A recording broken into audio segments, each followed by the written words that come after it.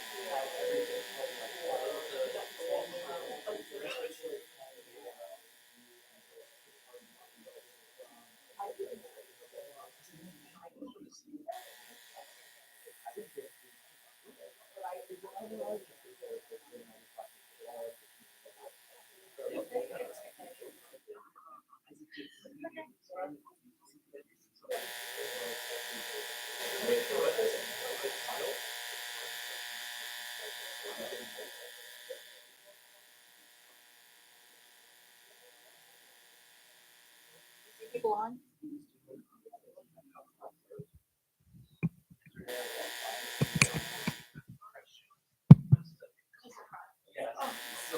All right, guys, we are being told we are live and people are virtually attending. So, yay, let's give a round of applause for our tech group. Pull that back up together. Thank you. If any of you have ever had to plan an event, and especially a hybrid event, know that it is not a simple task. So always prepare for the unexpected for sure. So thank you for your patience in that. So Lauren and I, this is our, I don't even know what year it is, but we've been doing this for a while in different versions. COVID obviously changed some different things. So starting, in the fall with the CPT code updates. Hopefully, some of you participated in that piece, but we always had a part two that was more used to be CDM focused, but now we're making it more healthcare, broader revenue cycle focused. And as you know, taking it from a half day to a little bit more of a full day, so it's growing in nature. As well as this year, it's also a joint effort with Maryland AHAM. So glad to have them take part, and I definitely want to give a shout out to Lauren because she does more than she needs to help me with this second part of our offerings in the winter. And then Jackie obviously was helping on the Maryland AHAM side, so I appreciate it. For those of you that don't know me, I'm Caroline Zananek. managing director of our healthcare practice for Protivity, which is a consulting firm that grew from Arthur Andersen when they fell apart years ago. A group of folks came out of Arthur Andersen, created Protivity. Our parent company is Robert Half. Many people are probably more familiar in this area with Robert Half. Protivity is the consulting arm. So I've always loved to be able to participate with Maryland HFMA. I'm a Maryland resident, always have been from the Eastern Shore. Proud to say that I've always been a member of HFMA, and I think about 20 some years now with the Maryland chapter in various roles. I'm the social media chair. Can't take credit for everything that goes out on LinkedIn, but a lot of it we're driving that piece too. So that's my involvement with Maryland HFMA. Also, Mid Atlantic chapter president for NARI, if anybody's familiar with NARI. And this year I took a new role with AAHAM, helping with their national certification committee for the certified revenue integrity professional. So it's not that I have a lot of extra time on my hands, I just don't sleep. Um, so that's a little about me. So I'm going to hand it over to Lauren to go over some housekeeping items. Thank you, Caroline. Can you guys hear me okay? So I'm Lauren Shea. I'm a vice president with Kohler Healthcare Consulting. As Caroline said, we've done this event for several years, and it's really well received, and we really appreciate everyone coming out today. Kohler Healthcare Consulting is located in Woodstock, Maryland. For those of you that didn't know, there is a Woodstock in Maryland. And I've been with them since 2016, and before that with MedStar and several other organizations in the area. So, welcome everyone. Some housekeeping items. Hopefully, you found the food, the drinks, bathrooms. If you need anything, please ask. Especially if it's your first time here at the Maryland Hospital Association, we're very thankful to them. They let us use this space, so that really helps to keep this event free for everyone. Let's see, CPEs, CEUs, everyone should have received a CPE form emailed to you, and there's instructions on that if you need AAPC CEUs. Copies of presentations were also in that email, so if anyone, and the agenda, if you are having any trouble with that, please just ask Caroline or I, and we can forward you an email or do whatever's needed. And what are we forgetting? So we are going to have lunch here. So you'll see that we have a 1 hour networking event. So we do encourage you guys to network within yourselves and definitely take part in lunch. If you stay to the end, and I hope you do, we also have some door prizes, as well as we can have some open Q&A to door prizes for, sorry guys online, for the folks in the room. Trying to encourage people to be seated person, but definitely appreciate those folks that are dialing in. This year, I think you guys will appreciate too, we're doing a combination of presentations and panels. So definitely being able to hear from your peers and providers, and no offense to Lauren and I, but less consultants, right? To be able to hear from yourselves. I get it. I've been in industry. I completely understand. It's a different perspective. So we're definitely happy to have those that are willing to be part of the panel to be able to provide that feedback. So I think that's it. Oh, there's a chat function online. See, then talk to those guys. Let's keep looking over here. Um, so if they do have a question, so Kalita's going to be monitoring, I believe, the chat if there is a question for folks. As we get into the presentations and panels, there'll be instructions likely from the people that are moderating as far as how we'll communicate, but know that for those online, they can put information into the chat function there. I'm trying to think anything else. Any questions from the group before we get rolling along? Okay. So come on, we'll let Jackie introduce our first speaker. Get this show on the road, right?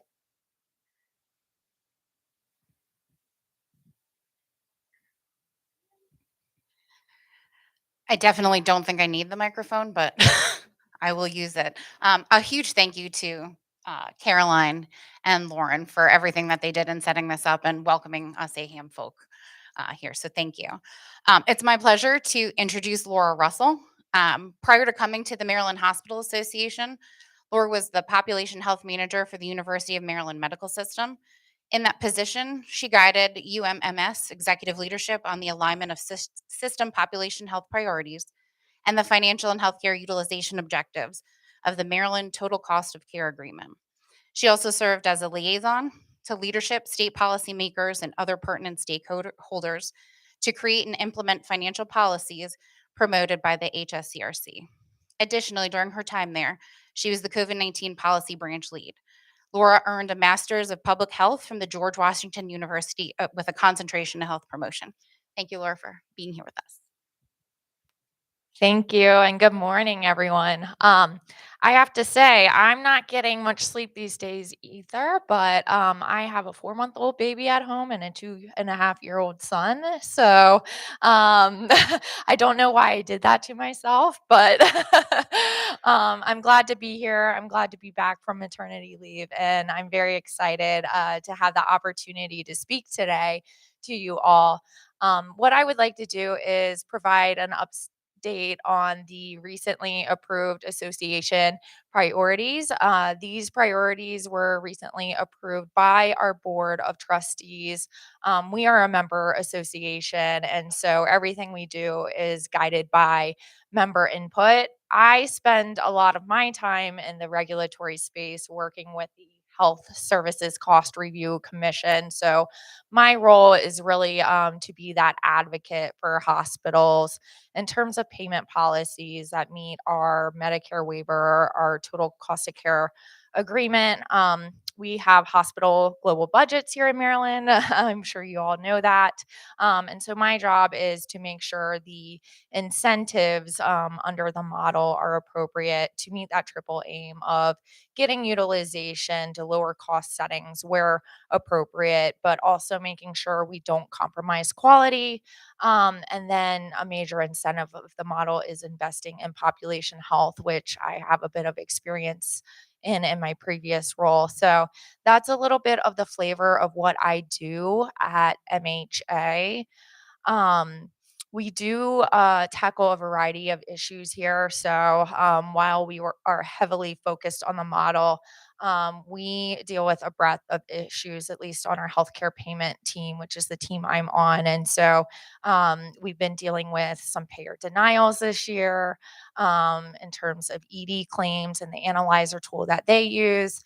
We've been dealing with some MCO denials in terms of medical necessity. And so as I go through my presentation, you'll get a view of that. And I'm happy to talk to you all during lunch about anything that we have going on. If you are experiencing any issues at all, we have a variety of governing councils and work groups that we continuously bring these issues to.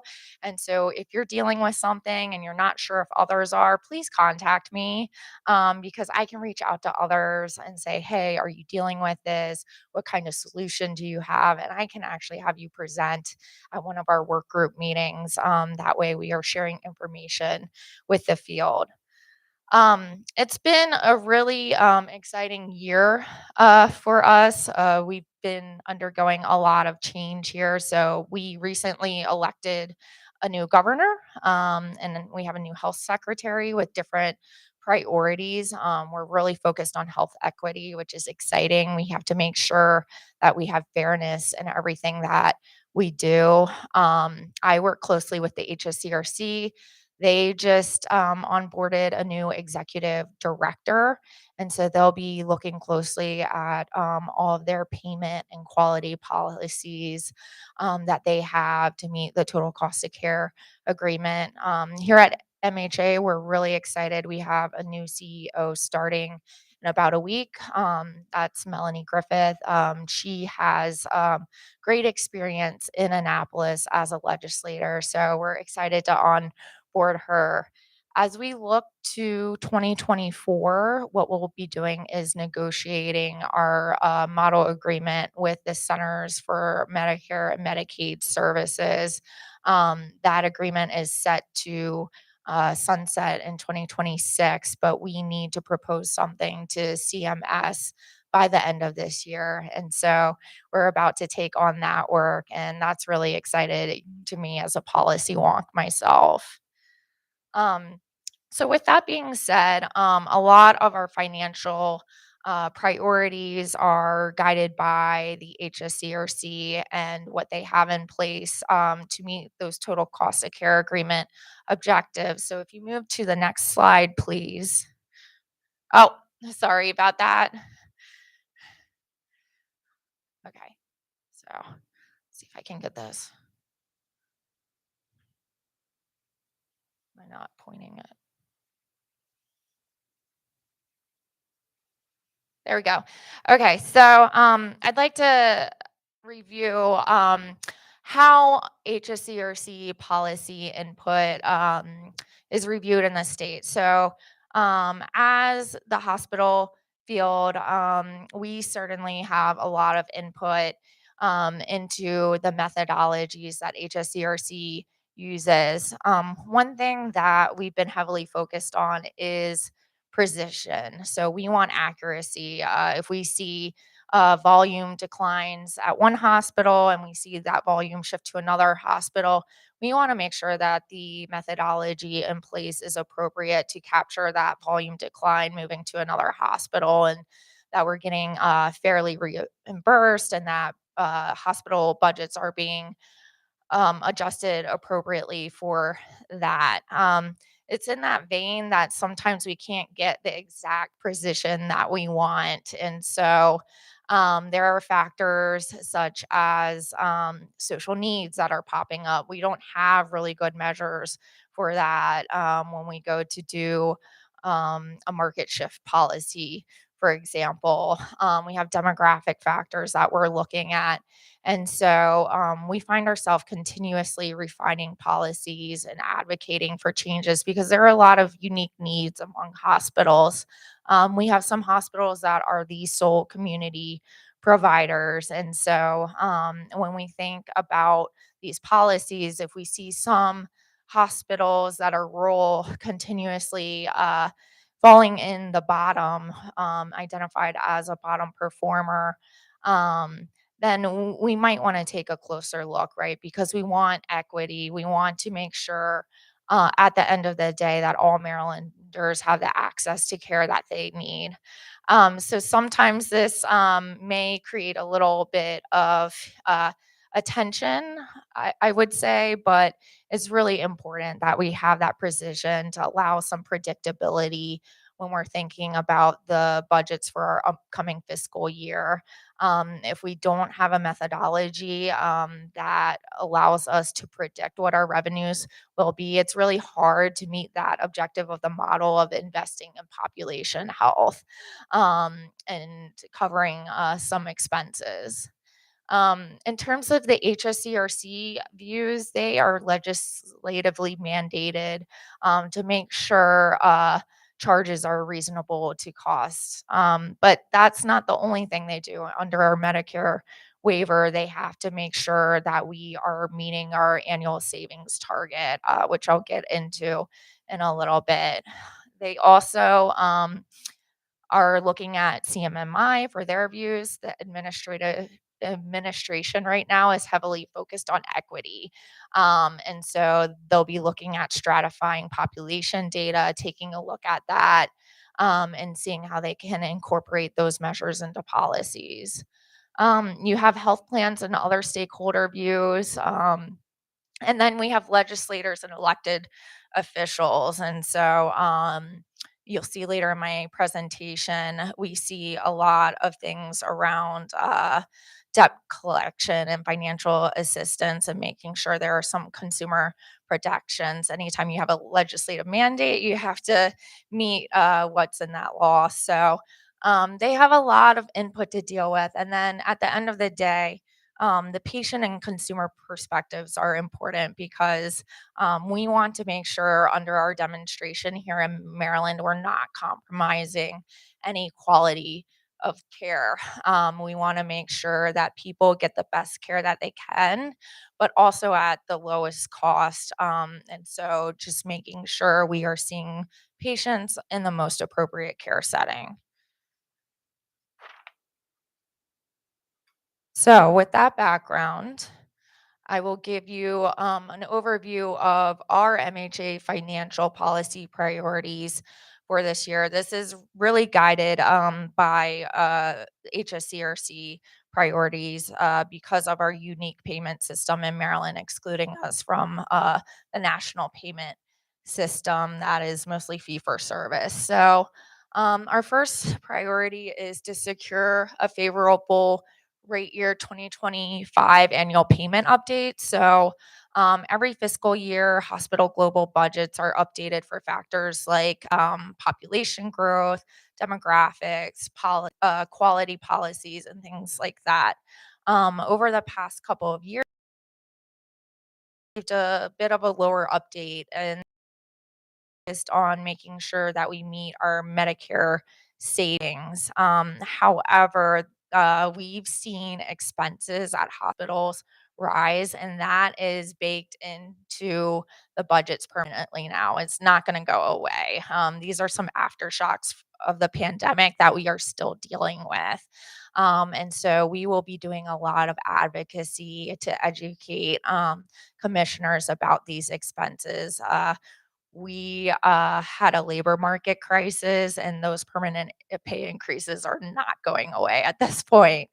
Um, in terms of the future model financial goals, measures, and metrics, one thing that we found through our demonstration is we have a year over year savings target. And so sometimes that limits our ability to forecast out for a couple years and have predictable revenue. And so we'll be looking a little bit at flexibility that allows us to grow lower than the nation, but maybe reducing some of those barriers.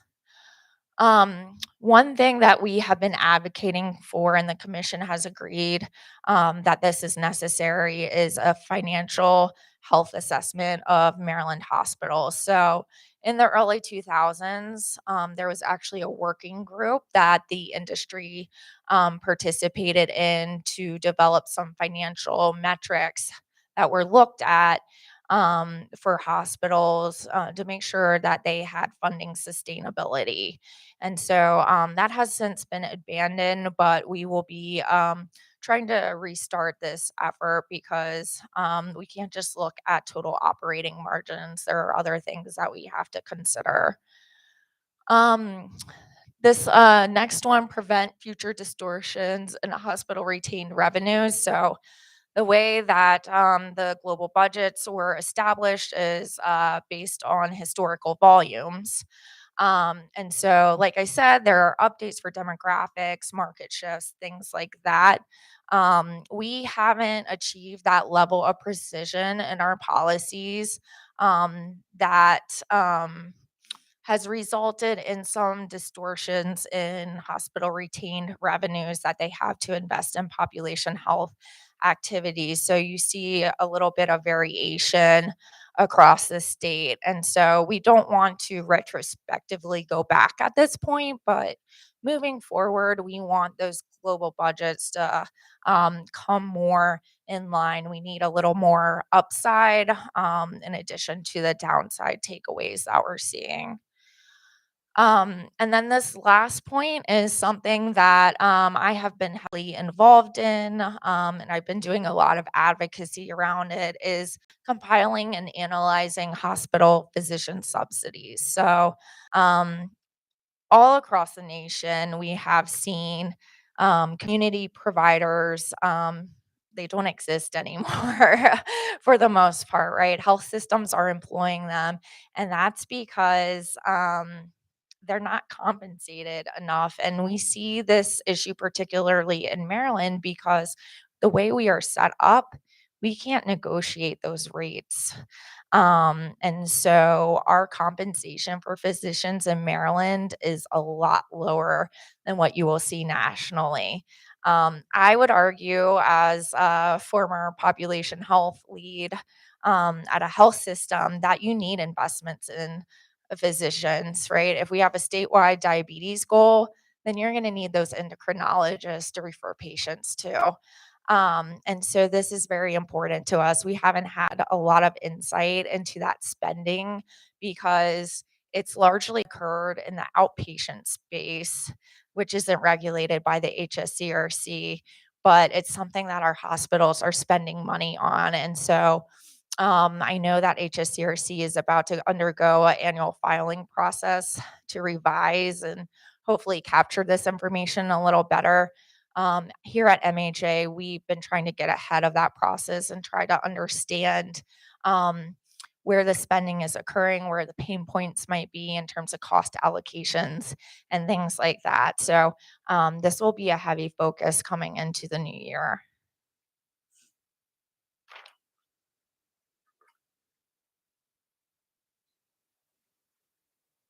So I talked a lot about that annual payment update and ensuring financial sustainability. So what I am showing on this slide is hospital median operating margins over the past few fiscal years. So you see in 2021, we were in the positive, right? And then that it goes down starting in fiscal year 2022, where you're seeing that we have mostly negative margins as compared to the nation. So you see Maryland in red, and then you'll see the nation there. So we've remained negative for a long time now, though it's improved slightly. Those margins are still depressed. So this gives you a little bit of flavor into the financial health of our hospitals. This just isn't going to be sustainable over the long term.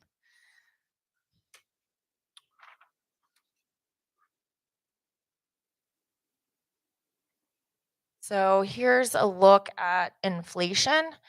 Um, so what we did is we went back to the HSCRC annual payment update and we looked at what we were given for inflation since the inception of hospital global budgets. So you'll see that some years we actually got a positive inflation factor. However, cumulatively, we've been underfunded for inflation, and these are permanent rate adjustments to our hospital global budgets. In revenue year 2022, you see severe underfunding of inflation. 2023, underfunding as well, slightly improved in 2024. But what does this mean? We have severe permanent underfunding of inflation. So again, all this to show that it is not going to be sustainable for us. One issue that we've encountered is we use the IHS market basket. That is the industry standard for inflation. However, it's a lagging indicator. So at the time of the annual payment update, it it's predicted, but then when you match it up to what actual inflation was, it's usually under that. Um, so I'll move on to the next slide. We have another look at inflation for you. Um, so what you'll see here in the gray, you have what HSCRC funded. And then in the red, you have actual inflation that we looked at. And so you'll see that during our new model period, so this is, from the inception of hospital global budgets, you have a total underfunding about 1.69% based on our latest numbers. During the pandemic period, you see this exacerbated a little more. And then from 2022 to 2024, you see the aftershock of that. And so what does that total? We have been underfunded by 250 to 600 million per year. Not small dollars.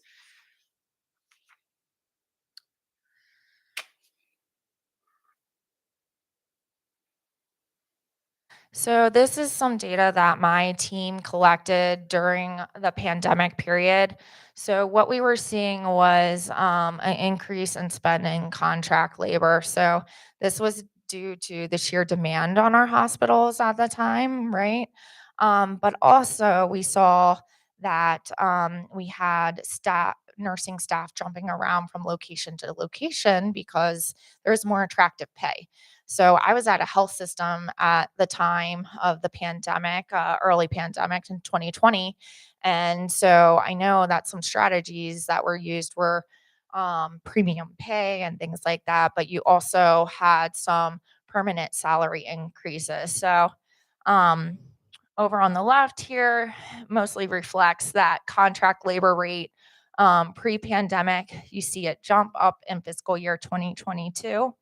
And then we recently stopped collecting data, but what it was showing us is once it kind of leveled out a little bit, it's double what it was the pre-pandemic period. So again, in thinking through these things, these are permanent expenses that are in our hospital budgets now, and so these have to be accounted for.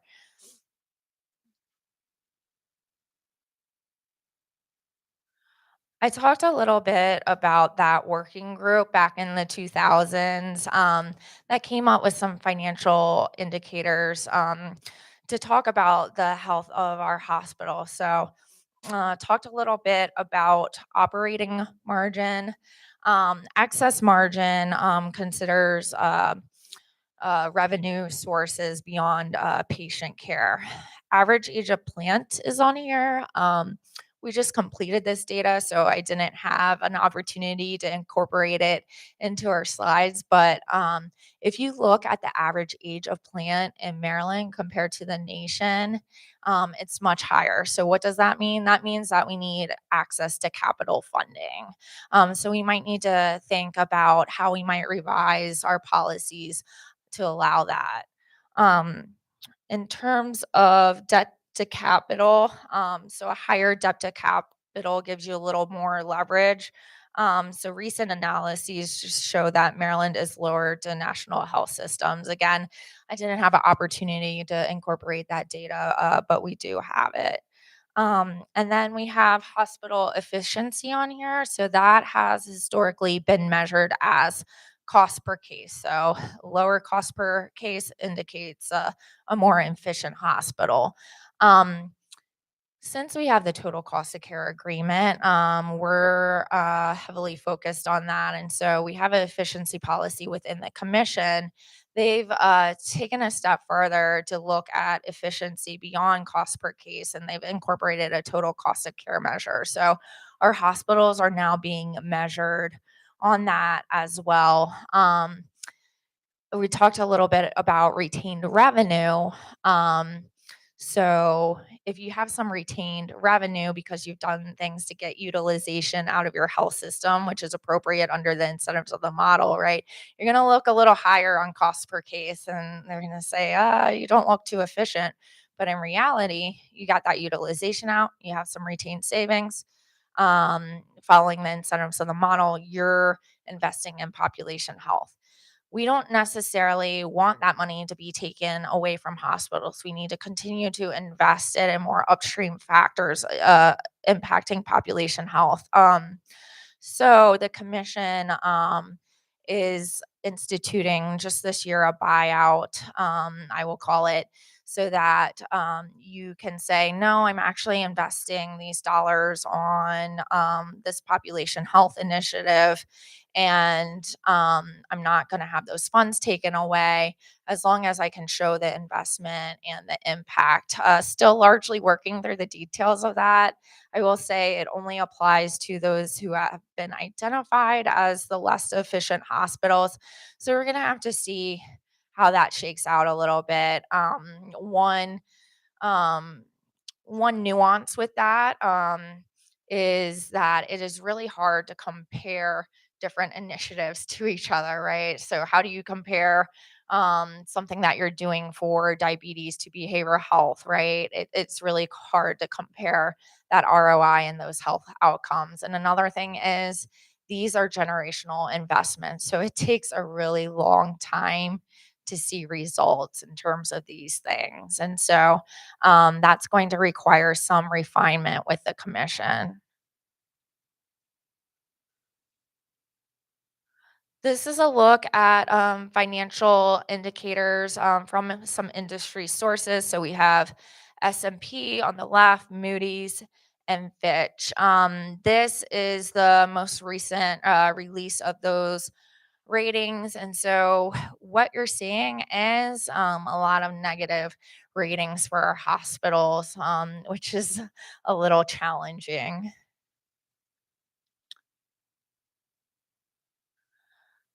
So this is a rating of the median of all hospitals. So I'd like to point out a few things here. So when you're looking at this, on the right, you have 2021 data, and then on the left, you have 2022, which is the most recent year that we've been able to pull. So cash to debt ratios have gone down. If you're looking at days cash, so days cash on hand, that's gone down. We've seen growth in expenses, but revenue has gone down.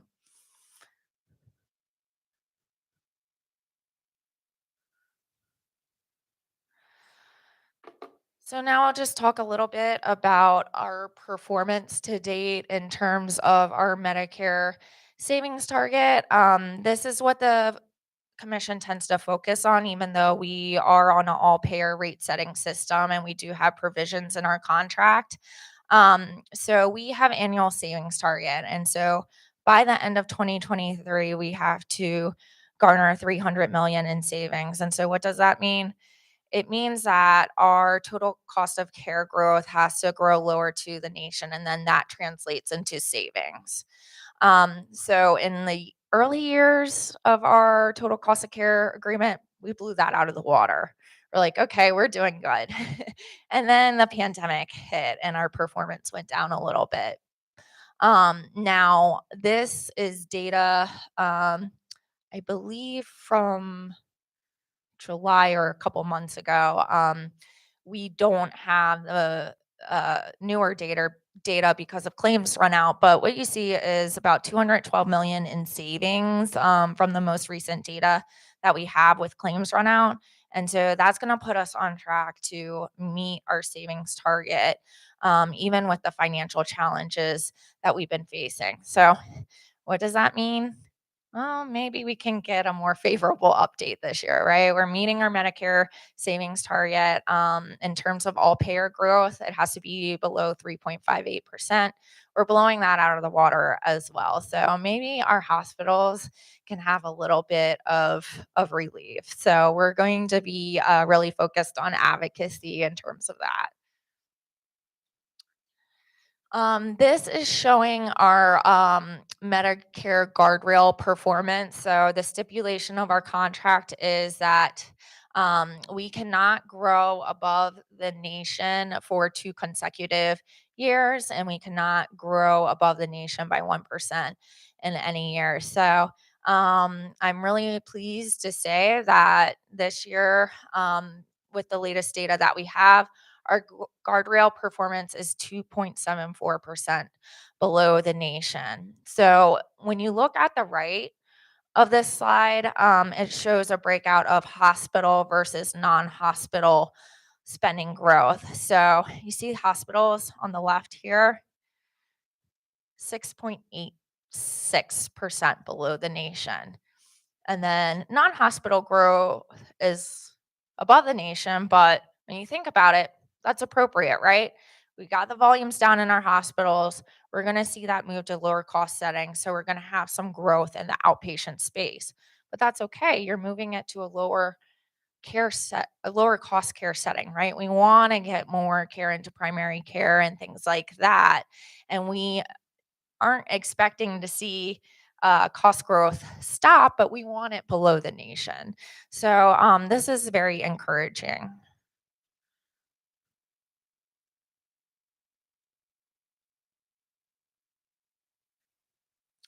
Okay, so this is a dashboard that we routinely share with our members. It has the major contract provisions. So growth per capita in terms of all payer, we're doing really well on that.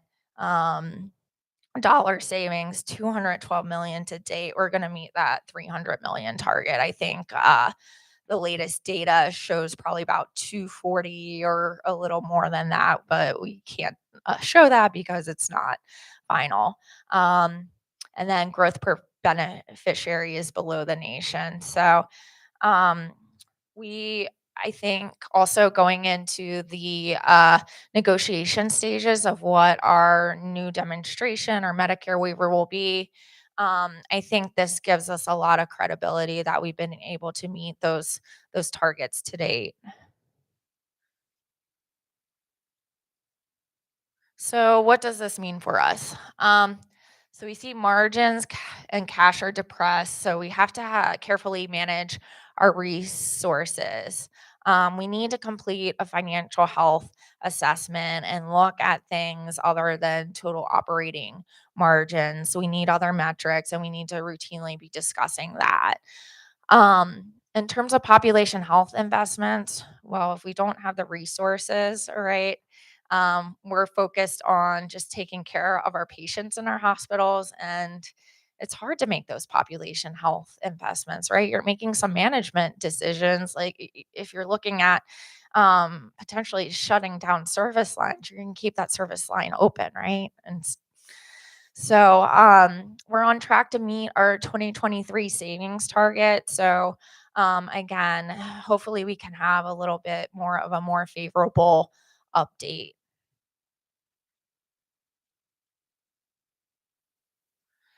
So, other financial matters. We cover a breadth of issues here at MHA, and so it's always exciting. Here are some of the things other than our priorities that we're working on. I talked about the efficiency policy, so I won't go over that again. HSCRC is currently conducting deregulation adjustments. So, what does that mean? When you move a service from a regulated hospital setting to unregulated, then you're supposed to disclose it to the HSCRC, and they're also looking at other ways to pick up volume declines other than a market shift occurring from one hospital to another. And so that means that there are some adjustments made to hospital global budgets as appropriate. So I know that this was done several years ago. Hospitals are going through this right now. So we're talking with those members to see what their experiences have been and going through that process. Financial assistance and debt collection. So this is something that was legislatively mandated.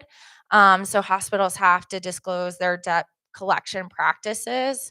I just got a memo this morning about the new schedule that came out and hospitals are going to have to comply with. So we're working closely with our government affairs team on that to help our members.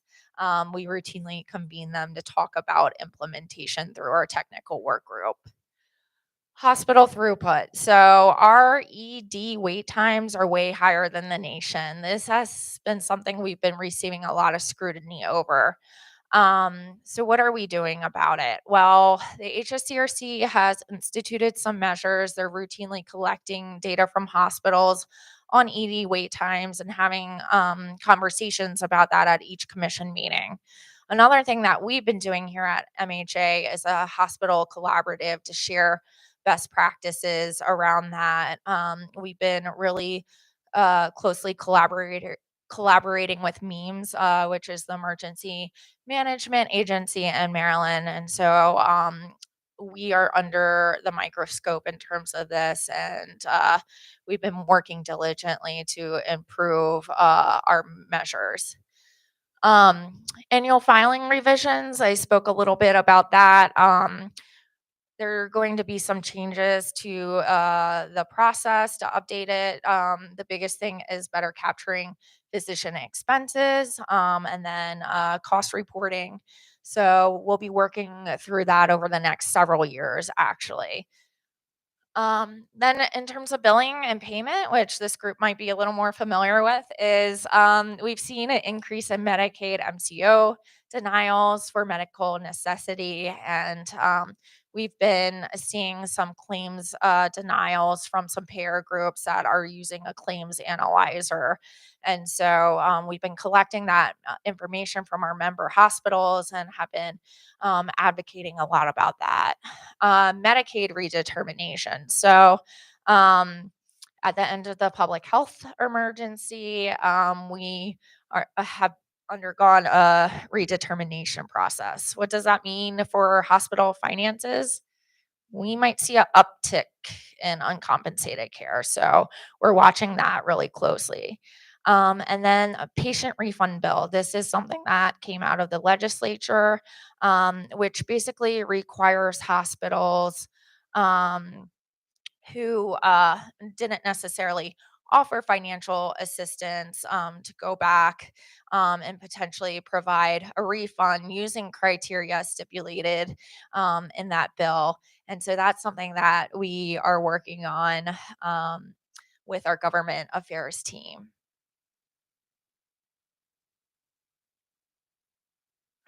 So I mentioned that we're about to go through a new model negotiation process. So this is language from our total cost of care agreement. So by the end of 2024, so that's about a year from now, we have to come up with an agreement with CMS on our financial targets. Savings target is heavily looked at. Um, but the other stipulations of our contract. So it's a population health model. So what are our state objectives there? Um, if CMS decides not to expand the model, then we have a couple years and we'll be back on the national prospective payment system. But we don't want to go back to that, right? That's fee for service, healthcare reform. We're largely focused on moving to capitated payments. Maryland's been on that for some time. So we really want to negotiate a new agreement.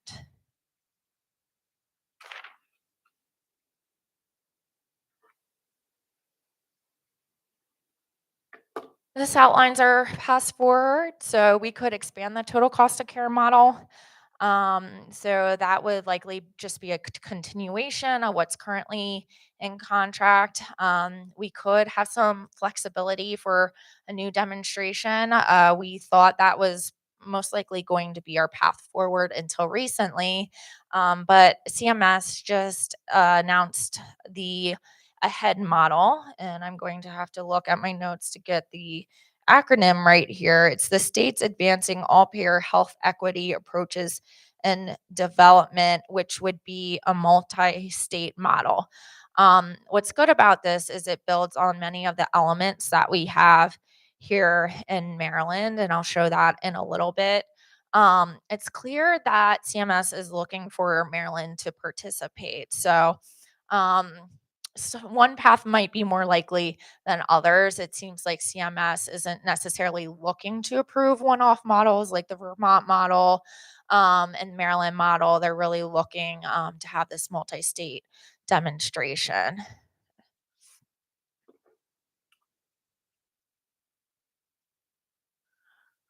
This is a look at our model timeline. So I'd like to talk about some of the factors that are going to influence our model negotiation. So we just elected a new governor and have a new health secretary. We're looking at a presidential election. So what happens when we have a presidential election? Well, we get a new administration and they have new priorities, right? So we see that come through. So that is all going to happen during this negotiation process. So um, we have to decide by the end of this year. We'll be working closely with our state. I'll talk about that in a little bit. Um, but a lot of what we effectuate is going to be influenced by these changes in state and federal leadership.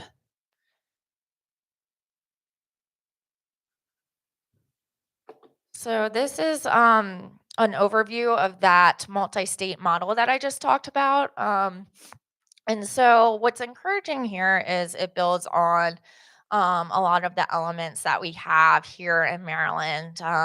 What I will say in looking through the notice of funding opportunity or NOFO is I would say we surpass a lot of the requirements. So, in terms of hospital global budgets, the requirement is that at least 10% of revenue has to be tied to global budgets in the first year for states participating. Well, we've already surpassed that. It's not likely that we're going to go back. And we're already on an all payer system. So, we can kind of check the box there.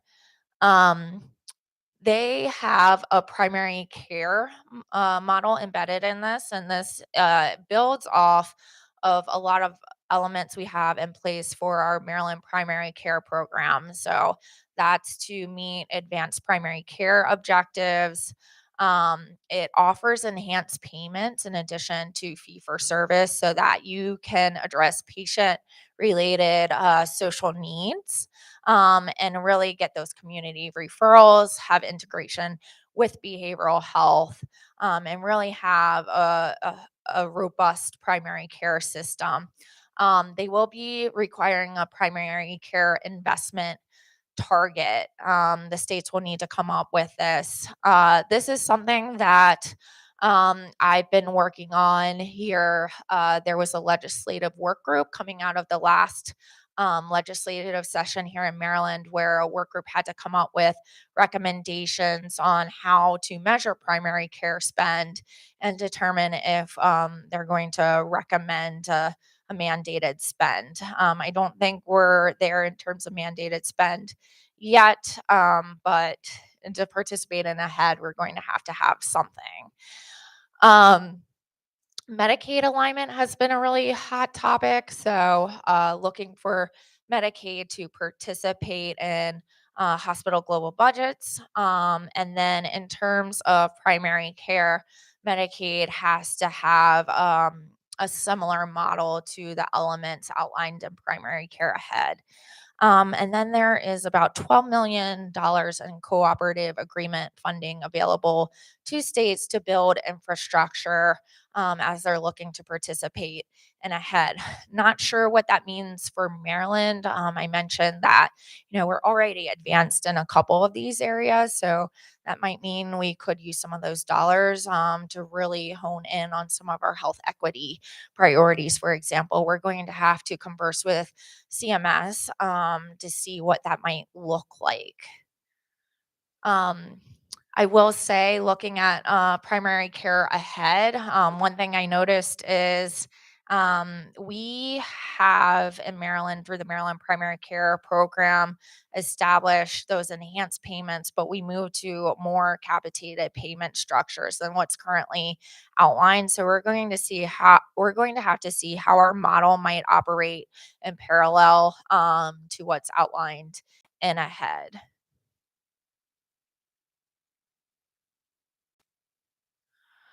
So, in order to inform our potential application and what Maryland might do to participate in AHEAD, the HSCRC and Maryland Department of Health are currently accepting applications for future model advisory committees, and these fall within three buckets. The first is the Population Health Transformation Advisory Committee. So that's going to be the group looking at our statewide population health and health equity goals. I will say, just through my experience over the past couple of years, we know that hospitals are investing in population health, but what tends to happen is you're investing in a lot of different things. So one is really hard to pinpoint what might be getting you savings, and two, you don't necessarily see a big savings number for one initiative. I think CMS is likely to want to see a very directed investment in a statewide population health goal. But what that means is we're going to have to balance that out with our individual community needs in the communities that we serve. We have the Healthcare Transformation Advisory Committee, and so that is going to be the committee that provides advice on those all payer cost targets. and then a primary care program transformation advisory committee to inform what our participation might look like in terms of investment targets and also the primary care ahead model. Those applications are due tomorrow. I know that a lot of our health systems have contacted us saying that they would like to participate in those committees and they've been submitting their applications. What we're going to do here at MHA, because it is absolutely critical that we have field input, we are the only entity that is held financially accountable for these population health goals and parameters of the model. We need to make sure that we have field input. So we're providing a comprehensive list of hospital representatives to the commission that are interested in these advisory committees.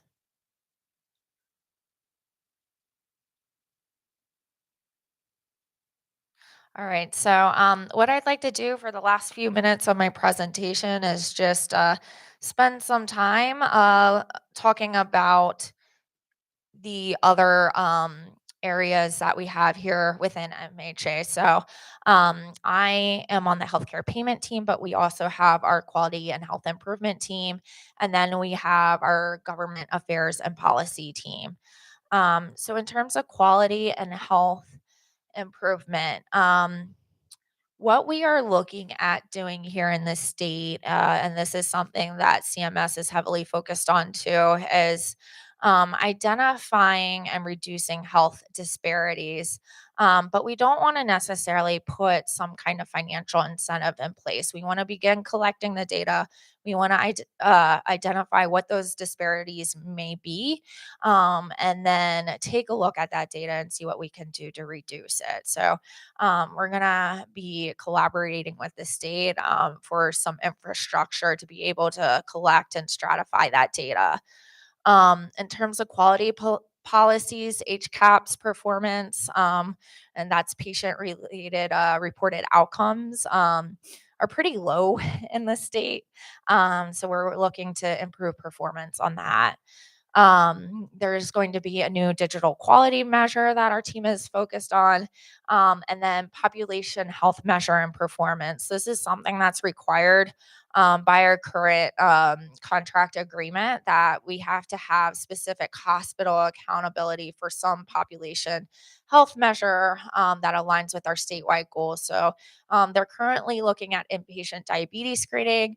We don't necessarily agree with that because that's going to increase costs. It's better done in the primary care setting where you can coordinate referrals a little better. So we're working to recommend something else that's a little more appropriate. ED throughput, I talked about that. So looking at those measures, and then maternal health has been a big priority for us. This is our 2024 legislative agenda. So, our legislative session here in Maryland is starting in January. We have three broad categories that were recently approved by our Board of Trustees. So, I'll review those and then I'll go, into a little more detail about um, the bills that we're facing this session. So, ensuring access to care and improving hospital throughput for all Marylanders. This is something that we're really focused on. We get caught up a lot in, okay, are we meeting our Medicare savings target? But at the end of the day, we need to make sure that patients can receive care in the communities in which they can reside. Strengthening Maryland's healthcare and hospital workforce. So this isn't included in this slide deck, but we did a study with a consulting group about a year or so ago now that looked at the nursing workforce. So looking at future projections and whether supply was adequate enough to meet demand. And so the results of that showed that unfortunately, supply as projected in the future wasn't enough to meet future demand. So we're going to need to think about how we attract folks to the workforce and how we retain them here in the state. And then protecting Maryland's liability climate and maintaining the state as a viable place to practice medicine. This is something that we're focused on.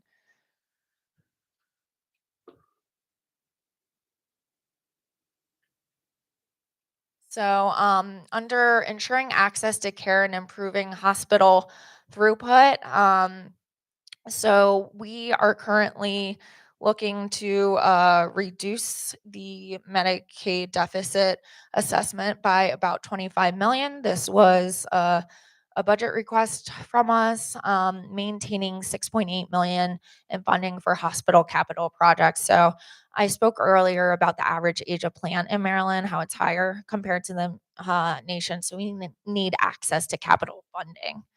Um, Investing in sustainable funding for the 988 program. So 988 is similar to 911, but it's the behavioral crisis line here in Maryland.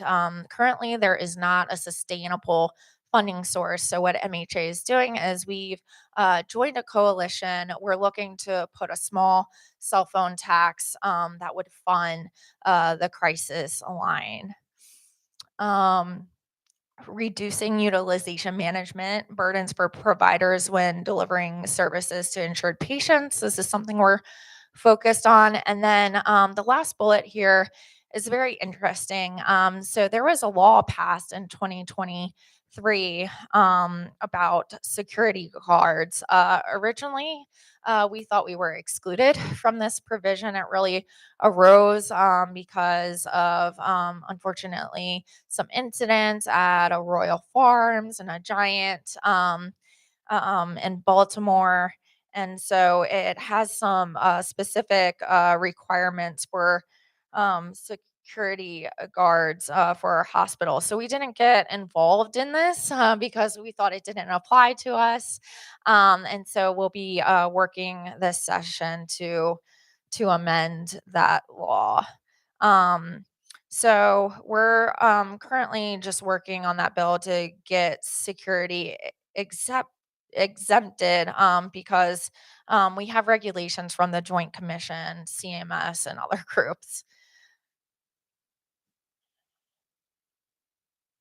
I talked a little bit about workforce. So we need to think about how we attract and retain providers here in Maryland. So we want to maintain funding for the Nurse Loan Assistance Repayment Program as a means to retain our nursing providers, and then raising funding for the Physician Assistant Loan Repayment Program.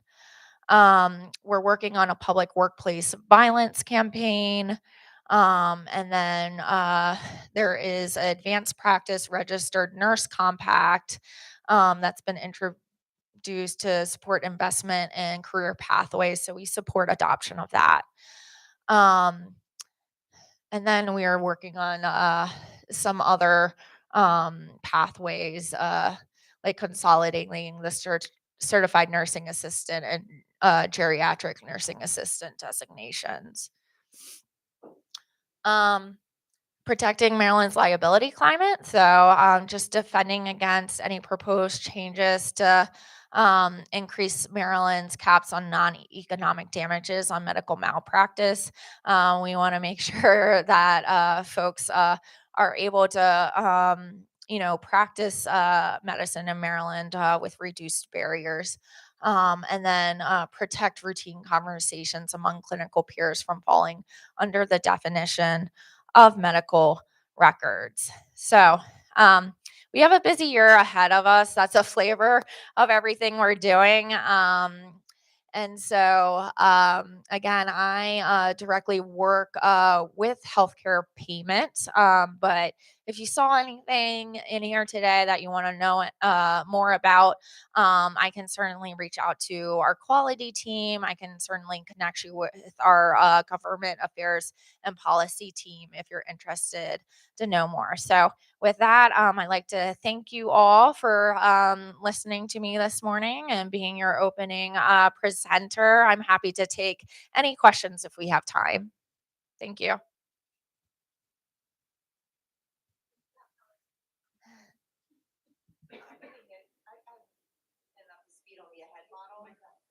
Oh, yeah.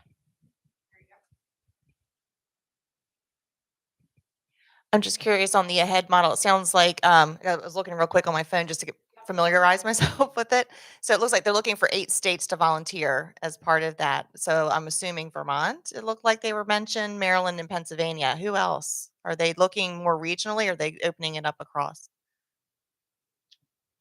Yeah, that's a really good question. And I think regional participation is an interesting concept. It's my understanding that they are looking for any state to participate in a head. I believe I heard Oregon might be interested as well. We know that Pennsylvania has a similar model to ours, and so they might be looking to participate. Again, we haven't had conversations with these folks, so all we can do is speculate at this point in time. Vermont is on an all-payer system. They recently got their contract with CMS extended for a little bit, and my read on that is it's probably to have time to inform their participation in the head model. Um, It'll be interesting to see what other states might do. It might be a good model for other rural states to participate. And one thing about global budgets is it has provided our rural hospitals a little bit of stability when you're facing volume declines. We'll have to see what participation might look like, but definitely open to all states to participate in. Thank you for that question. Other questions?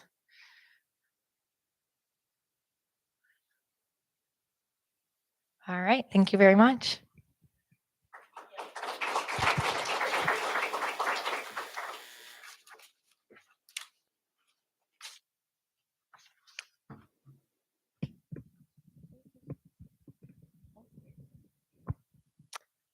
Thank you, Laura. We really appreciate it. Kohler is actually working closely. We always work closely with the Maryland Hospital Association, but we recently were engaged to help with the ED analyzer denials. So hopefully we'll see some improvement in that area. If the next group could come up. We have a break right now? Oh. All right. I will wait to introduce Andy until after our break. Enjoy, everyone. Your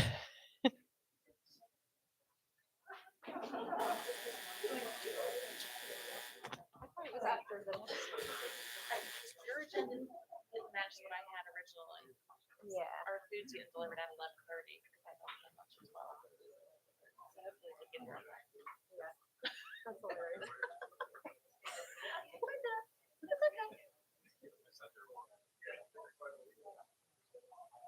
So I'm curious on the EDC analyze it. So are you able to change the use of it? Change the algorithm.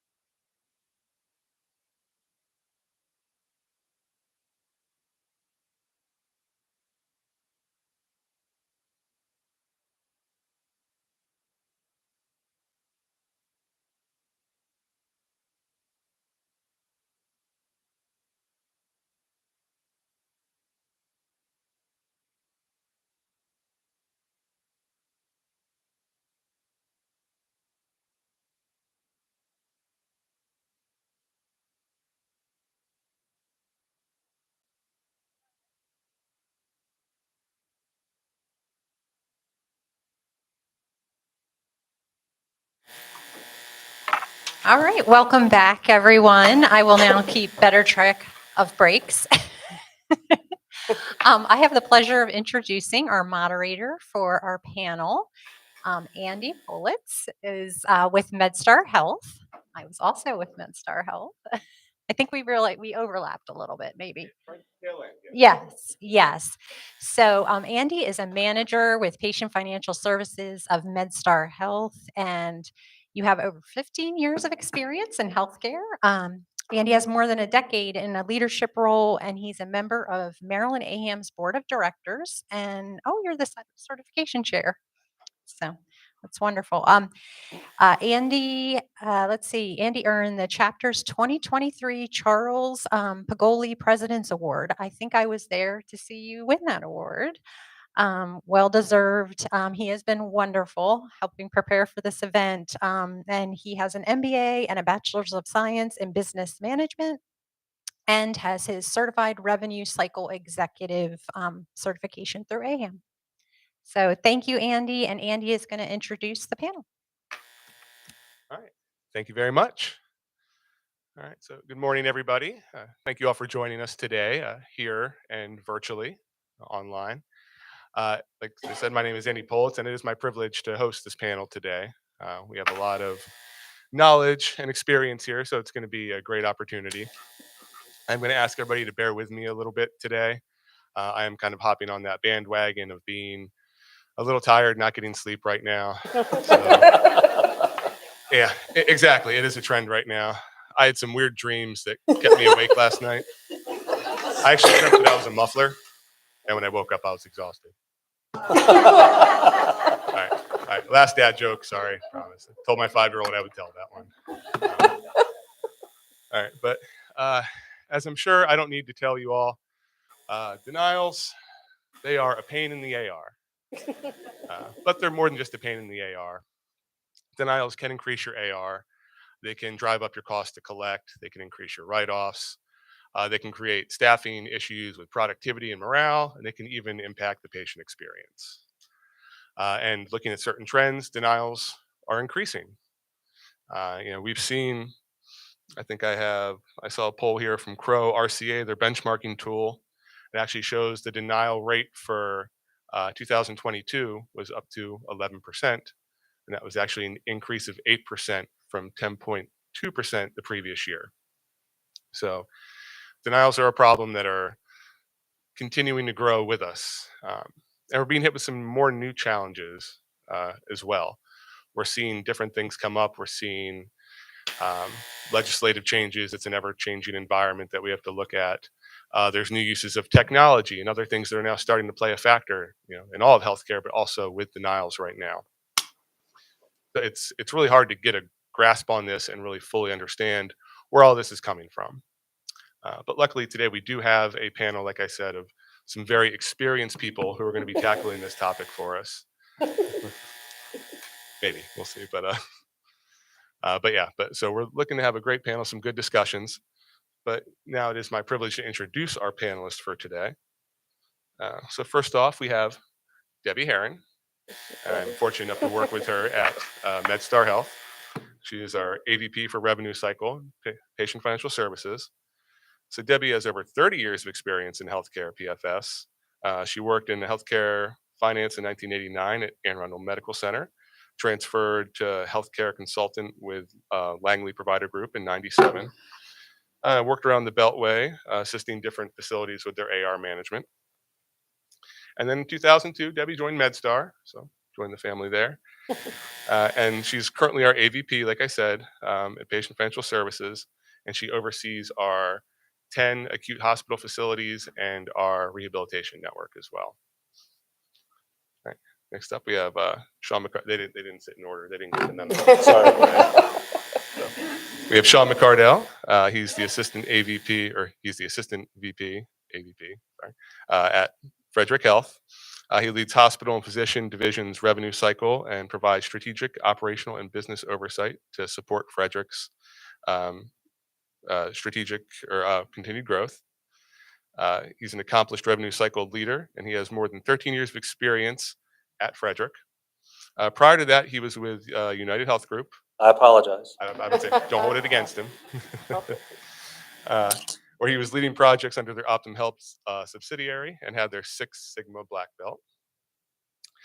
Sean has an MBA and a Bachelor of Science in Business Management, and he has his CRCR through HFMA, so more certifications. And last but certainly not least, we have Bill Rue. He is our AVP, Patient Financial Services at LifeBridge Health. Bill has over 40 years experience in healthcare, both on the payer side and the provider side. During that time, Bill has worked for 4 different Maryland hospital systems, primarily in the patient financial services space in roles from manager, assistant director, director, and like I said, he is currently the AVP over at LifeBridge for patient financial services. All right, so as we get started today, like I said, we're going to tackle a bunch of these topics, things that are really starting to, not necessarily be new, but things that might be trending upward that we're seeing in denials. It's a very broad topic. We're going to hit on a bunch of it. We want to really engage with everybody here. If there are some questions, we definitely encourage you to raise a hand. I can come by and bring the mic, hear what you have to say. We do have a Q&A session at the end, time permitting, where I think we have the opportunity to take some questions from our online folks. So we'll try to be monitoring that as well to make sure that we can hear everybody and see what they have to say. But without any further ado, I'm going to get us started here. We're going to talk about our first topic, and I guess that would be what's going on? What are the current trends that we're seeing right now in denials in 2023 so far? You're right. Go ahead. Well, we know that denials are really just obviously something that we need to avoid. It's really a dollar for dollar loss without any ability to really make up for that lost revenue, especially in our global budget scenario in our global budget world.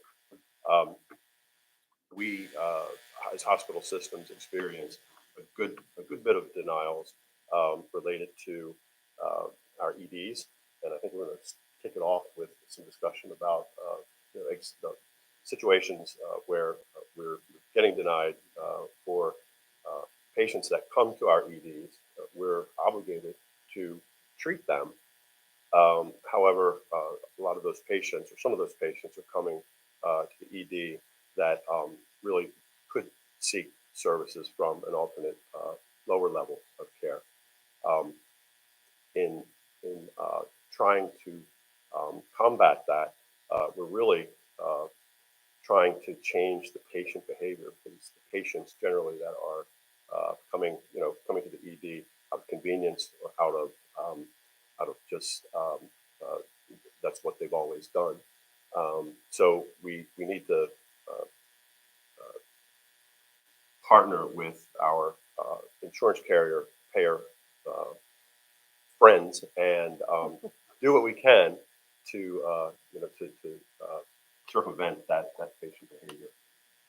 When patients do come to the ED for questionable medical necessity, we often find that we're getting denied, and that's where we get into that dollar for dollar loss.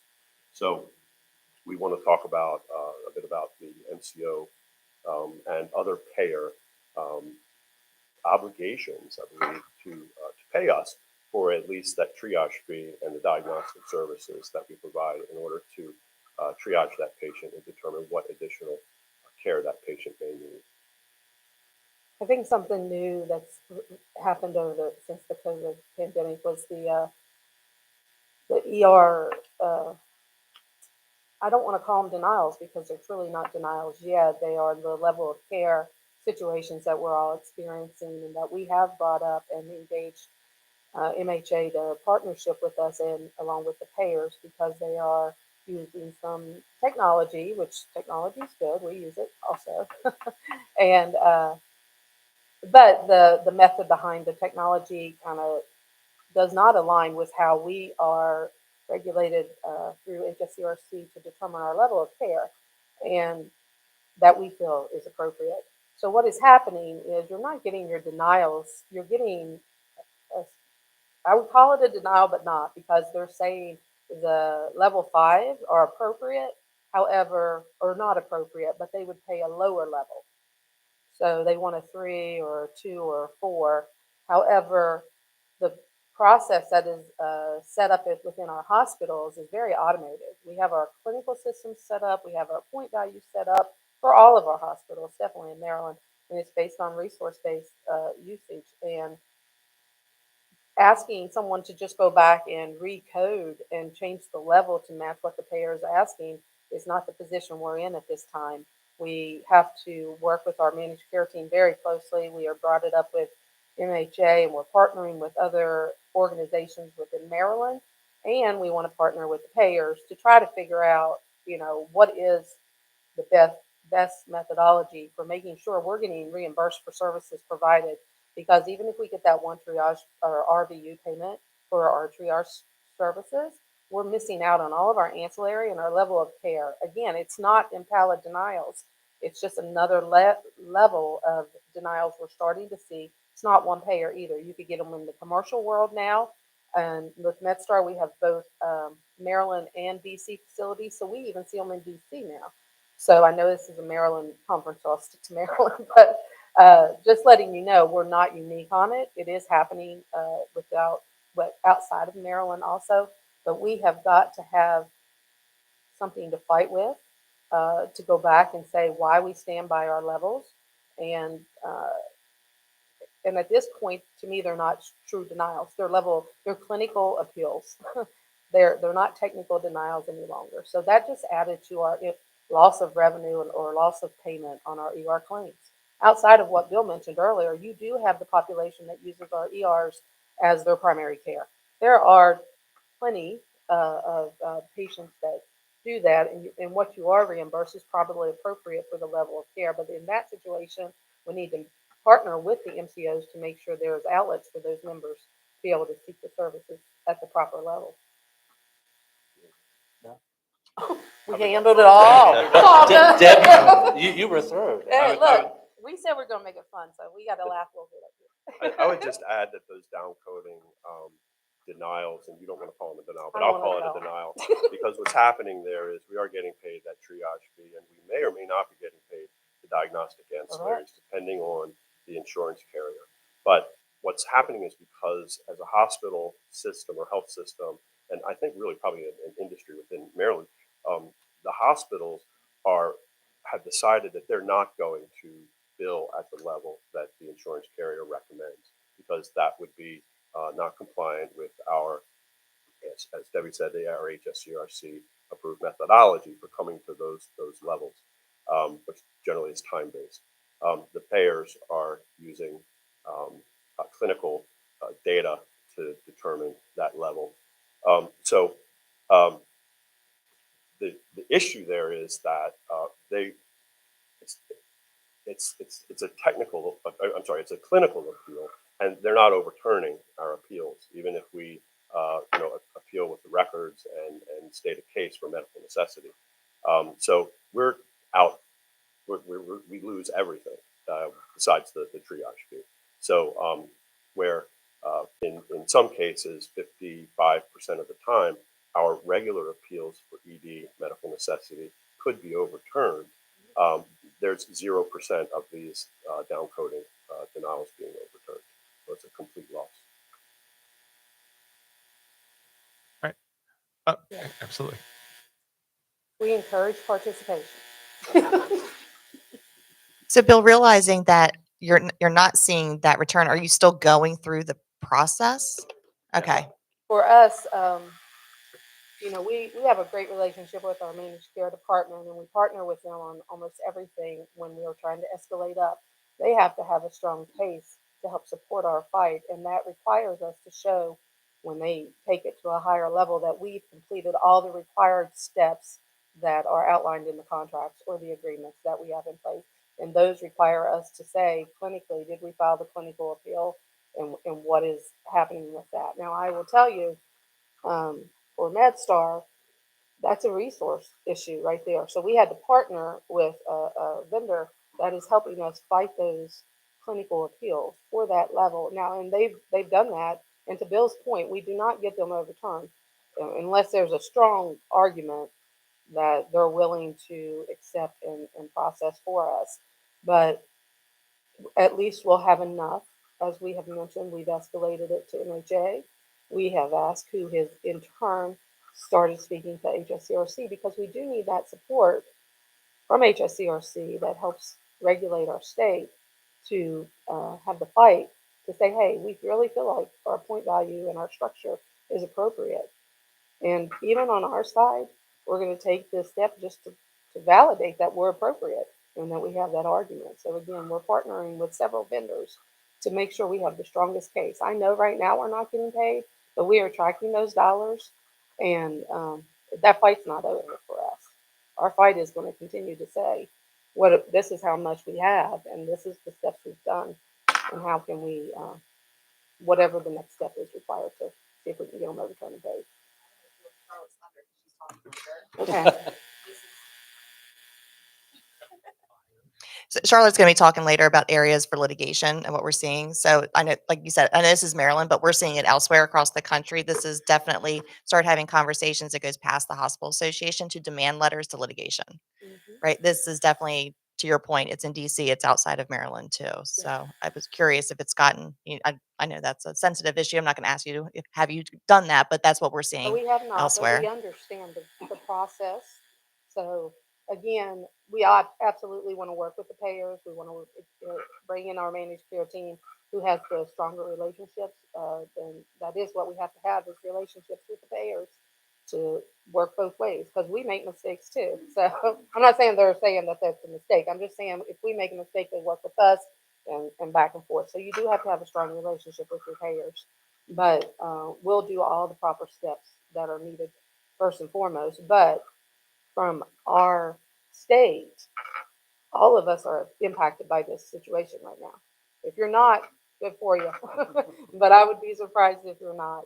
So we as a state are trying to come together and just validate the data. Are we all seeing the same thing? And then again, work through MHA as a leadership for us to make sure that we're doing all the steps appropriately. Not to belabor the subject, of just one more note on this is that we've actually gone through the exercise at Lightbridge Health to apply the ACEP criteria to our leveling and have found that our level fives through our current methodology line up with our level fives through the ACEP criteria, level fours, level threes. So we have done that audit, and we feel very strongly that our level fives are good level fives, valid level fives. And so given that argument, it still sort of falls on deaf ears when we look at this down coding. So, to Debbie's point, we're trying everything that we can to negotiate, talk through, and to come to some finalization on the topic. And we're just sort of not quite there yet. Okay. And not to go too off topic with this, but we were talking about, a part of the issue with this is it's largely based on patient behavior. You have patients that are presenting to the ER for things they might not necessarily need to be in an ER for. I know in the past, I say a few years, it's been more than that, honestly, but there's been kind of a push towards like a distributed care network, the providers in communities, your, your outpatient clinics, your, your non-ER, ER stops, basically. As we've seen those kind of really come into play, um, have we noticed any difference in maybe some of the volume we're seeing with those downgrades if people are visiting those facilities before stepping into an ER? I don't want to take it off. You sure? No, go right ahead, Okay. Deb. No. I'll keep talking if you let me. I would say the downgrade issue is not your patients utilizing the ER inappropriately. The downgrade issue is really, they've started at your top level, your level fives. They haven't started at 3 or 1 or 2 or whatever. They grab your fives and they ask you to bill at a lower level of care. And to me, I would think that would be a 4, but there's no proof that that would be a 4 because we haven't done that. We don't agree to do that. So they might actually be saying a 3, but it's not clear as to what they want. They just want a lower level of care. The patients who are utilizing the ER as a primary care, the not that at least during COVID, I'll say this, you saw less of that sort of issue. Patients weren't using the ERs for that situation. They were, our EMTALAs did the true EMTALA denials for the appropriate patients could have been seen somewhere else for the earache or the eye problems or whatever. That actually declined because of the scare, I would say, of the patients worried about coming out and going to an ER setting. That's the only thing I saw with the pandemic that I saw a decline in. Other than right now, I would say with the comfort level, it goes back up. Our EMTALA denials are probably our second outside of our clinical denials. It's a lot of money for all of our hospitals, and it's huge volume. Most of our hospitals within the LifeBridge Health Network have an urgent care center Mm-hmm. on the premises or very near the premises. And what we find are people either drive or walk past those alternate care settings to our ED. And again, it's out of just habit or just that's just what they're going to do. Gosh darn it! And that's the reality. I do know that we get some reporting from the partnership we have with the vendor that works for us, and we do look for frequent flyers, and then we can reach out to whether it's our own MCO, because we have an MCO, MedStar does, or it's another MCO within Maryland, just to say, hey, this is a frequent flyer. We could do that, but you do have to have the data to support it to see if there's maybe an outreach program that the MCO can partner with you to handle on those patients population. Okay, so that was kind of, we're talking, I guess, technical but non-technical denials. We were jumping around back and forth there a bit, but looking more at some of our maybe inpatient services, are there any other trends or issues that are popping up currently? I don't know about anybody else, but we're experiencing delays in our inpatient requests for approval for authorizations and continued stays. So the payers are taking an excessive amount of time to come back to us to approve and reapprove those stays. So it's delaying, everything from an appeal standpoint, because they're not getting back to us in a responsive time frame for, our doctors to get on peer-to-peer, to talk it out. It's just delaying everything. So, and then the more it's delayed, the more they deny, and then back to Bill's point, the more we write off. So it's a dollar for dollar. We're clinically we're paying our clinicians the time to go through all of this, and there's no benefit in the end, because by the time we get through it all, it's denied. To kind of add to Sean's point, yeah, the peer-to-peer and the secondary reviews and all of that is delayed sort of internally while the patient is in the hospital actively being treated. And we really don't know until some point in the future whether that particular day or day span is approved or denied. So we're always working sort of backwards with that in mind. Another delay that we're experiencing is the authorization for discharge. So a lot of our patients need lower level of care at discharge. They're not discharged home, they're discharged to subacute or rehab facility, assisted living, etc. And we're experiencing significant delays in the authorization or approval of those alternate settings for discharge. So in that light, those days generally tend to be denied, okay, along with the concurrent review days being denied in pockets. Oftentimes we experience where the first 3 days are approved and then 2 days are denied, and then the next 2 days are approved and then denied. So I don't know how that happens, but it does, and it shouldn't, in my opinion, be able to happen. But unfortunately, we're experiencing that. So all of that denial activity again impacts our bottom line. It's a dollar for dollar write-off. We're not able to reclaim that revenue. It's lost forever and ever. Amen. a little passionate now, kind of getting out of my shell. But uh, the thing that I would consider, I would ask is that somehow there be more of a partnership in those scenarios. The full burden falls on the hospital. And I think that there should be some sort of, again, partnership or sharing of that expense to where, fine, don't pay us the full room and board rate, but pay us maybe not even pay us an administrative day rate, or pay us something else that helps offset the cost of care that we're providing for the insurance carriers, beneficiaries, and members. I think where it's frustrating is that the hospitals, we are held to very tight timelines, very tight. Within a 24-hour of an admission over a business day, you have to get your clinicals or your notification of admission back to the payer. And then your clinicals have to be timely every day for all payers that require it. So we are asking that the same be held on the return, that we are receiving timely notifications back from the payers on whether that level of care is appropriate or not.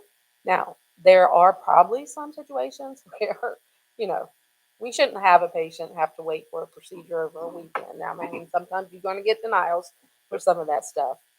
But, you know, and that's something from an operational standpoint you'll have to address. But overall, we get a lot of denials for our level of cares.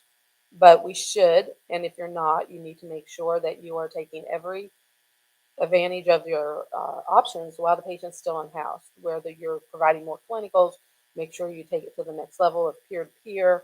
And then after the fact, if you still don't agree with it, make sure that the appeals are started timely and that they are getting submitted. And you know, we are all dealing with a high volume of denials now. So there's a resource problem there. And you got to make sure from a hospital standpoint, we process our clinical denials, and we notify the case management team of when they come through and the appeals that they determine they're going to work, because we are not clinical. You know, we file technical appeals. So if they're still trying to do day-to-day case management or however your department is structured, you just want to make sure if there's not enough resources to cover it, that you have a backup or a partner that's working with you. At the end of the day, you're not getting anything if you're not fighting them. But if you really believe at that point that that patient should have been in the hospital, you do need to fight those as best you can and partner with someone. Because if you're losing it altogether, we've already adjusted it off the system, you're already out the dollars. So if there's a contingency fee on the collections of anything that gets overturned, you were already out the dollars. You're only paying a fee on what you're getting collected and returned as an overturn. So it's just a different way of looking at it based on whoever you partner with to get those appeals done. Now, we internally, we have to look at that because that is some of the struggles we're dealing with right now.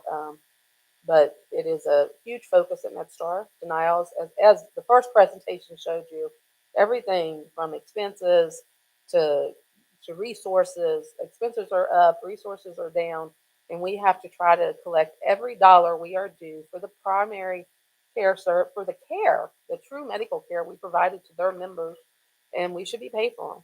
You know, and that's the fight that you have to have. And we have a strong senior leadership at a corporate level down focus on denial. So it's whether it's our corporate set team or it's the CFOs and the presidents at the hospitals, it is the topic of the day. Denials are an everyday topic, and the I would say the resources needed to put in huge, robust reporting now, because of what we're trying to recover back from the payers, um, is being put forth. Andy is huge on reporting for us, and that's his strength for our organization.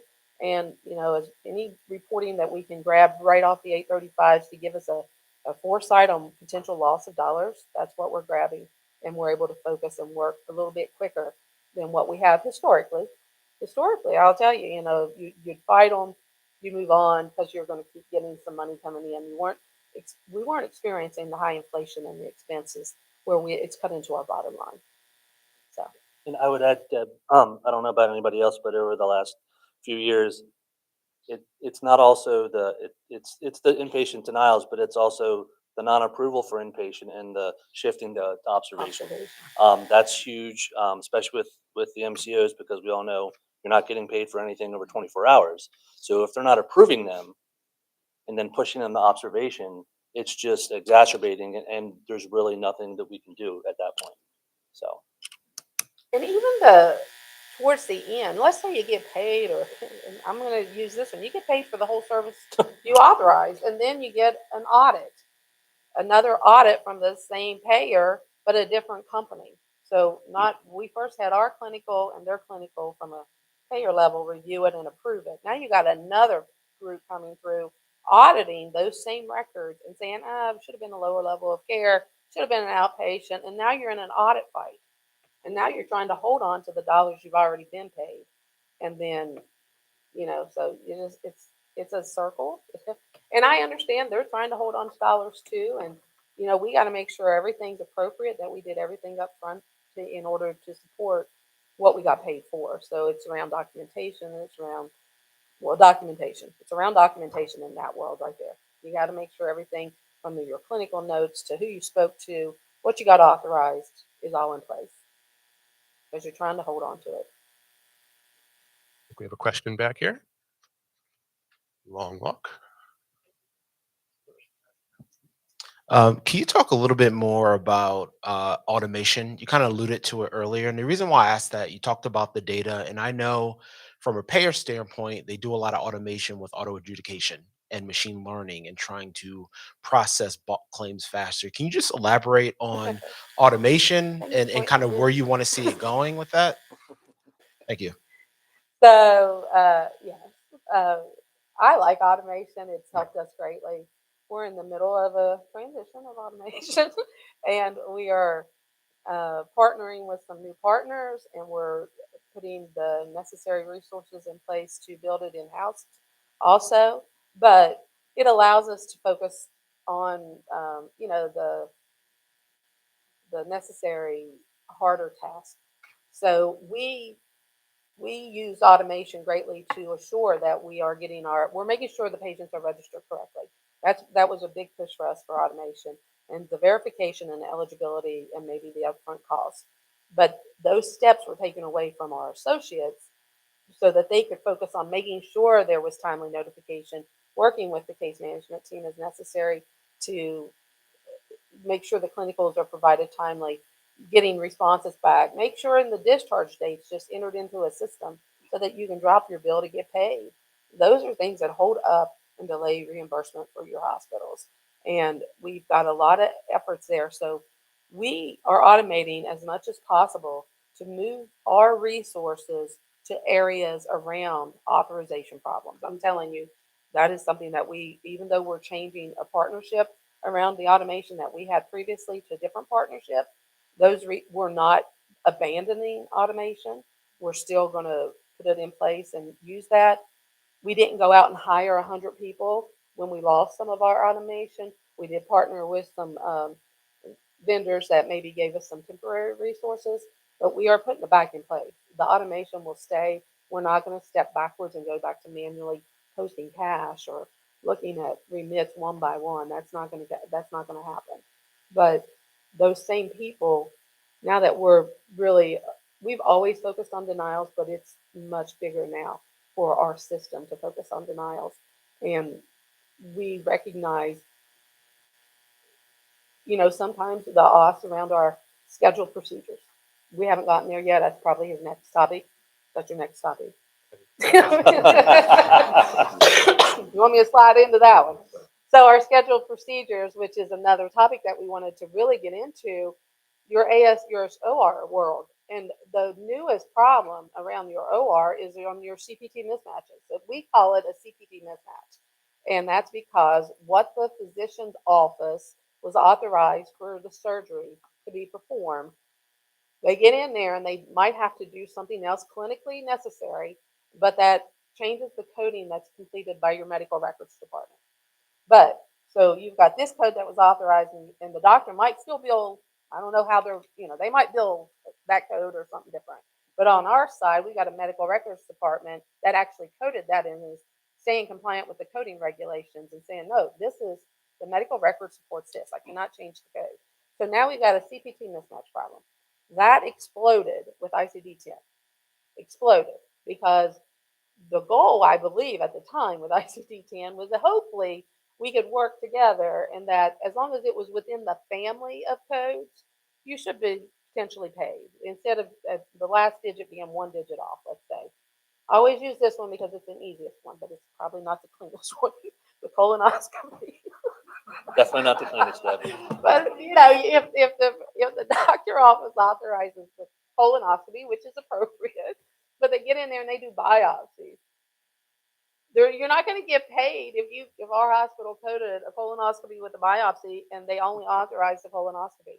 There's only 2 payers that probably we know of within writing that allow you to provide your information after the service and say, hey, by the way, can we update our code? They might give you a window of time and they allow you to do that. We are putting so much effort right now at MedStar to try to put a working process in place to make sure that we are connected to the OR off the clinical documentation as soon as the procedure is done. And then our central financial team that's under another AVP, that they can make sure that hey, this is what we authorize. This is what come out of the OR. That's only step 1, because guess you still have your coding that has to code it to what you think you're going to update the authorization to. So then you've got another situation over here with that authorization. We think long term that is a bot. Hey, check it, and then release. But you have to build that logic. So right now, while we're getting all of our existing automations transferred to a new platform, we are looking to do that. But what we've worked on right now is who can we partnership with? Who are we seeing the most denials come out of? Which physician office? Where are we having our problems? And we're going to pick one. We're going to start. We're going to partner with that physician's office, and then we're going to potentially, when I say we, the PFS side is going to assume some of those responsibilities. And this was a design from our new Sandra Johnson, who's at PFS for us over the whole revenue cycle now. And her thought is, if we take that over and we control what's getting off, we know that it was changed, then we, PFS, will know right away what to change and what to call in as an exception. You can get reporting out of your OR systems, and they can tell you, as long as as long as the dictation is done from the physician in a timely manner, that you're knowing what was performed. And then from there, again, that final step is coding. But hopefully, if those 2 first steps were handled right, you're only working the exceptions that fall out. Now, all the other payers that I said might not give you that time to fight, you're going to have to fight clinical appeals. Now you're back on your clinical team because your technical people, what am I supposed to do? Just smack a record on it? There needs to be a clinical argument as to why they didn't authorize that up front. And that's the dilemma, more resources. Just to pile on the automation piece, I'm all for it. I just know that nationally, the payers are all for it when they want to use it, but they're not always all for it when we want to use it. And I've seen incidences where they deny the bots access to the websites because they're using their tools to identify when we have a bot that's going in and checking claim status or checking all status. And then they're terminating those accesses and then coming back to us and saying you shouldn't be using a bot. So I'm all for the use of bots, but I think we need to work with our payers and agree that if they're going to be using bots to deny us levels in the ED, then we should be able to use bots to check on their authorizations or check on the claim status. Because at the end of the day, it's a give and take with the payers. We need to partner with them, and they need to partner with us. So I could just add before we go to that next question regarding automation. Great question. Um, Sean just touched on automating and bots utilization through verifying status. Or, I'm sorry, claim status, authorization on file. Another automation that we at LifeBridge have recently employed is patient self-registration. And it's not necessarily automation per se as what we think about, with the bot going out and checking the status. But but it is a means to free up those patient access people to do more meaningful work. And surprisingly, our adoption rate is north of 80%. We initially rolled it out to our professional and clinical areas, and over the summer and through the last month or so, rolled it out hospital regulated services, and interestingly enough, even the ED. And again, our now the ED adoption rate is not 80%; it's probably a little less than that. But for the most part, we've had incredible acceptance of that technology, and that company that we partnered with is also integrated with our eligibility, with our patient estimates.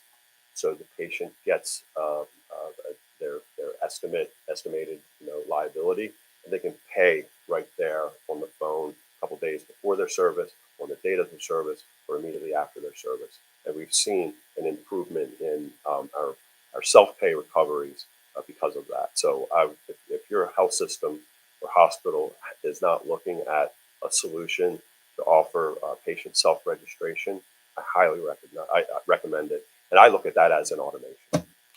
And I can, from a MedStar standpoint, agree with everything Bill said. We call it digital transformation at MedStar. Huge push for that also with technology and trying to give the patients one experience at MedStar regardless of where they go. And that, again, self-service.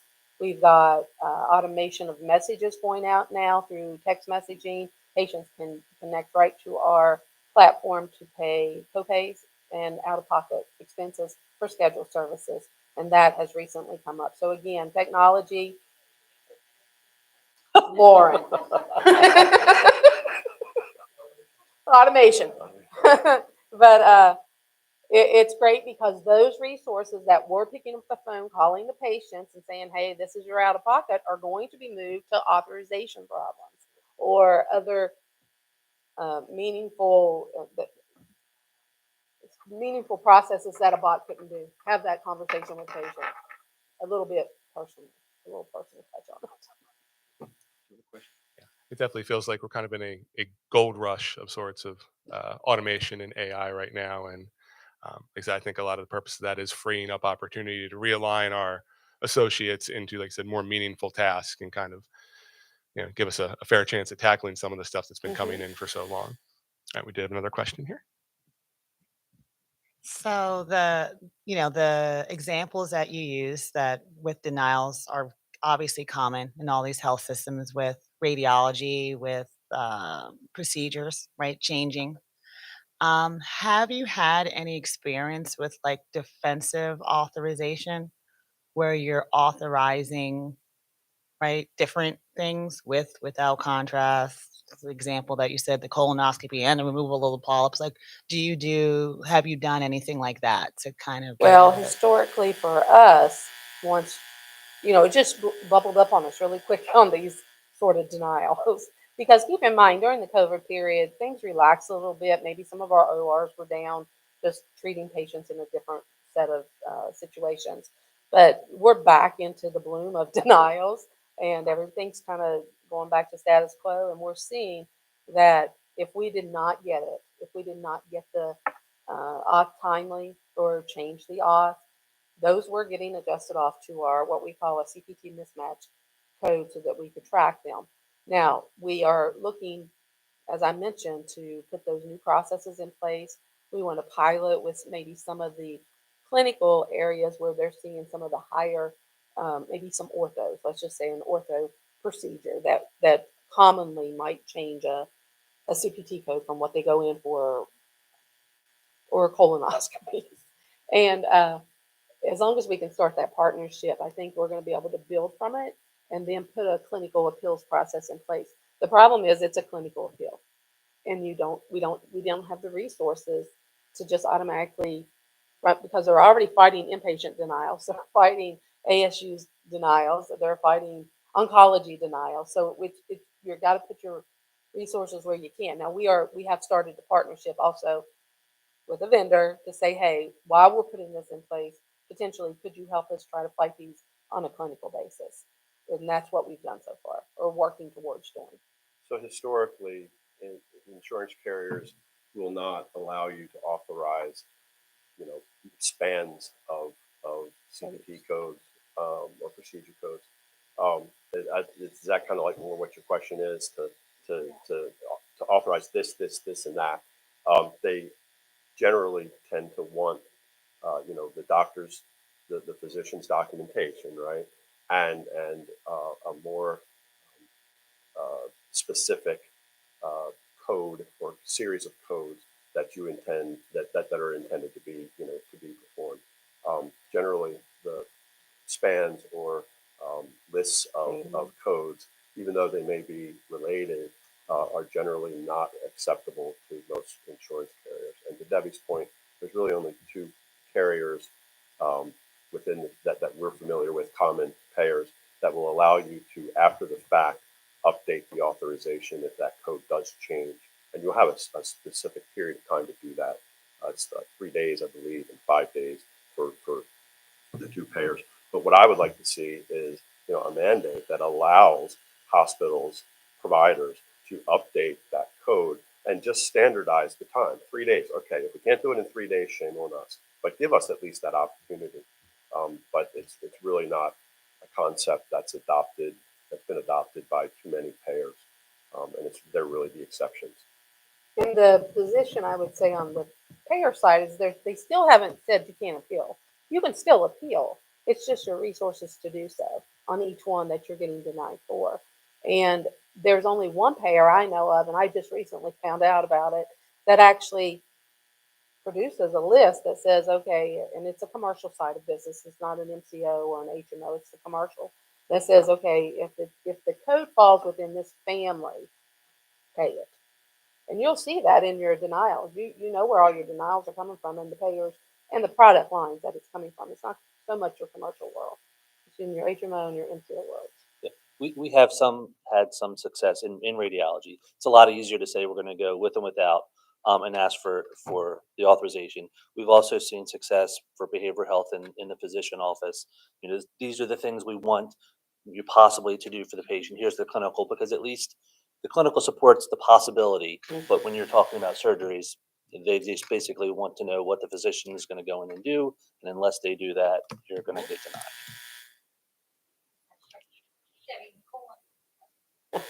Colonoscopy example, though, I mean, do you see that as one? I mean, with colon cancer rates, It's extremely high in colonoscopy, and it's around the biopsies.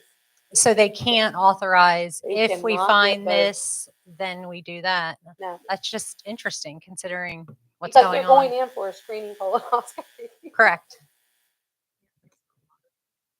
Are you seeing the same thing with mammography in that same type of scenario? No, I think colonoscopy, it's not so much the x-rays, the mammography, it's the procedures as mentioned a while ago.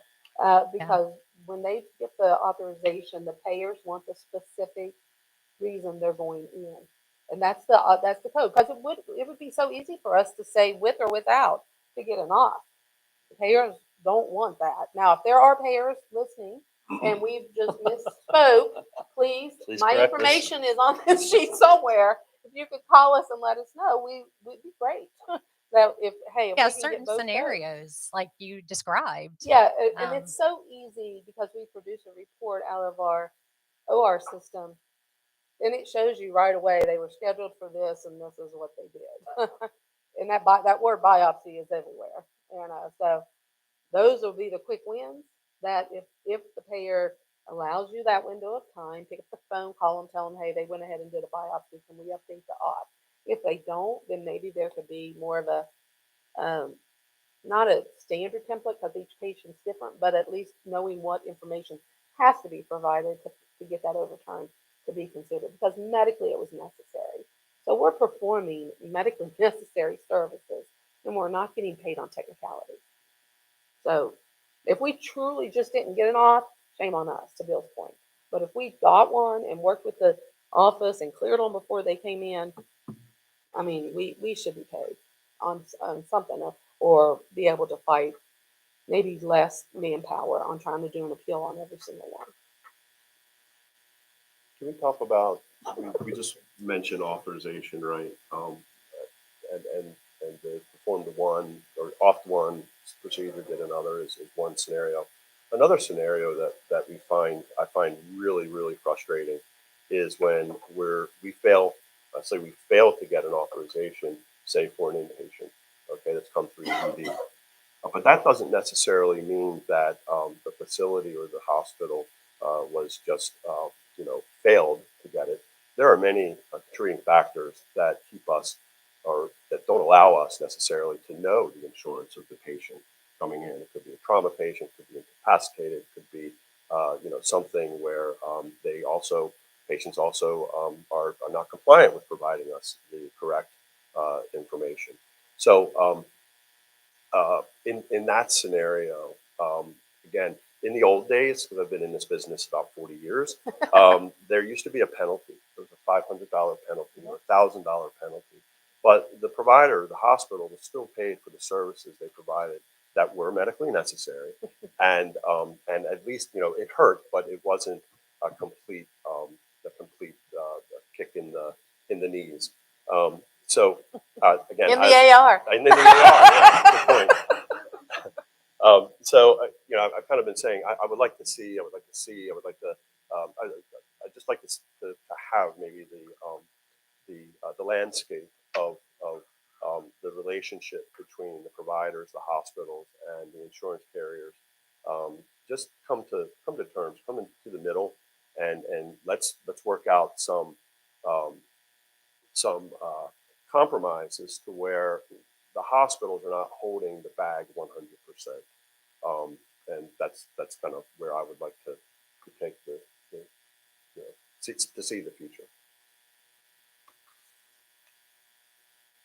All right, great. Well, I know going through, we've talked about a lot of these other things we brought up. We had mitigation steps up here. Debbie talked a little bit about reporting and metrics, which is great because that's going to keep me gainfully employed, hopefully for years to come. And engaging some of our physician groups, our providers, things like that. Is there anything else I think we need to mention? Stuff that we can do to kind of hit things after they come in or stop the bleeding? The only newer thing, and I was at the AAHAM conference in Ocean City this past fall, and Day presented. Cannot say her last name, so if anybody knows it, how to say it. Day. Her name is Day. She presented. She always presents great information, but she made sure that we were all aware that starting January 1st, that your Medicare Advantage plans are now going to fall under the normal Medicare, like fee for service members. They're falling under the 2 midnight rule. However, now the importance there, and there's a whole presentation. If you're interested in that, I would recommend you talk to Jackie back there about that presentation. But I reread it again this morning just to make sure. I was like, okay, we got this thing. But it's key on that situation because that could help your inpatient denials. Don't get me wrong, they can reduce your observations. It can help you get paid more on your short stays if a patient clinically meets a necessity for a 2 midnight stay. And it has to be documented from the clinician as to why they have to be in the hospital for 2 midnights. It doesn't say 48 hours, it says 2 midnights. So, and the reason behind the change is just to allow your Medicare Advantages the same benefits that your straight fee for service Medicare patients receive. We are not required to right now to get an authorization for our Medicare patients, and they do not. CMS does not follow Milliman or Interqual. They follow the 2 midnight rules. However, within the hospital setting, that might be new information to your case management departments. We have a leadership at MedStar, a new position with Dr. Behringer as our VP clinical resource. So she's over all denial. Like that's her role, the denial world. And she's partnering with case management leadership and the departments to make sure that our departments understand that is the rule. You shouldn't, you can, but you shouldn't just apply those two governing policies, Milliman or Interqual, to your Medicare population. And starting January 1st shouldn't be to your Medicare Advantage population because you could be allowed to be paid for a patient who starts an observation on the 1st crosses midnight, because 2 midnights doesn't matter what status you're in. It's a 2 midnight stay. So if the clinical plan is to, from the clinician in the chart, clearly documented, means that their care is going to run them past another midnight, then you should admit that patient. You need to admit and be paid for an inpatient stay. And your case management needs to be armed and ready to fight those battles with the payers to try to tell you, no, they need to stay observation.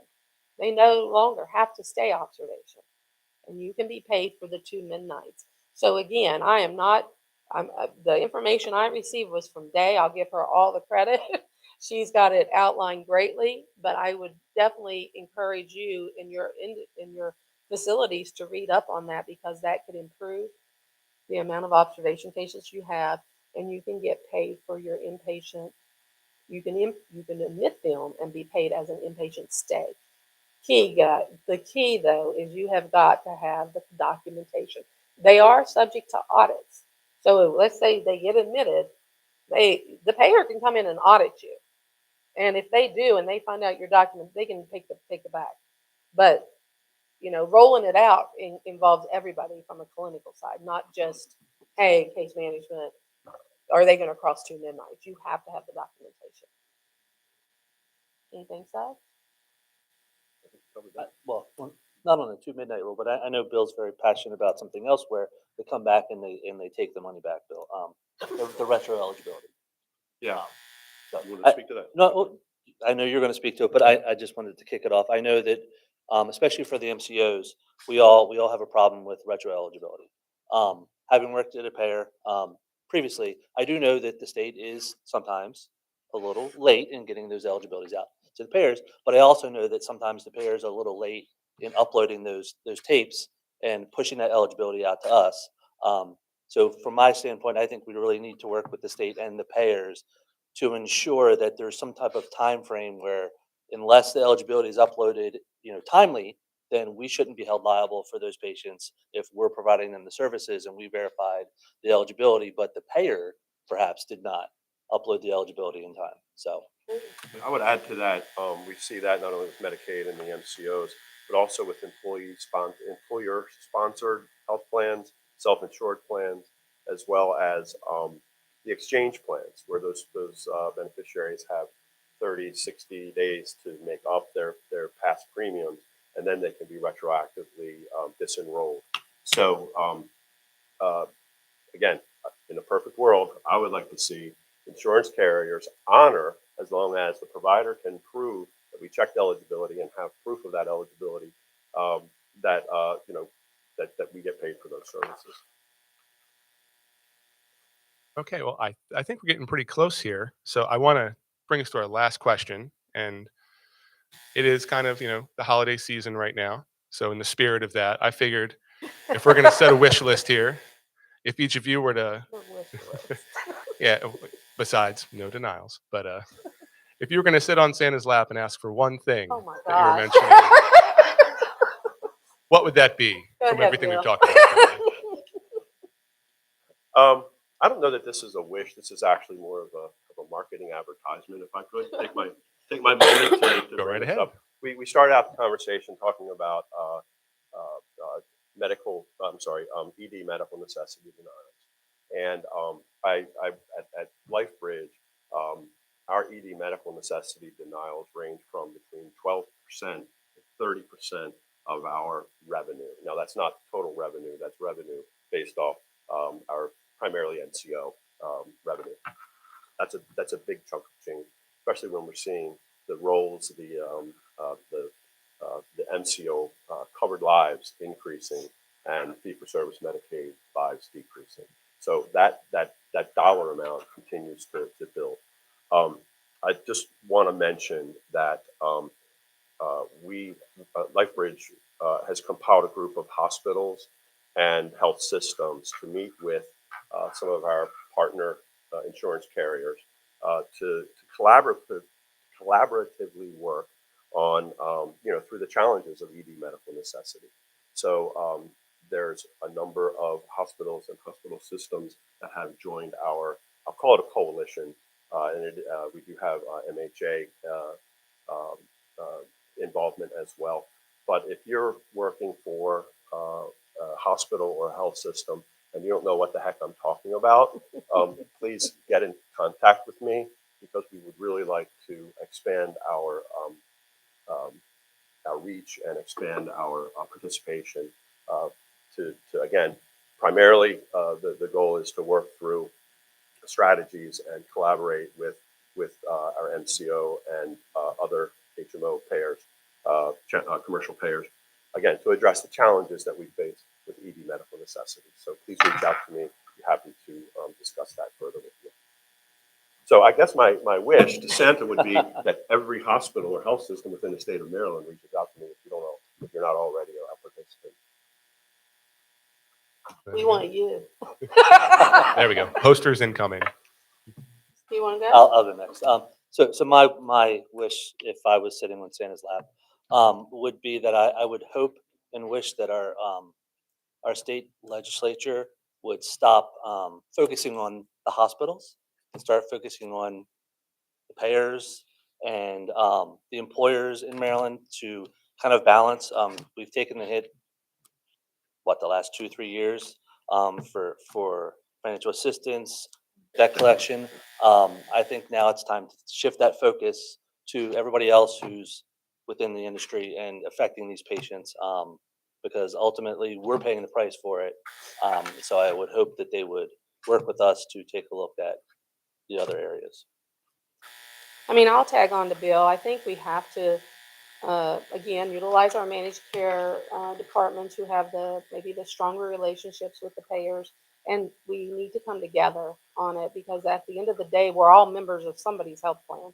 And we all have coverage, and we all want to be able to receive the care that is appropriate for our medical needs. And it needs to not be a win-lose relationship. It should be a win-win. And obviously, we have areas of focus that we as hospitals have to improve upon. They shouldn't pay for services that we are overutilizing. You have to look internal first and then external. But if we all come to the table with that approach, I think it can be a win-win for all of us. But right now, it's really, you're fighting claim by claim. And so I would prefer to be able to fight, not even fight, just partnership with the payers and say, how much of a resource constraint are we putting on you, because we put a lot of appeals out there, and how much is coming on us? I will tell you, over the past 2.5 years, we've developed what we call, it's probably not the best name, but it's a SWAT team. But hey, we wanted our money. So we call it a SWAT initiative, and it's just, we engage every associate, and it doesn't matter your position, it doesn't matter your title. We are all engaged in that. And if we have a time frame now, we have meetings, and I've escalated up through different work groups and met with payers and done settlement. Again, I'm in the DC world, so sometimes I can get some settlements, or we got our claims reprocessed. But if there's claims I've lost them, and I have to go back and re-educate my staff. But at the end of the day, I just want it to be, we should both be able to win, and the ultimate winner should be the patient, to be able to get the care they deserve, and the hospitals be paid for the services they provide.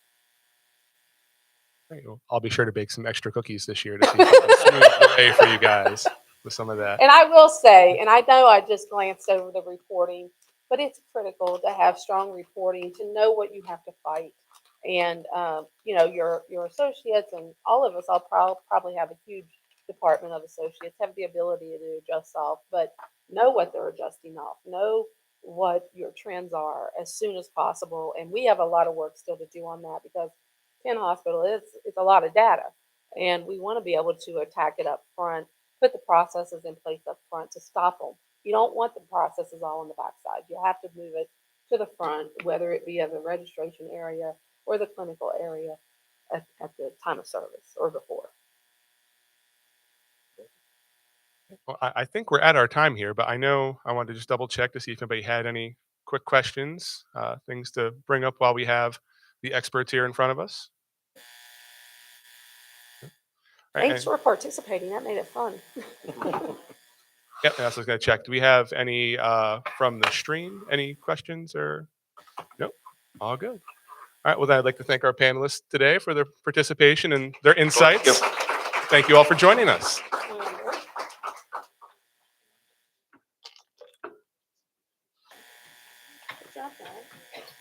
Yes, thank you. That was great.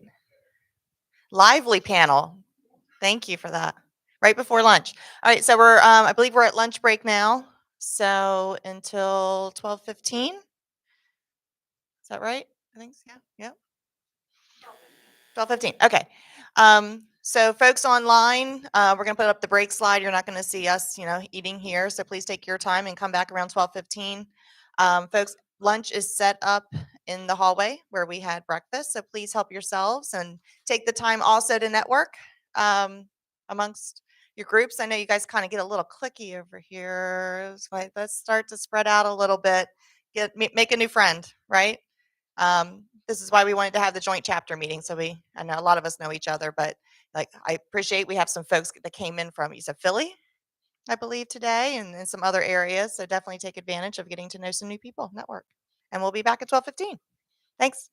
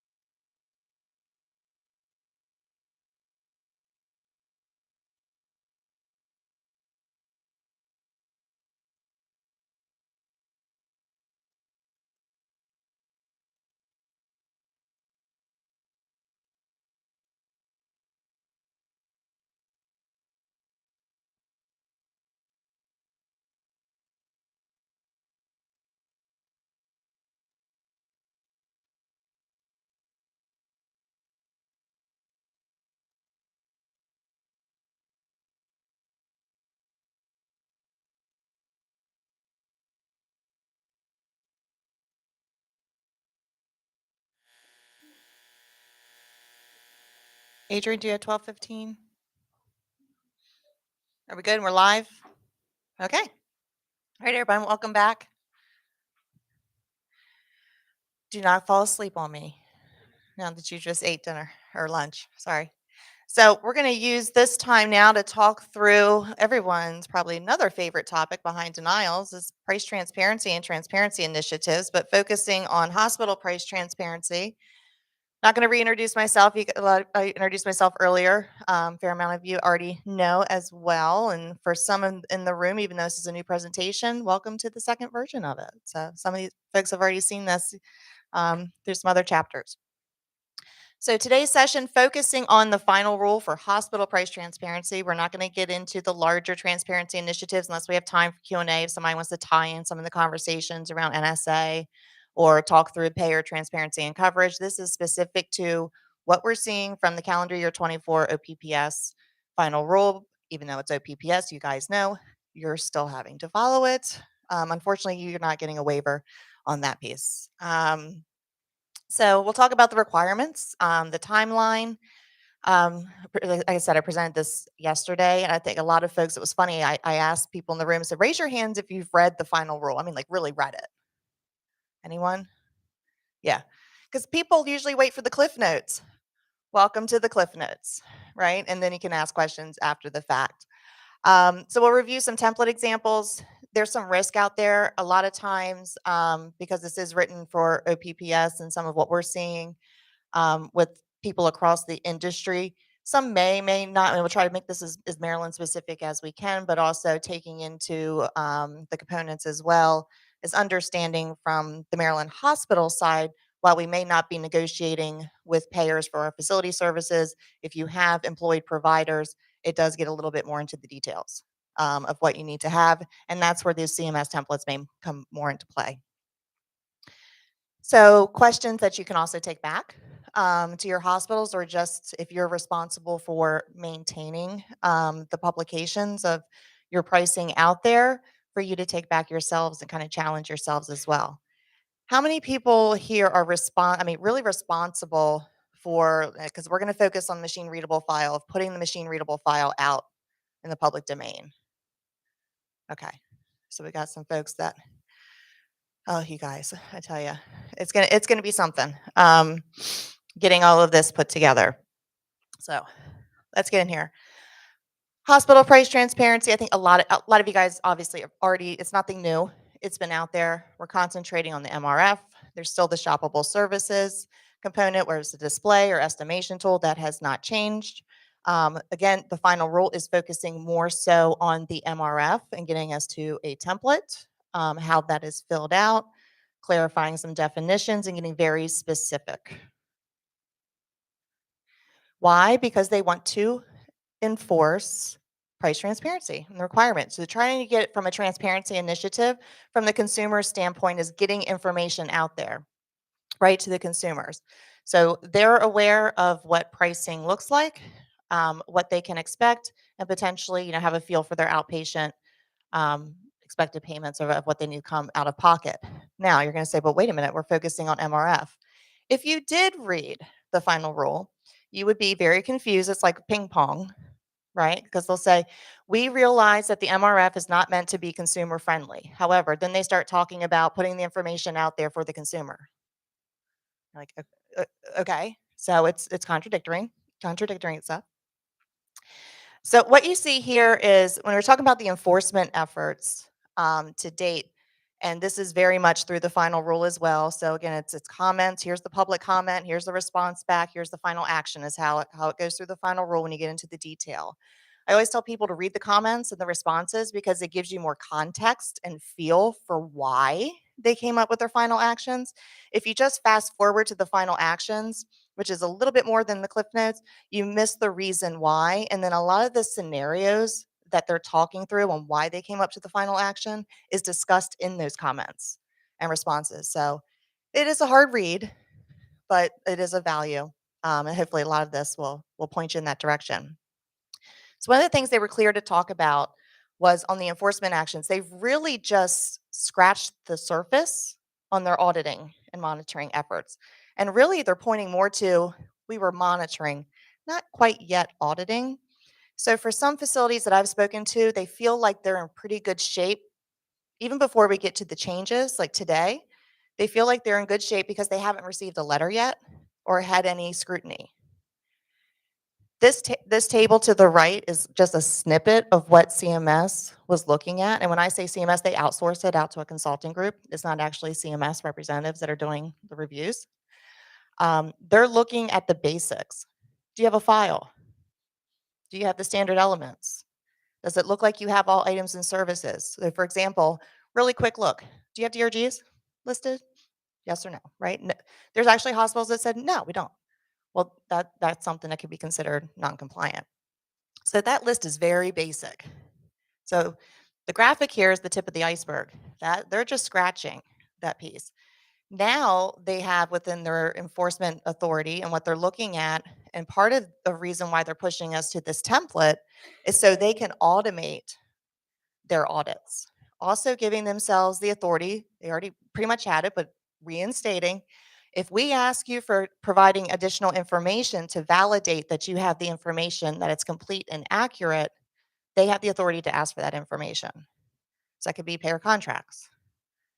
That could be a copy of your charge master, maybe a copy of your form. I mean, it's hard to tell where they're going to go with that. But that's where they're going to get to truly auditing, not just saying, yeah, it looks like you have the basics there, but really starting to dig deep.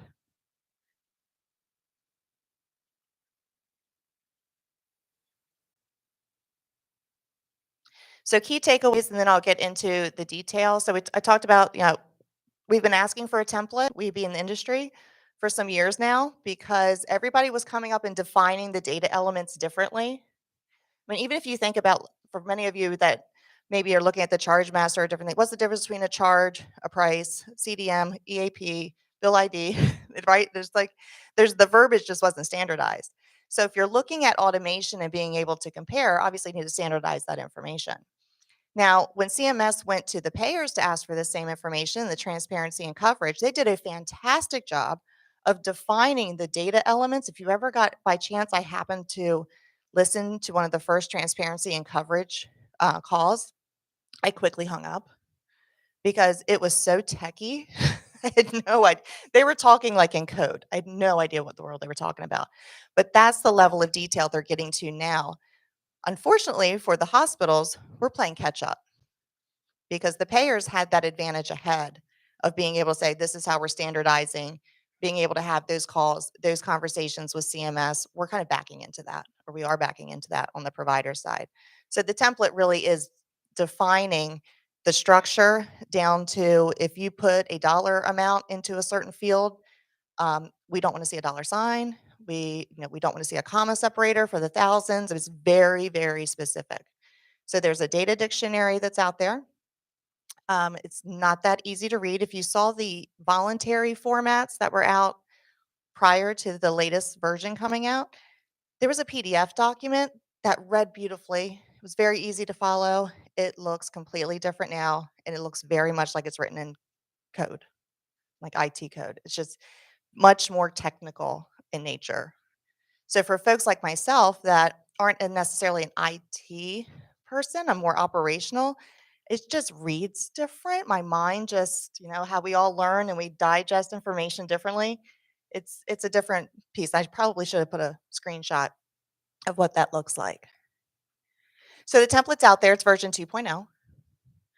I call that out because they have the old voluntary templates still on the website. And I had someone just this week doing a review and use the wrong template.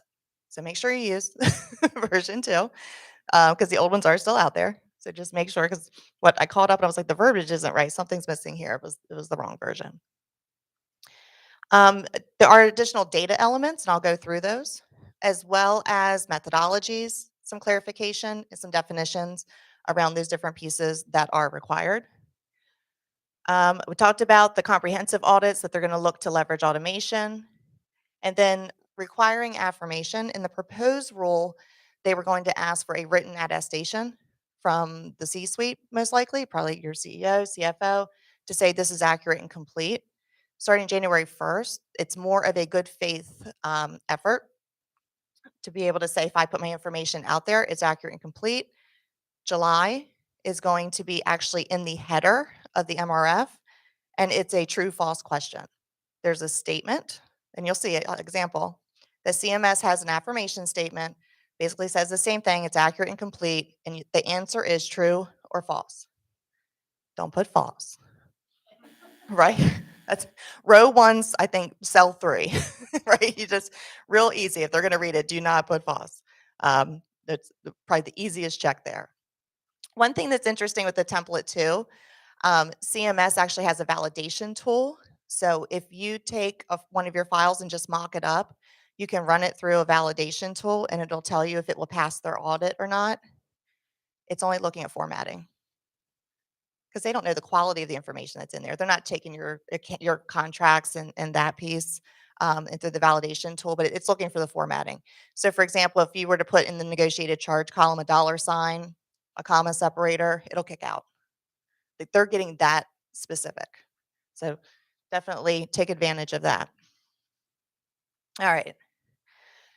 So when we talk about the use of the template, so through the proposed rule and a lot of the comments, a lot of what people were doing kicking and screaming was, please don't make this happen in January, right? So at least we've gotten that. Originally they were proposing enforcement in March. Now it's July 1st. So if you read the rule and make sure that you don't get confused, everything's effective January 1st. The compliance implementation date is where these other dates are coming from. So the rule is written there. So it's almost like the interim final rule that we're seeing like through No Surprises Act. It's in play, but as far as how it's getting implemented and enforced is different. CMS template layout in the proposed rule, they had suggested, I think, only one of the CSV formats. I can't remember if it was tall or wide. It was one of them. Both of them are now allowed, as well as JSON. What came off was XML, as an example. So I think a lot of people here probably, I think, are CSV or JSON. I don't know if we had any XML. We're going to go through some examples in the templates of what it looks like in a little bit, but if you're taking notes, and let me know if you can't find it online. CMS is doing a webinar on how to complete the template. I believe it's around mid-January. So definitely sign up for that. I would read the data dictionary ahead of time, think it through your scenarios, and have your questions ready to go. Typically what I do on those webinars, as soon as they go live, I put my question into the Q&A box, even before they start presenting. So just little tips to try to get that in there. I will tell you that they will answer the provider's questions before they'll answer consultants' questions because they've never answered any of mine. And I'm the first person to put a Q&A in. But I also put in brain teasers. I don't think Terry Postman likes me too much. But. Okay. So you see these emojis, a lot of different reactions to the changes in hospital price transparency. Some people are happy. I'll say it's probably on the lesser of. A little surprised, sad, and angry. There's different reactions to this. A lot of people were asking for, especially the template, they wanted standardization. Okay, check, got that. Now it's just operationalizing it, and that's where the confusion and the frustration is coming in. I know this is hard to see. You do have a copy of this. This is not a table I created except for the column to the right and the colors. This is coming from CMS. It's in the final rule. So it's giving you the different requirements, the citation, which takes you to the Code of Federal Regulations, and then the implementation compliance date. Make sure I make that distinction. And then I just put through the ones that I wanted to concentrate on, just changes from current requirements. So it could be, all of these are really a change because they're part of the template now that we didn't have before. But if you dig a little bit deeper, like really if it changed the intent, the context of that information or where it needed to be, I just wanted to point that out. Okay, MRF date. Seems pretty easy. I wanted to kind of open up and I'm going to challenge some of our folks in the room, just curious too. And I feel like we're all friends here, right? We can open up and be honest. So the MRF date is there's still going to be an annual requirement, right, to update it. The MRF date is now going to be a cell in the header of the template, and it's the date of which that information is applicable. Now, if you have, let's say last year you updated your MRF in February, You're coming up to February 2024 to update that again. Now you have July 1st template that has to be abided by, right? So now we got 2 changes this year. Oh yeah, and by the way, when we get to pharmaceuticals, that needs to be ready by January 2025. You're potentially updating your MRF file 3 times this year. Let that sink in, right? That's a lot if you think about it, just the timing of it. So what I'm suggesting to folks, and this question came yesterday, somebody said, well, are they, what's the enforcement gonna look like before July 1? Do you think I can get away with right now, if my MRF is supposed to be updated, I'll use that February, for example, get away with just changing the date as I'm working towards the CMS template? Now, putting my compliance hat on, would I say to do that because it's not compliant, right? You got to weigh the risk of what that's going to look like. Looking at the drug component, maybe you don't want to wait until the fall or for that January 1st, 2025 effective date and see if you can move that ahead so you only have to do that update one time in July to get to the template.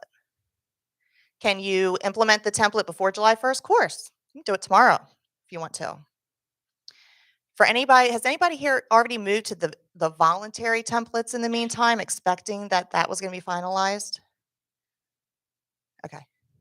The reason why I asked that is because a lot of people had across the country thinking that was going to be the template that they were going to utilize and we're starting to fill it in.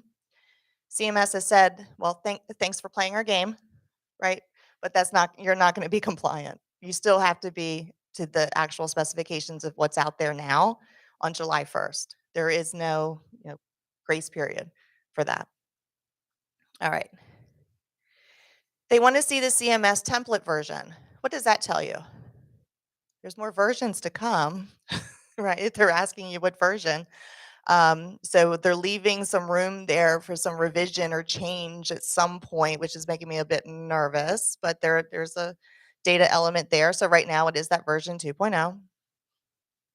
And that's for July 1st. Again, this is all part of that template design.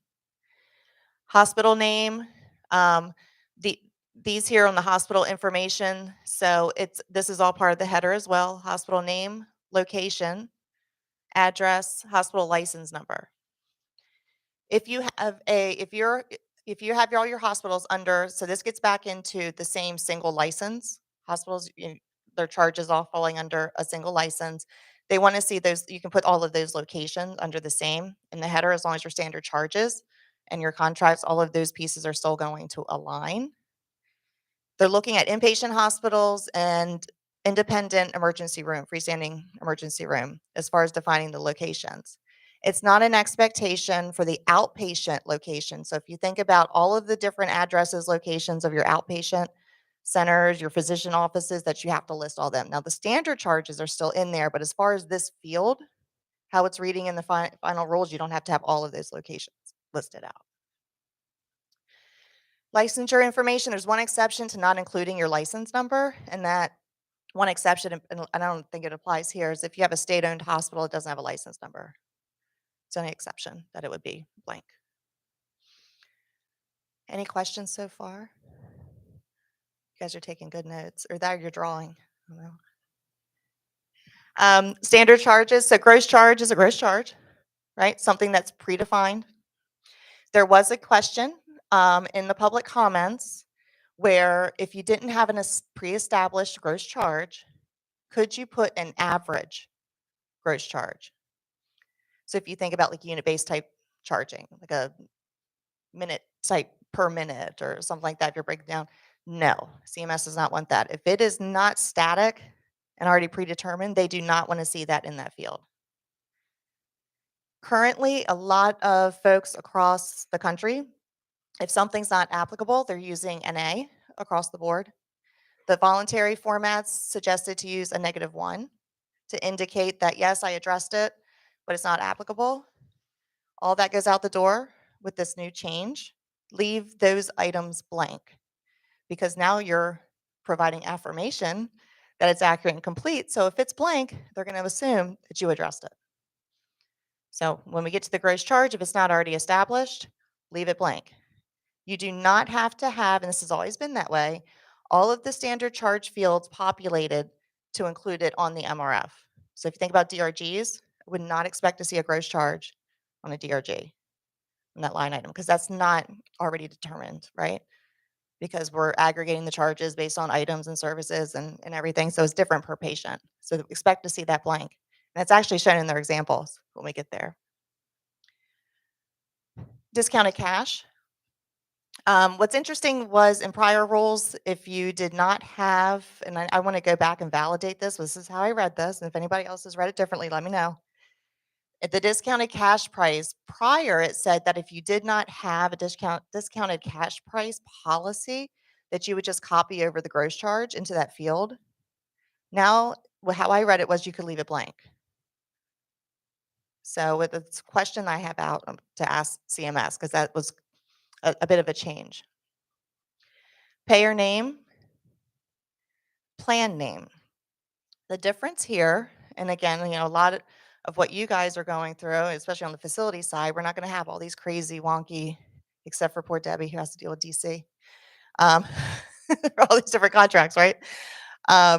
We get to, so for the plan name, one of the things that the industry had asked for was, what if I have, it's the same payer, but I have a lot of different plans and all my PPO plans, we've negotiated the same thing. Do I have to say PPO plan A, PPO plan B? No.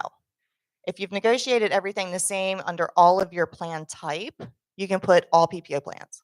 Now it's by payer, but you can put all PPO plans.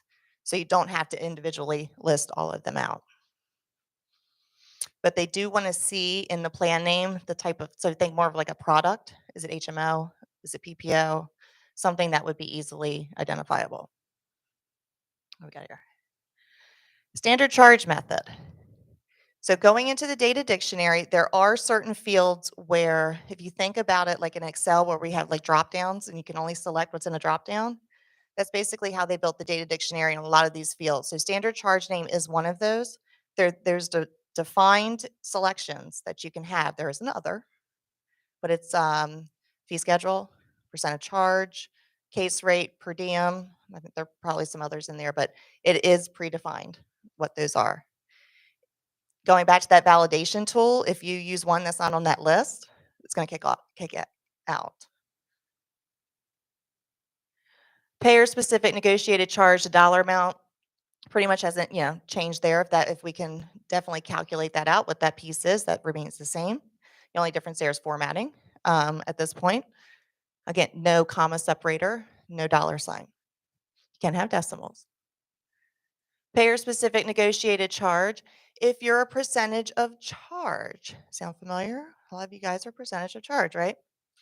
This percentage data field, it's not the calculated amount after the percentage, is the percentage value. So if it's 50% of the gross charge, for example, that value is 50. No percent sign. Okay. Algorithm. This came up yesterday. What is an algorithm, right? What's the difference between a percentage and an algorithm? And with percent, anything that's paid by percent or paid by algorithm is going to take us to an estimated allowed amount, which I'll talk about in a second, but there's an interest here. So an algorithm is going to be something where it could vary within the same product, same plan, same patient. So if you think about percentage of charge off of, so like a surgery or a DRG, that's more algorithm than saying it's 50% of my $20,000 gross charge. So this is a part that's a bit confusing. Now, as far as saying, am I a percent or if I'm an algorithm, I think there's going to be some gray there, and that's likely something that hopefully in January they'll clarify a bit more if it makes a difference on the standard charge method or how things flow. But that's my interpretation of how I'm seeing it in their examples. So anything that's a percentage or algorithm, now we have to fill out estimated allowed amount.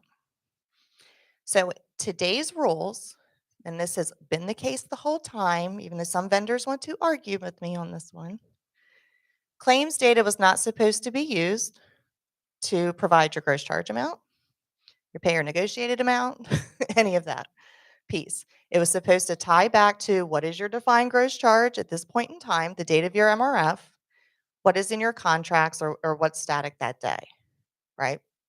So this is the exception now because you don't have necessarily a standard charge that's gross, or it could be that you don't have a predetermined negotiated rate for percentage and algorithm. They want to see an estimated allowed amount put there. You can use, and they direct you to use historical claims information using the average. There is no defined time frame for that average. So that's a miss, I think, on CMS's standpoint. With the algorithm, if you know, are you required to tell them the formula used for the algorithm? Okay. Yep, good point. Yeah, thank you, Charlotte. Yep, that's a good point. So when you get to the percentage in algorithm, and I don't think it's listed here, but there is a field, and it's interesting now to think about it because ICMS didn't put it here. There's a field there to explain what the methodology is, and you'll see that in some of the CMS templates as well. So if let's say it's a percentage of a Medicare fee schedule, so it's referencing something else. They want to see that percentage amount in the percentage box, and then the free text to say it's 50% of Medicare fee schedule, and you get to put information in there. Now, for those of you that are very much more IT savvy than I, this is where people start thinking, well, wait a minute. This is supposed to be machine readable. Now we're putting in free text, right? So it's kind of interesting, but they talked about, yes, it's still machine readable, but there's an intervention there that would have to happen with the human to be able to understand where that's coming from. General description. So it was funny that they reiterated and reminded people to put in a general description. I don't think I came across any files recently that was not usually a field that was missing. Your general description, if you compare it to like shoppable services, doesn't necessarily have to be patient friendly. Does it hurt to be patient friendly? Probably not. But it's more of what you see coming out of your charge master. Maybe you can pull over your clinical descriptions, however that is, but it just needs to describe that item or service.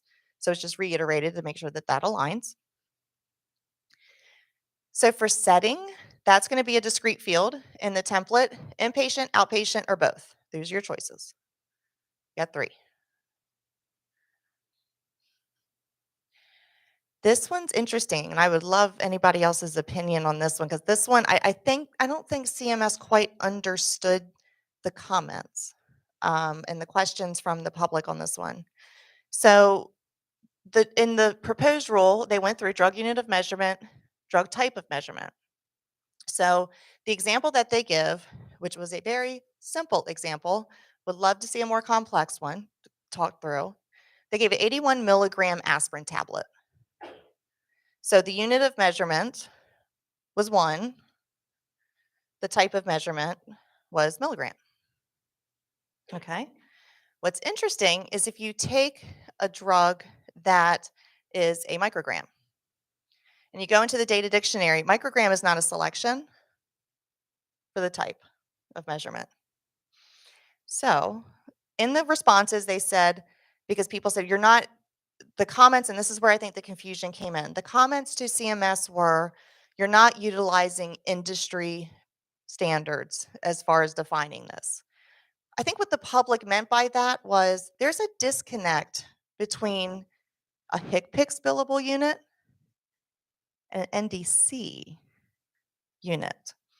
The list and the choices that they're giving to select, and basically if you think about it like a drop down, is on the NDC. And they mentioned that. They said this is industry standard. We're using NDC. And there was another one that they referenced, which is more for what pharmacists see, not us, right? So there's a calculation potentially there that has to happen.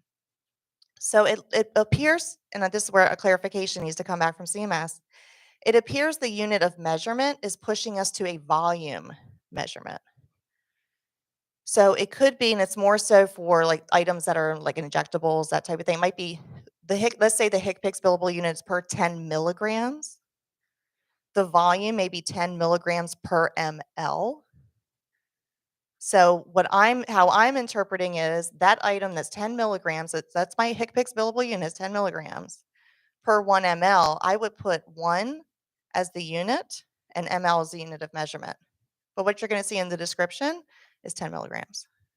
That's confusing, right? So, and you're a nurse by background. It's just that's just having that come out of the formulary and having to manipulate that. That's a struggle. So they're giving to January 1st of 2025 to get that done, but I think there's still a lot to be worked through on that piece. So if maybe there's a potential there to push back and get that delayed.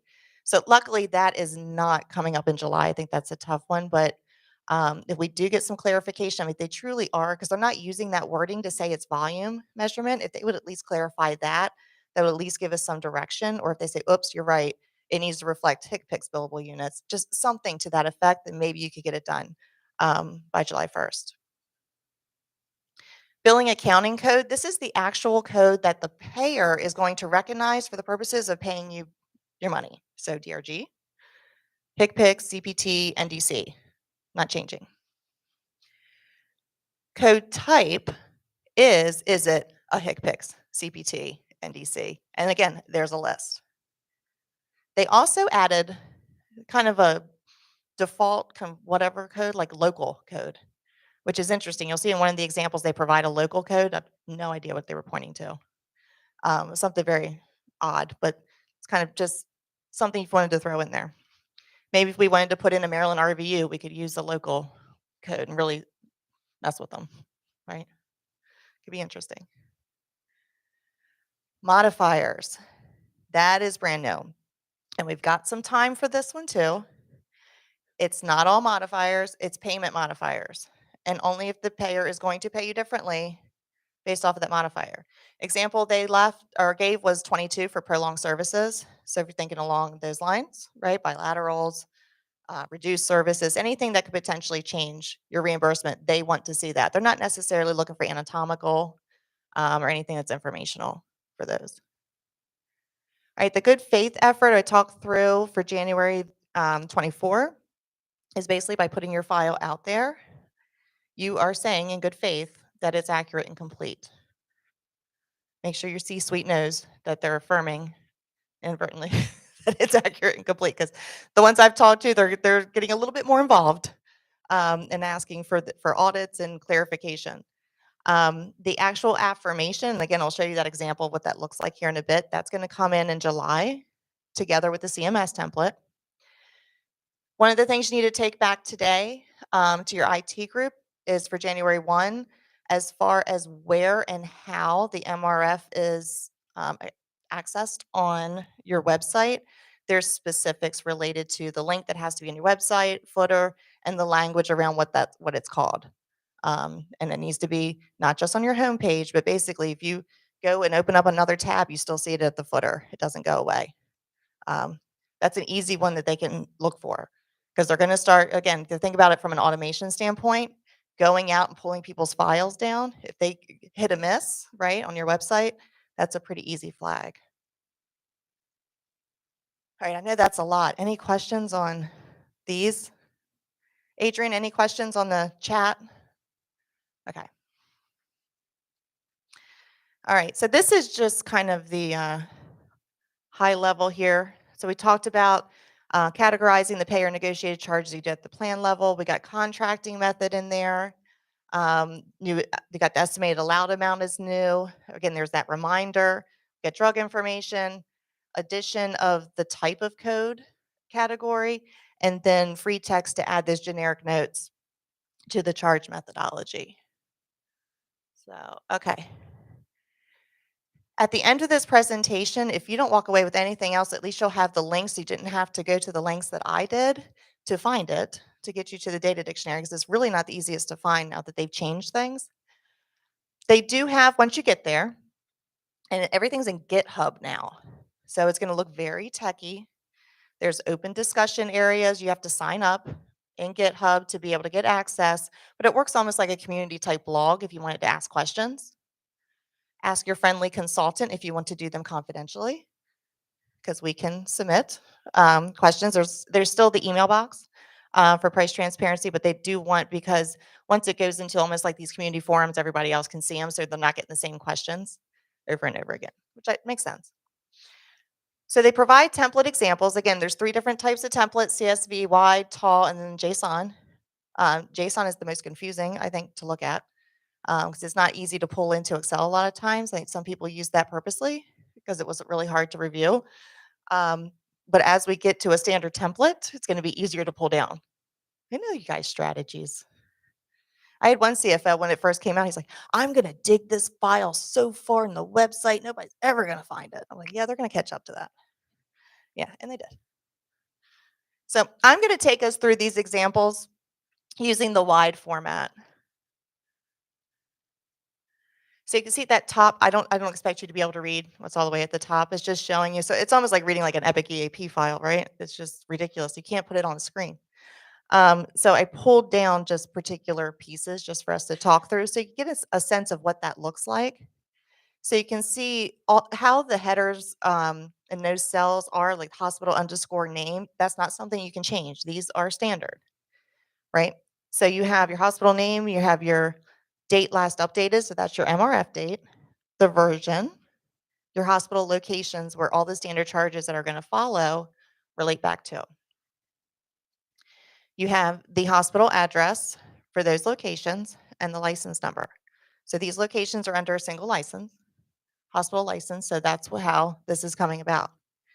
That last box here, that's your affirmation statement. True, false. Again, do not answer false. Always true, right? If you're going to answer false, I wouldn't put anything out there because it's going to give you the same result.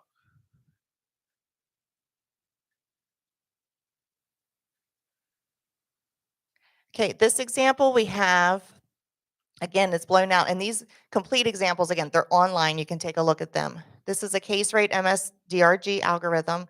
You can see why it's going 3 times down, because this is the wide format, because there's different values to the right, because all the payers are shooting out from left to right, is as you're giving these individual answers by payer and scenario, it's kind of duplicating, triplicating, going down. So as you're looking at your min max, it's still going across left to right. These are things I feel like you need a really big screen just to sit down and just absorb what that looks like. But you can see in the second row, and I took out there's columns in between about the drug unit type and measurement. That's what that little note is. I pulled those out. But standard charge is blank. Discounted cash is blank, because this is a case rate DRG. We don't expect that it's already predetermined what the gross charge would be, so we can leave that blank. So that standard charge field, where it's saying negotiated algorithm, this is where they want you to put in detail and free text, or even a link to the algorithm used to determine that payment. So that's very much free text. And then you have the other values completed and how they got to that amount. And it's hard to see. It's really hard to present these templates. I'm curious to see how CMS does it when we have the webinar. So this one is percent of total bill charges. We're still looking at MSDRG. So you can see where that local code is. I have no idea what I don't know if anybody else recognizes what kind of local code that is, which is kind of interesting. You have your setting, so it's showing inpatient. Standard charge again, blank, discounted blank. Now we're getting back down to where that third row is what I just showed you on the previous slide. But what was to the right was the other payers, showing that they're a different type of methodology. So this one's paying percent of total bill charges. So the percentage is 50%. So you see the 50 in the percent box. Have the amount, estimated amount. So this is the estimated amount coming through from claims, historical claims data. And then the methodology itself, again, think of it as a drop down of what you can actually put into that piece. So a fee schedule with and without a standard charge. So this is an example of a hearing test. So now we have, it's outpatient. We have a CPT code. So we have the code type CPT. We have the actual CPT code. We have a gross charge amount. We have a discounted cash amount. Platform Health is the example PPO that they used, and it's showing that it's paid a negotiated dollar amount off of a fee schedule. It's $98.98. They put in an example of how they came up with the $98 there, that it's a percentage of of Medicare fee schedule, is how the fee schedule that they're utilizing is updated.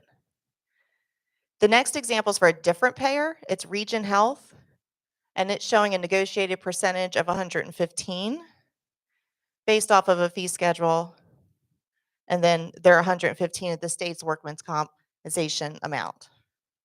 So you could also put the link there. You could put the free text there if you wanted to. That one's still a little gray. So you saw in the MSDRG example in the algorithm, they gave an example of the link. You could potentially say, well, here's the state workers' compensation amount. Here's the link if you wanted to. If you don't, just leave it there if it's publicly available. That's a little bit truly free text at this point. This one's interesting. Per diem with variation by length of stay. May not necessarily have that here.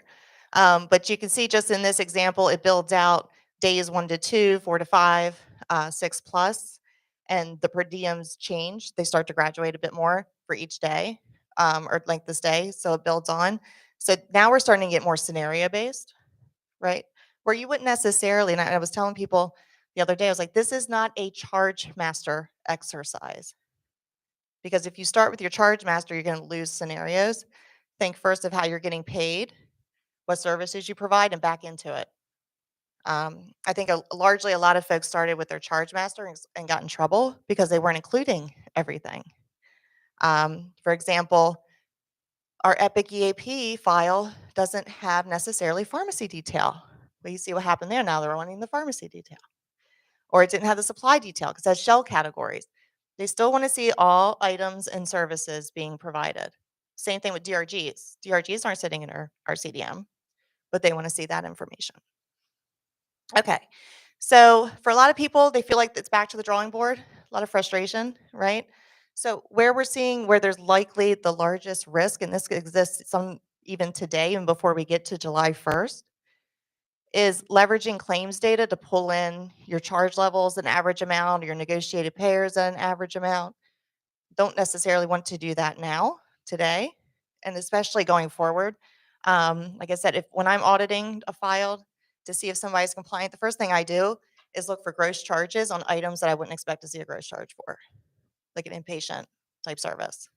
That tells me right there to ask the question, did you use claims data to populate all these fields? And a lot of times like, yeah, I'm really proud of themselves. I'm like, okay, no. CMS said, don't do that. It's clear as day. I don't know how else to put it out there. But a lot of the vendors were doing that as well because it was easier to pull that in. It's not something to completely abandon because we need it for estimated total charges and to be able to pull that in. It's a good thing to audit against to see if you can validate a little bit, see if there's a lot of variances off of it, but it's not your go-to. I've also seen limited data to items with historical volume. The reason why this is a lot of folks were just pulling in items that had usage. And what you could do was an analysis. What we've done is, and I'll use an example of the ED, is why do you only have certain payers paying levels 2 and 3? Like you're not negotiated between 1, 4, and 1, 4, and 5. I'm like, oh no, we are. We just haven't had volumes there. Well, you still have to put that out there if you have that negotiated, whether there's volume or not. That was answered in CMS FAQs. It's not just back to those items where you've had volume. If it's something that you could provide and you've contracted with the payer, it needs to be included in your MRF. If they haven't displayed all of the payer negotiated rates, so again, that comparison of, well, why are you listing 50 plans that you participate with on your website, but I'm only seeing 3? It starts to question that because they're looking at it by volume and scale of large hospitals and health systems and saying, come on, I know you have more than 3 payers. That's real easy. I mean, it's just Show us what else you have. Not providing detail on unit-based charges. Drugs is one of those, where they would see maybe a few drugs on there because likely maybe it was on the CDM because it was floor stock. Maybe it was sitting in the ED somewhere, sitting in a clinic. So you might see maybe 5, 10 drugs. Same thing with supplies, but I'm not seeing implants. So from an audit standpoint, they can look by a certain revenue code. Say, okay, well, you're telling me you're a heart specialty hospital. Why don't I see any pacemakers? Where are your stents? Right? So you just got to put more of an auditing hat on and can just make sure that everything is coming across. I talked about the items that there were some hospitals out there, and again, I'm not pointing anybody in Maryland, just kind of general across the country. A lot of people thought if they didn't have a pre-established gross charge as a standard charge, they wouldn't have to include that item on their MRF. That's not true. We talked through that. There are instances, DRGs are a good one. We don't expect you to have a gross standard charge, but you still want to include that information in the file. So those are at most risk. If they haven't gotten these points down, probably are going to struggle to get them to the new template, basically. Or they're still.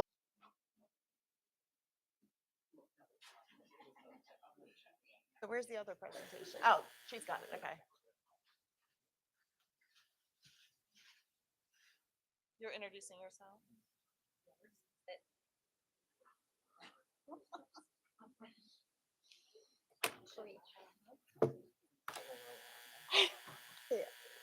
Thank you, Caroline.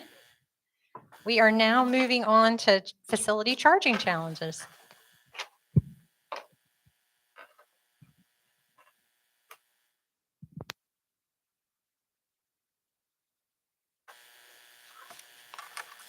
All right, I introduced myself earlier. I'm Lauren Shea from Kohler Healthcare Consulting, and up here with me, Christine Thomas, who is the CDM Director for MedStar Health, and Jen Gardner, what's your exact Senior Director, Revenue Integrity, University of Maryland Medical System. We were comparing, I started in 97, and Jen started in 99. and newbie, but 2011 for Christine. So the three of us have actually known each other for quite some time. And fun fact, I can't remember if I shared this last year, that Christine and I went to middle school together. We put that together, I think, in the job interview. Or Yeah. So We're on the same softball team. yes. Oh, we played softball together too. So anyway, but thank you all for being here today. We are going to talk about charging. So earlier we talked about denials, and of course everything is related. But charging challenges is kind of the reason this event started back in, I think, 2015 or 14. Yeah, I was with MedStar Health at that time, and there wanted a way. Several of us were talking about, can we get together before the beginning of the new year to talk about any challenges? Because in Maryland, I mean, charging challenges are everywhere, but in Maryland, you're trying to juggle the state rules, the federal rules, just all kinds of things. So we're going to talk about a few of them. We could be up here for hours if we talked about all the charging challenges, but I'm also going to advance our slides. Let's see. How come they're not moving? Just print it here. Oh, okay, there it goes. All right, that's us. And okay, so we are going to talk about some things that are changing for 2024 that are challenging. We're also going to talk a little bit about HSCRC, and then just a few other topics, one of which we actually discussed last year too, and it's still around. Let's see, collaboration. Just want to make sure everyone knows, and we've been trying to say this throughout the day, please participate. Raise your hand if you have a comment. Online, please use that chat function. And charging can be gray at times. Very gray. So if you leave today and you tell a payer, Lauren Shea told me I could do it this way.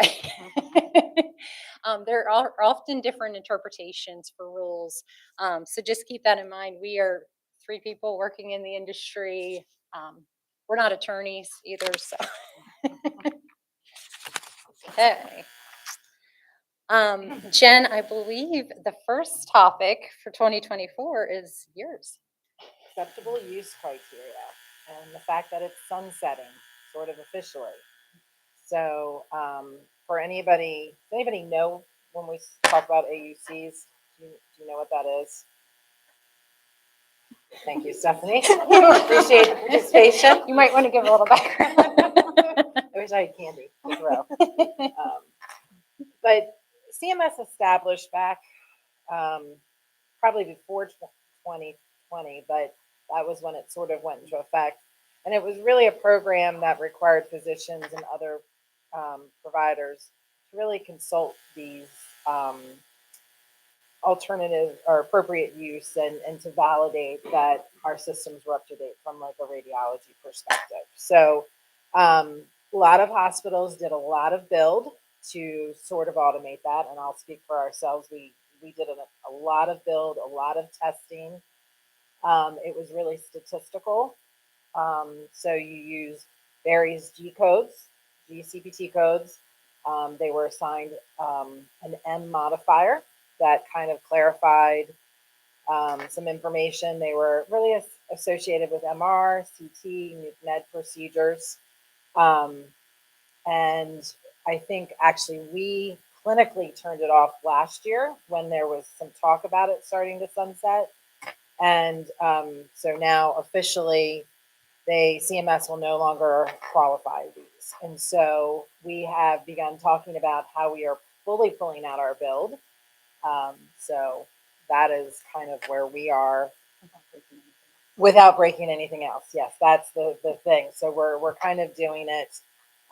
Universities, several hospital systems. So we're going to slowly start removing from one, just taking a smaller hospital to make sure we don't break anything while we're trying to fix that.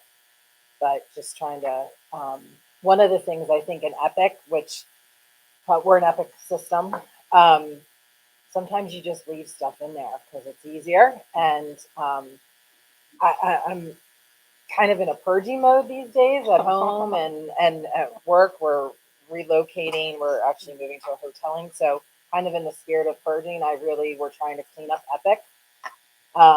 IT doesn't really always follow that methodology because I think they like to leave things just in case it comes back. And I think yeah, that is true.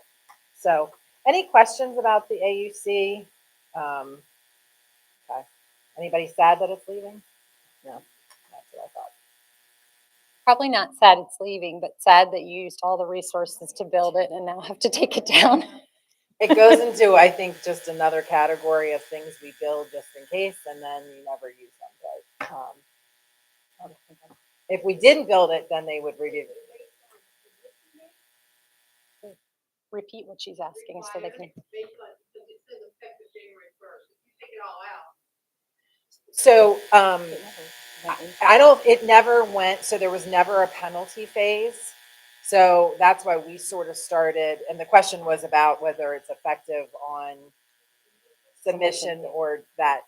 So my understanding is especially there was never a penalty phase that was ever implemented. So it was all informational anyways to begin with. So that's why, and I think clinically when they sort of decided at some point last year, we talked about this last year? I think so, because we didn't have a true implementation date. And they were talking about sunsetting it. So this is why we just decided clinically to stop sending that information. The providers didn't like the extra steps they had to take. So we had sort of stopped sending it for the most part. And then I know we still had some of those modifiers because some of it was an auto logic based on things clinically orders or things that way. We had to actually then put edits in place because then the payers didn't even want to see the M modifiers or some of these G codes. So So we had already turned off some edits related to that. Any other questions for Jen? Okay, well, that was our A item. Now we're moving to B, behavioral health. Lots of behavioral health changes this year, and the reason we wanted to include this topic is so I went to school for accounting.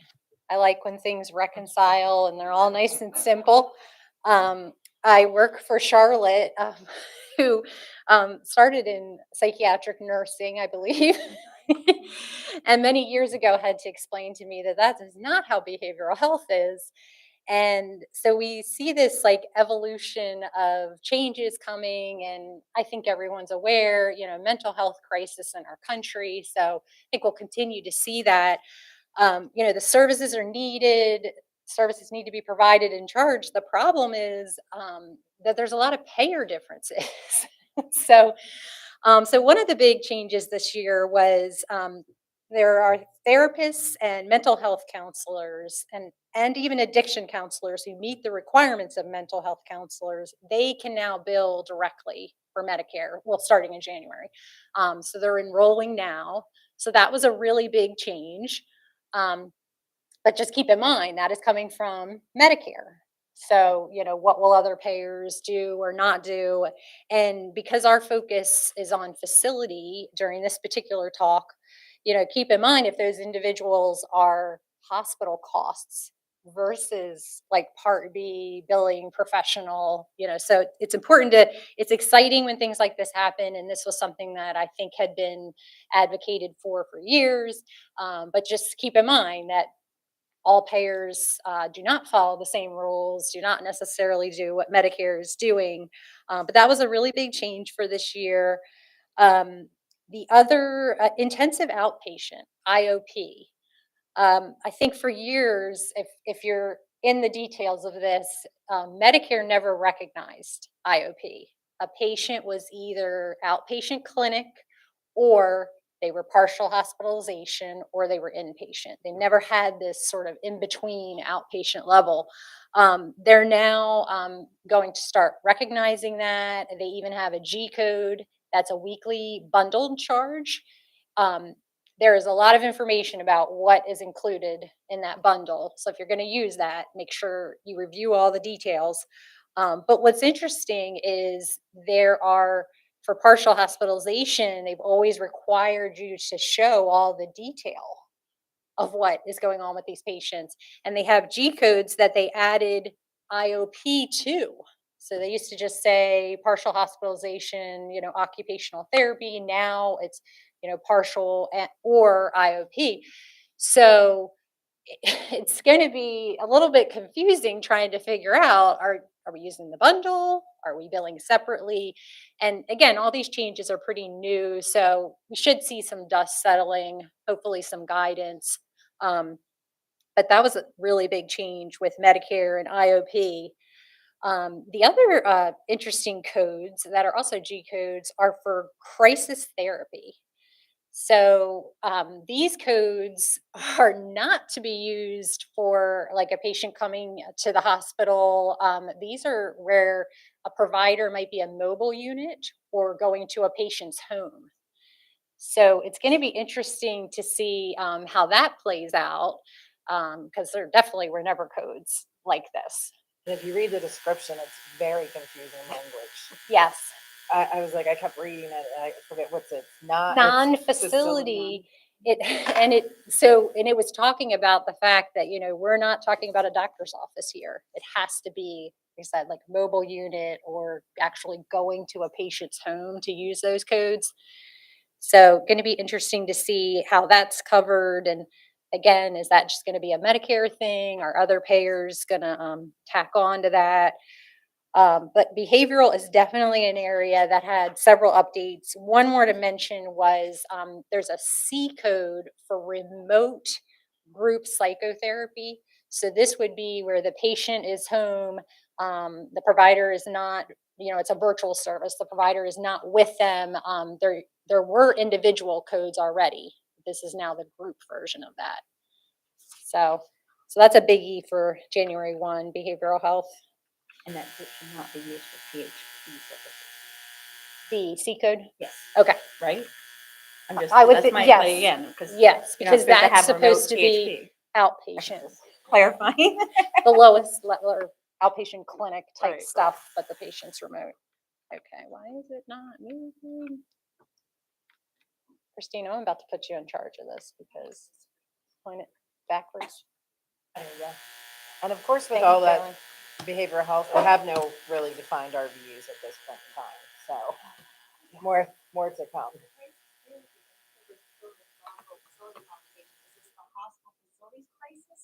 Or are we talking like on the shore, we have the shore behavioral health that has a crisis response team?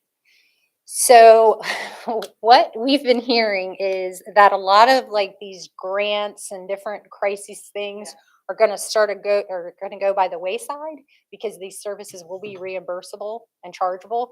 To your point though, I would assume these would be on a 1500, not UB. So yeah. But I'm glad you asked that question because it's not that these services haven't been occurring.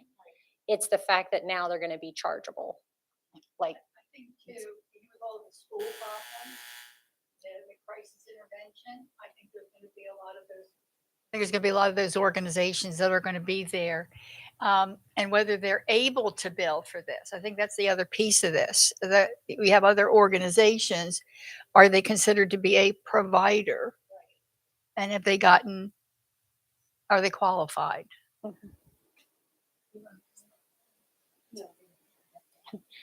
thank you, Cleta.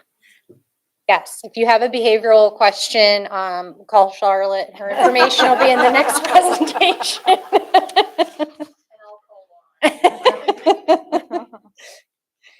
Any questions, comments on behavioral before we move to the letter C? Right. Yeah. All right. So the clinic area is always a fun area. So there has been a lot of E&M revisions to the description, the CPT descriptions in relation to time. So we are going to have a disconnect because, as we know, HSCRC Appendix D, our clinic levels, we have certain time elements listed for those CPT codes. So there is a disconnect. Obviously, we just did the clinic RVU conversion, so I'm not sure how quickly we're going to get back to revising that information. So more to come on that, but I guess just to be safe, I know I'm going back to my descriptions and making sure I'm pulling time out of my CDM descriptions right now so that there is no confusion. So that's just. And leaving RVU, but still following the same. Right. Obviously, our RVUs for those particular CPTs are not going to change. We would still operate the same way, but just not to have that confusion where a payer is going to be like, why does it say this? When? So again, just to alleviate those headaches. But you're recommending you don't change what you're doing operationally. So for anyone that was worried that you had to change that between now and January 1st, do not need to. So no EMR changes, no point system changes. No. Just get ready for questions. Yeah. The next item, there was a pelvic exam add-on code that kind of just came out of the blue. Upon research, that one is more for the professional side. So from a facility standpoint, that is not something that we need to worry about. Again, I just wanted to kind of mention that one just because I know I was just like, oh, how is this going to be used and what kind of havoc is it going to cause? But again, it's not for our facilities. So if you do both facility and professional, you have to worry about it on the professional side, but not on the facility.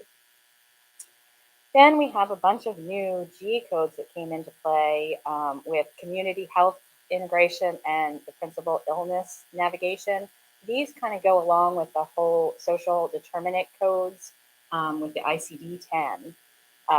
So again, my interpretation of these is it's not necessarily going to be something that's going to be in your facility charge master. this again would be either on the professional side or coding, as they are coding those Z codes. Again, that's kind of where I kind of took this going. Not to say it won't change in the future, but for now, I don't feel like it's something that would need to be in the hospital facility charge master. And for the pro fees too, like if you're implementing this, what I'm hearing is a lot of this work was already happening. We just weren't getting credit for it, weren't able to charge for it. So these particular services could be an opportunity for organizations, but like Christine said, probably not going to see a lot of this on the facility side. I don't know, Jen, if you agree. Yeah, I or... do agree. I'm not second. Not second that. Okay. Oh, and I guess it's still me, but we're down to P. So, various products.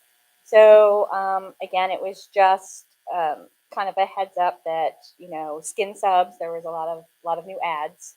So just kind of take a look at those to see if there's any that you need to be adding to your charge masters. And a reminder on the drug codes. Whether it's new ads or replacements for existing, like the HCPCS might have changed on an existing code. Just make sure you're watching if there was any unit changes and QCF changes, because again, that could cause havoc, and the cleanup is painful when there is an error. Yes, Debbie is well aware of that. Let's see. Then there was, again, some HIV codes, some Q codes. Again, these, in kind of researching those are more non-facility. They would be your retail pharmacy, not necessarily a facility charge. Then some fun modifiers. So I don't know, again, this KD modifier just came up recently with some LCD change update. Still looking into it. It has to do with the infused compound drugs. So I know our pharmacy is kind of asking a lot of questions on, how is this supposed to be implemented? Who's responsible for applying this KD, and what pumps and so forth would it truly apply to? So there, again, we are still researching this. I'm not sure if anyone else has started looking into this, has any questions, has any input on what they're seeing or doing. So the local coverage determination, is it called like compound drugs, or what is the name? Do you know? Oh yeah, I knew you were gonna ask that question. Because It was, that was pretty recent that they revised it, right? It was billing coding approved drugs and biologicals includes cancer and chemotherapeutic agents revised is the name of the ACD. And it was buried in there. So, and again, it just, one of our pharmacy staff was just like, wait a minute, this isn't Has something anyone we've been else doing. been asked a question about the KD modifier yet? Because it was buried. It's sneaky. Yes. So needless to say, I know we are researching. I don't have a lot of guidance or recommendation on what to do with it yet. But like I said, it's been brought to our attention on how we're going to handle it going forward. So, then the other modifier, again, just, with 340B drugs, in the past, I guess, I don't know if we were exempt from it. I guess we Originally, they did. They said Yeah. Maryland hospitals. So Maryland's no longer exempt for that modifier. So starting January 1st, that TB modifier on your 340B drugs needs to be included in your charge masters. So that's lots of fun. For any 340B folks in the room, were you aware of that? We are already taken care of, Debbie. It's already been added. We put it in the system with an effective date of January 1. We are good. It's too funny. All right. Yeah, moving on to telehealth. Again, this is facility when we're talking about this facility coverage.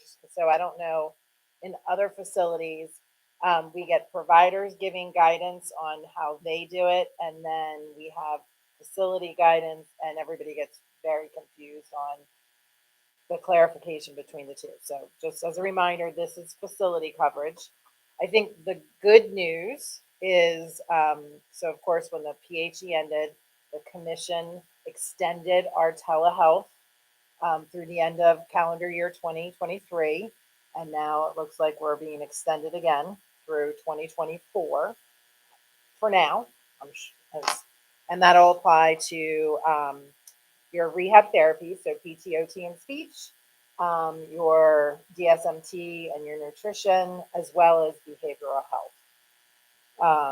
So again, still using the GT modifier. I don't think so. Anything that you had in place, we're just going to continue to roll through. Of course, payers are changing, and so you just need to kind of keep the pulse on with your PFS departments to make sure you're not seeing denials or there's things coming back from that perspective. You know, I had, so university, we were, I don't know, we must have had a very clairvoyant COVID moment when we set up all of our telehealth billing. We actually set up trackers that allows us to see kind of what we're not, like what we weren't billing from an E&M perspective. And so we have all sorts of statistics, and or they're not statistics. Let me take that back. I don't set up statistics in my charge master. But we're able to pull volumes pretty routinely. And I did look at our most recent volume file, and we have been pretty level with our volumes for behavioral health. So, you know, I kind of foresee that just staying at that level. I think it's, again, talking about the mental health crisis that we are in, I imagine that'll stay. Definitely have seen sort of that decline in the rehab therapy. We do quite a bit of audits from a DSMT and MMT perspective because our providers get very confused. They miss, they just kind of can't keep that straight. So we do put in integrity checks and do find quite a bit of mistakes. So that will probably continue. So I don't know if other people are seeing sort of just that provider confusion that's leading to some charging. But I know even our compliance department then has put in routine checks that they're doing to run specific audits because of, I think, just some of the inconsistencies and just some of the confusion the departments seem to have.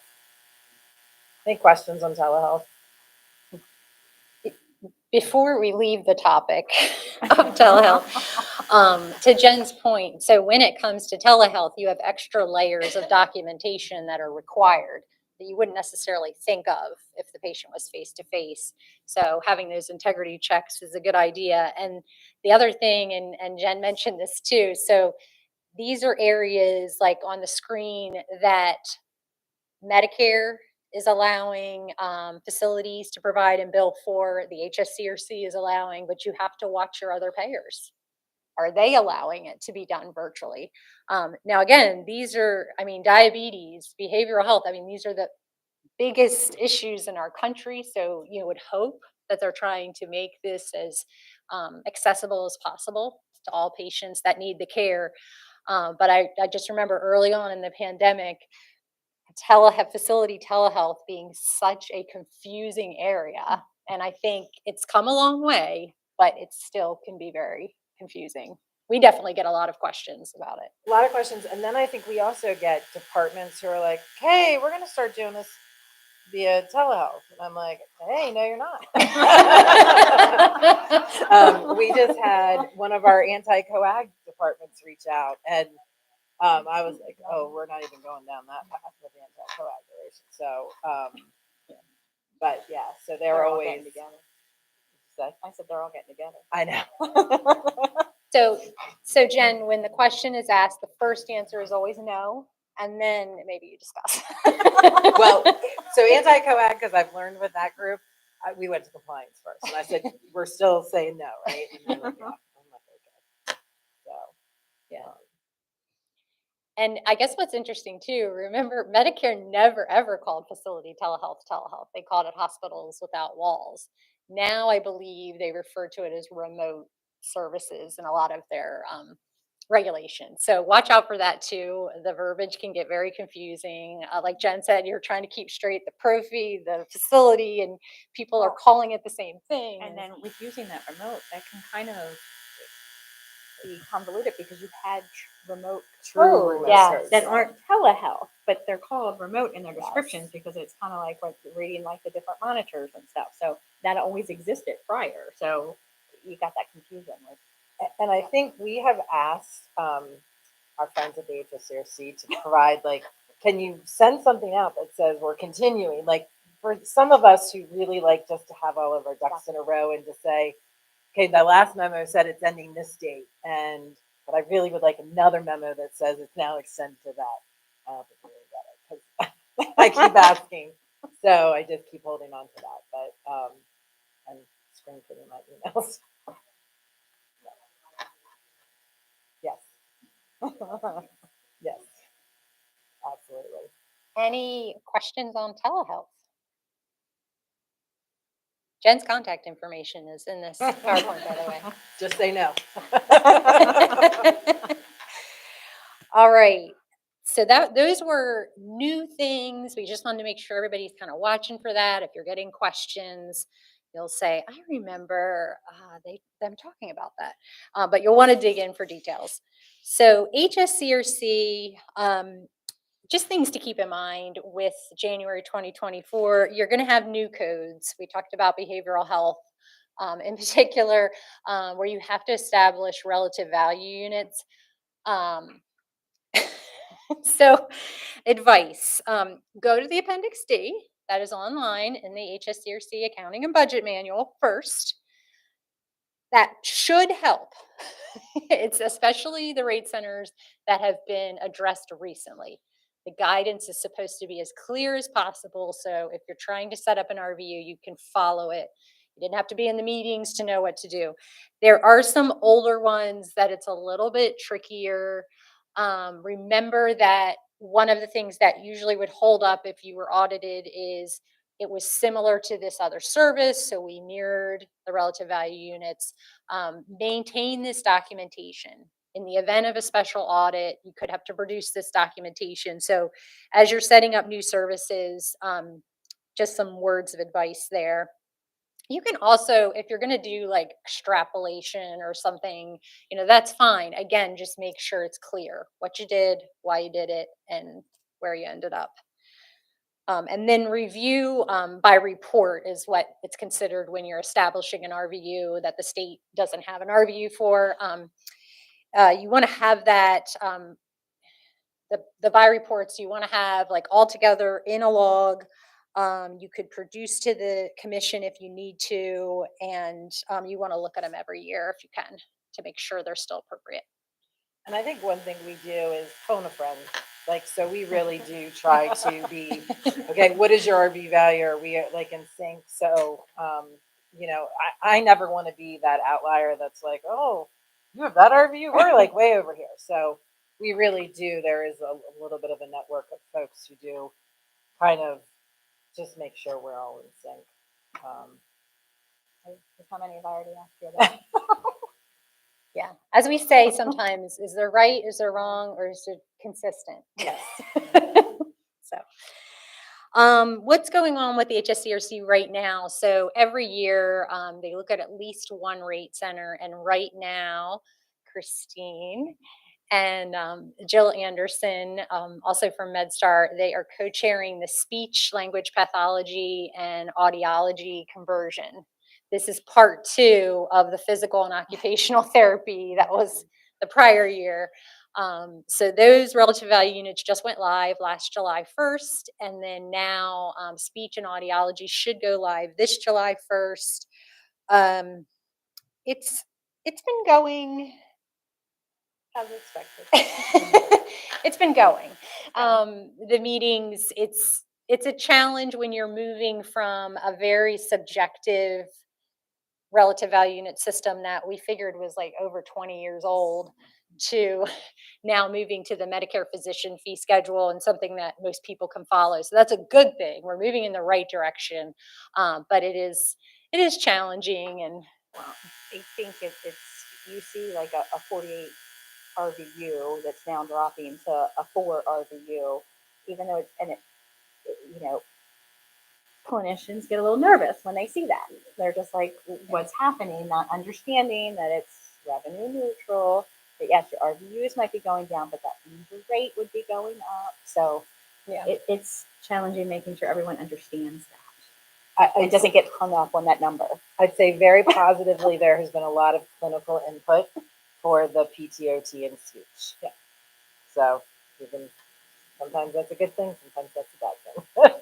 yeah. Sometimes these meetings, it's like crickets. Like, anyone have to say anything?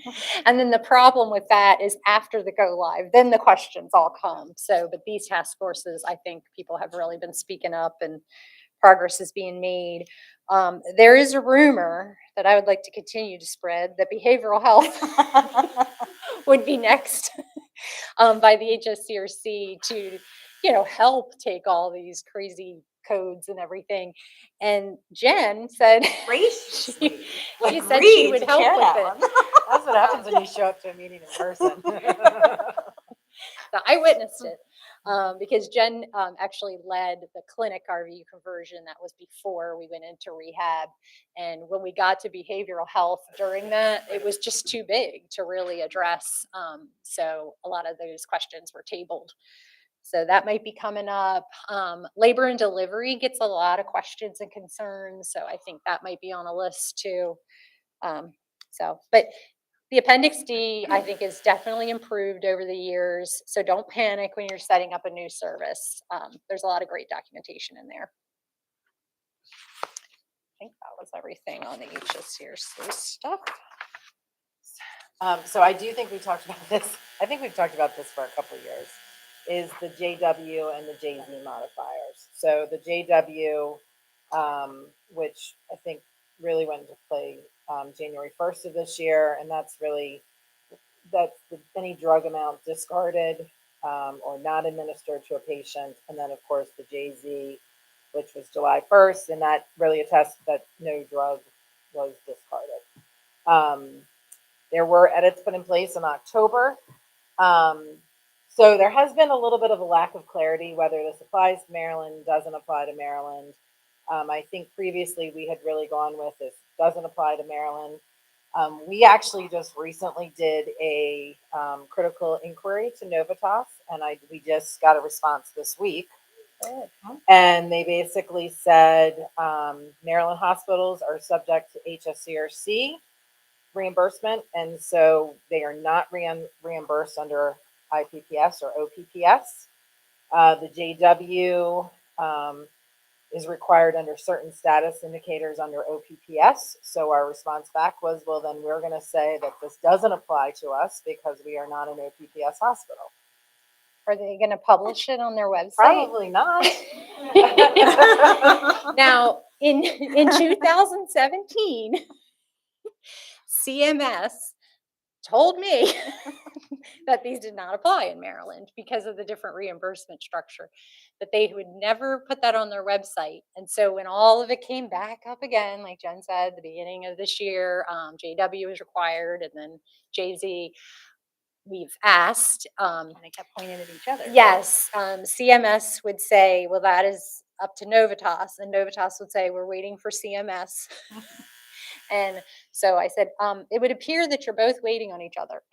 In the meantime, there's, not guidance. And what made it even more tricky was they issued FAQs where they specifically said, this applies here, doesn't apply there, like called out all these different kinds of facilities, and still didn't mention Maryland waiver hospitals. So But the gray area, if you infer that we're not an OPPS and we're not reimbursed under OPPS, then, and I will say from our Epic system, we charge for what we actually dispense. So that is how our system, we are charged on administration. So the patient only gets charged anyways for what they actually use. So to me, we would never use the JW because although we may have waste on it, never is billed to the patient, it never shows up on a patient's account. So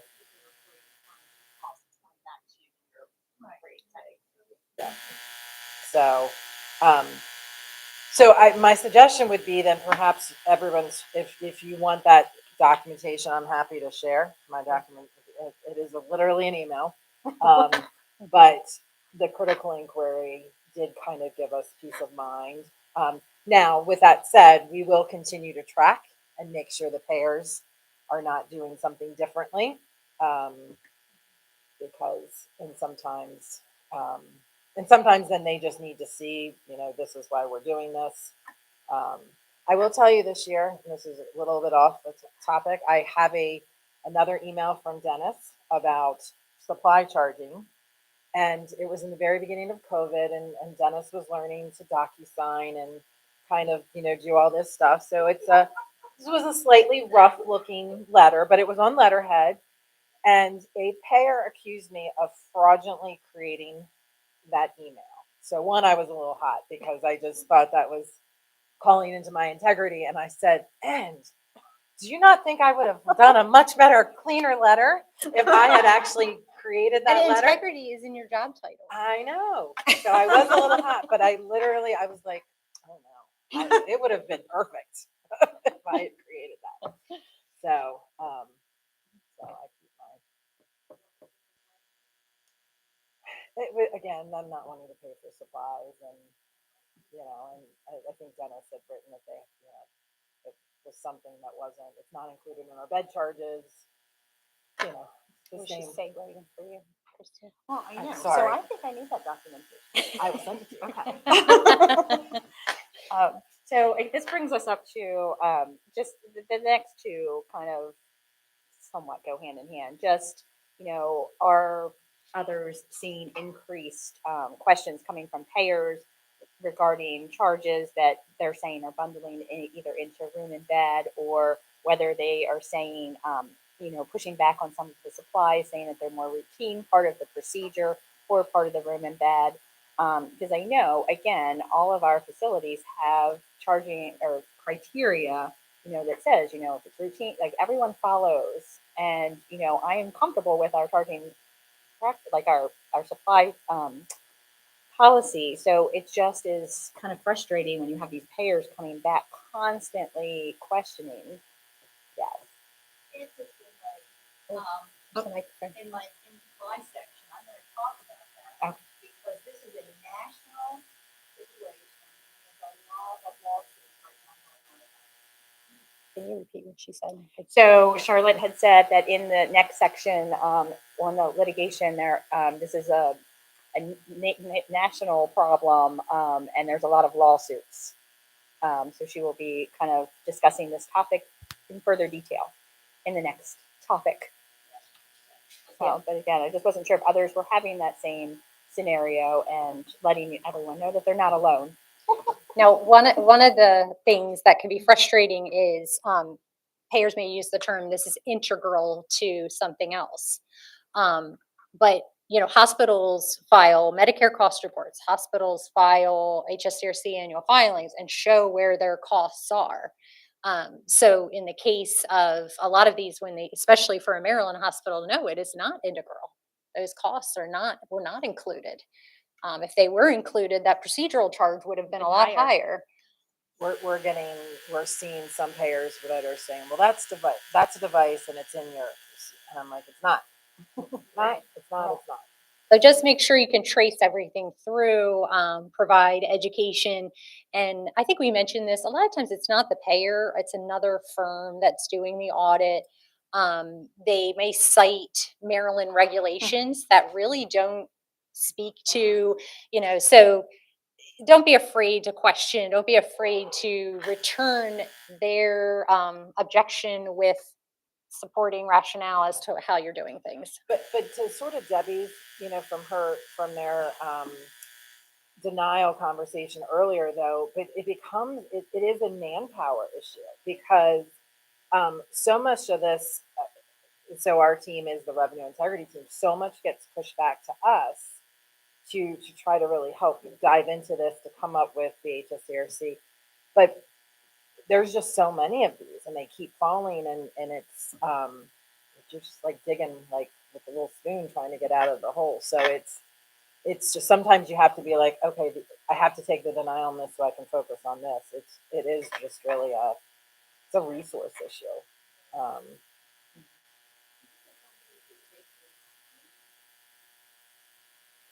Caroline asked if this was something that could be taken to, what task force are you talking about?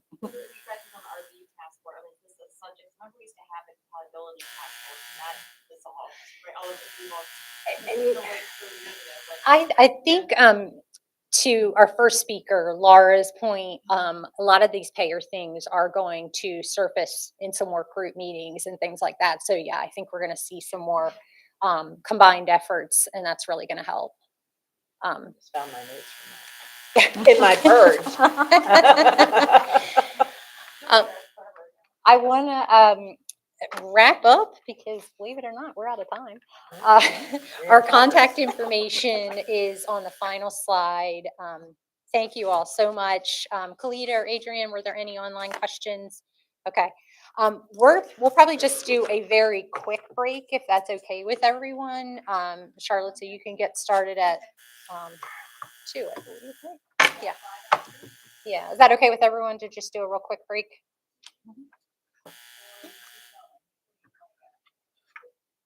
Quick break. We just did 2 sessions and people are online. Thank you all.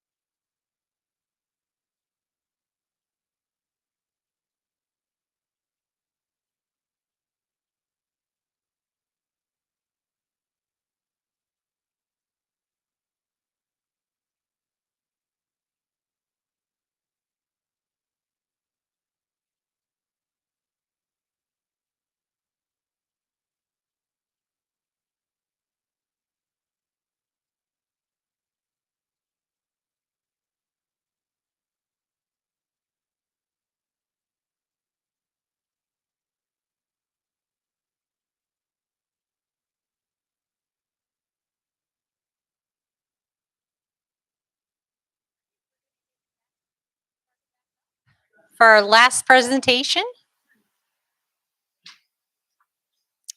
I would like to introduce Charlotte Kohler. Charlotte is president of Kohler Healthcare Consulting. I met Charlotte, I think, in my early 20s.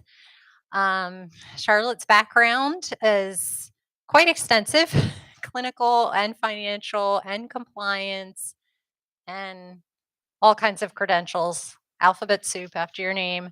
But without further ado, I'm going to let Charlotte take over and talk about litigation. Hi, everybody.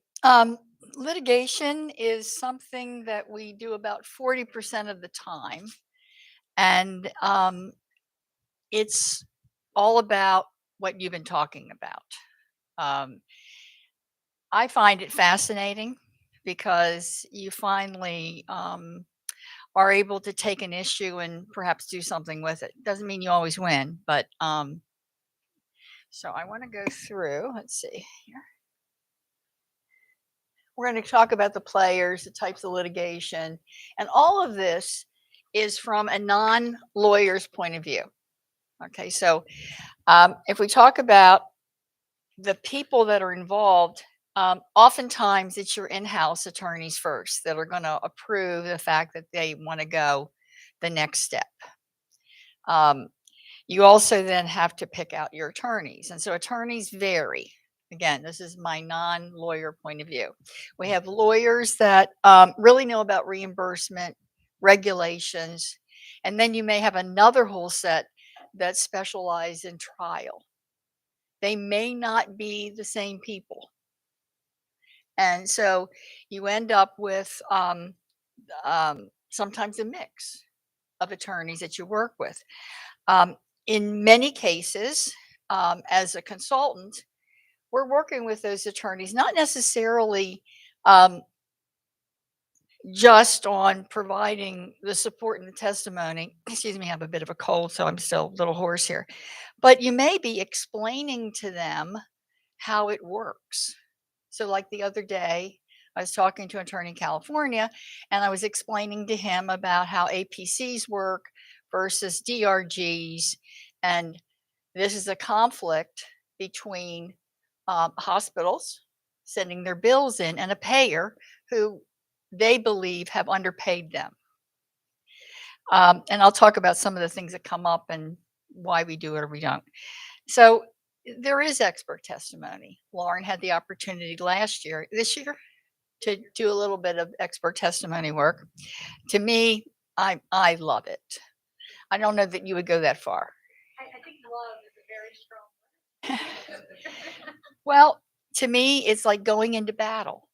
All right. I have gone through the data, go through the issues, and I have to tell the attorney sometimes you're not going to win on that because they're wrong. Okay, whichever case it is, or the juice isn't worth the squeeze, I'll say. And you can't prove it. And then you have who else is involved? All the payers, every payer. And third-party vendors sometimes. So you also get situations where maybe you have a vendor that you've used and they have not done things exactly right, but you may have to include them in getting the data you need. And then, of course, the government, whether it's a state or the federal government, they are looking at all kinds of data. And they're looking at I would say the big things they can get after. There are times, for example, where there is an allegation made. You have somebody who is a relator, and they have reported a provider and sometimes a payer to the federal government. And the question is, are the facts right? But meanwhile, the government is going to get involved. They're going to start asking for documentation, for data. You need to know more than they do. So know that we've got a lot of people involved. Now we talk about types of litigation. And again, Gene's here, so he can correct me, but I don't think there's any other lawyers in the room. Oh, you're a lawyer? Good. You can help me. So they often talk about mediation. Mediation is when the two sides get together and they work it out. I have seen that happen almost never. Okay. We did have a case 2 weeks ago where we actually got to a point where there was a mediation and they settled, but the judge was basically saying, you all need to get together for mediation, the third one, by the way, because we don't want to take this to court.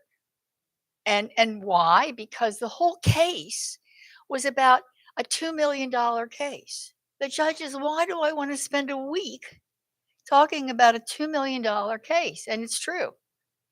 And so, again, you got to make sure it's worth it. And I think that that's one of the things we want to talk about, because some of the issues that you've talked about, like Jen, you were talking about the payers, they go after you.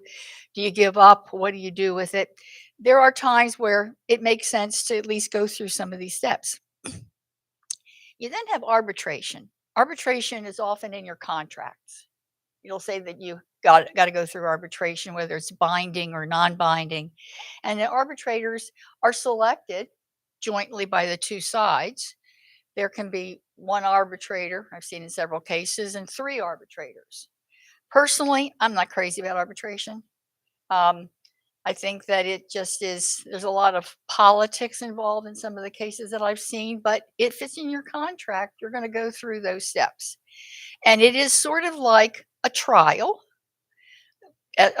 Testimony is provided, documents are provided, you got the two sides, it goes through many of the same kinds of steps, but it isn't a trial. Then we have trials. Okay, it can be state, it can be federal level. You can have a bench trial, which just means you've got a judge. Personally, I like those a lot. I like them because your judges are smart people. You provide information. They also ask you questions while you're testifying. They will ask for clarification. I don't normally see that when we have a jury. And the jury, because think about the sort of if you have to teach an intelligent judge about the issues, and healthcare is so straightforward, right? Okay, then think about trying to do the same thing for our jury. It is tough. It's very tough.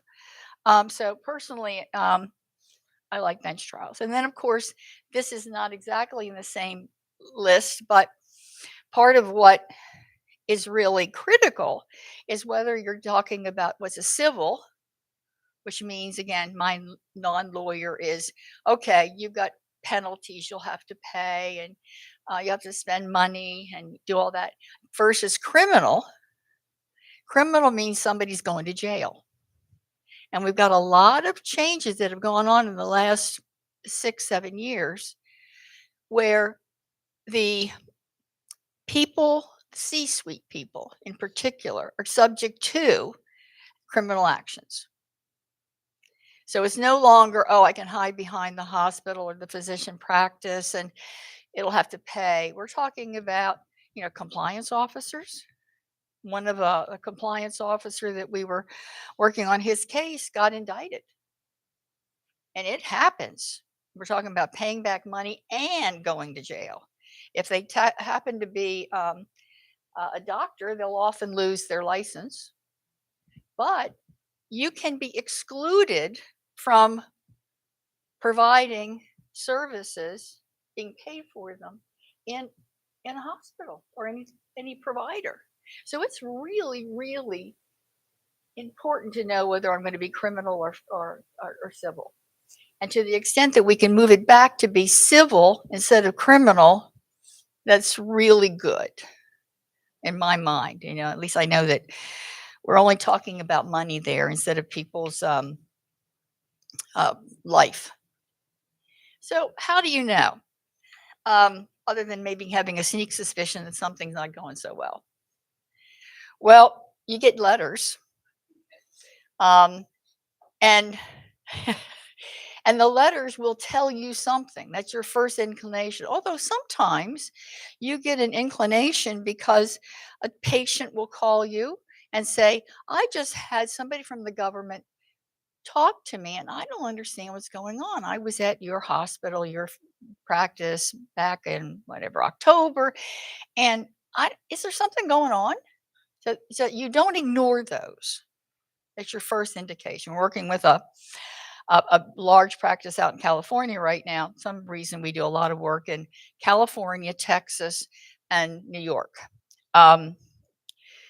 Florida's down there away, but they were told by their patients that the government showed up and asked questions about whether this doctor was seeing them. And there's a lot of problems in medical practices. If you're acquiring them, the place to find them is not after you've acquired them. You want to know before. And we don't do in the industry a very good job of due diligence, which I can't complain about because it keeps us busy later. So you get notifications, you get hotlines, get complaints. You have some internal discovery. You're doing your integrity reviews. You're seeing peculiarities. Hopefully, you're looking at statistics and information that's coming out from your system, and you say, this isn't making sense. We had different volumes or different mixes last year, and this year it looks a little peculiar. What's going on here? And so you start looking at, then of course you can always have the raid. The raid is always fun. They show up one day and they say, we're taking all your computers. So you should be, at a minimum, any organization should let the people know that if you are raided, what are the steps you take? You don't block the door, but you know, there should be some steps that they know what they should do. They also don't sit down and say, let me tell you everything I know. So you just, know what to do and get prepared for that. Okay, so a couple points here just to go through. Here are some of the things that I hear. We've always done it that way, so it must be okay. You've heard that, right? Somebody told me this, and that's what I'm doing.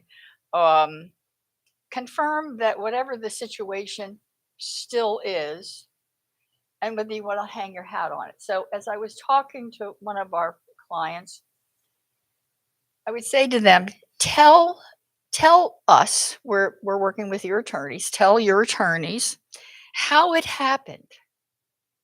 How did you find out about it? But how did it happen? And then what have you done to fix it? Have you fixed it, right? Are we going to do a self-disclosure? What are we going to do? And then get that story documented and make sure you're all on the same page. I don't want to, the attorneys, not me, we don't want to go to the government or whoever and say, well, yeah, we think it happened and it's probably still going on. You want a circle around it. You want to be able to control it. You want to know it. If you have charge master issues, for example, and that's just been running along, a computer can do things much faster than we can fix them. So we want to go through and want to know what the issue is, define it, train, fix, do whatever you need to do. So we're working with a practice up in New York that has a little over 400 doctors in it. And they were given some really bad guidance on incident 2, which probably some of you may know about this, but it says that Lauren's the PA and I'm the doctor. I never see the patient. She sees the patient, but it's all billed under me. The government, and this is not just in we have the cases out in California, the same, they're looking at statistics. And one of the things they're after right now, and they actually have firms that they have contracted with to analyze data. They call it the impossible day.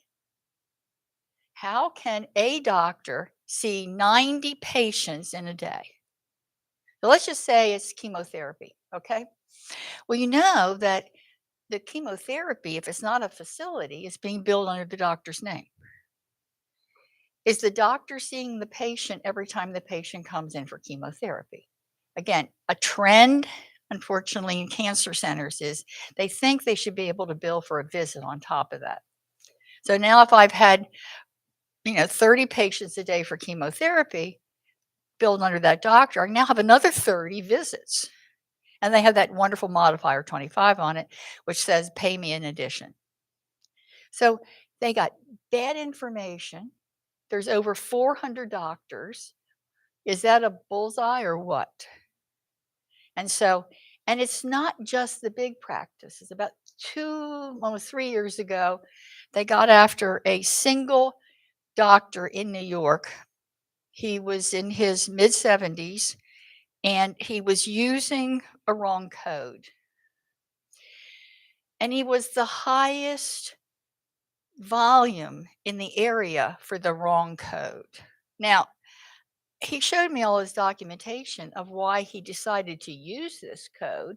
He had letters from the AMA, from his special society, things that supported that.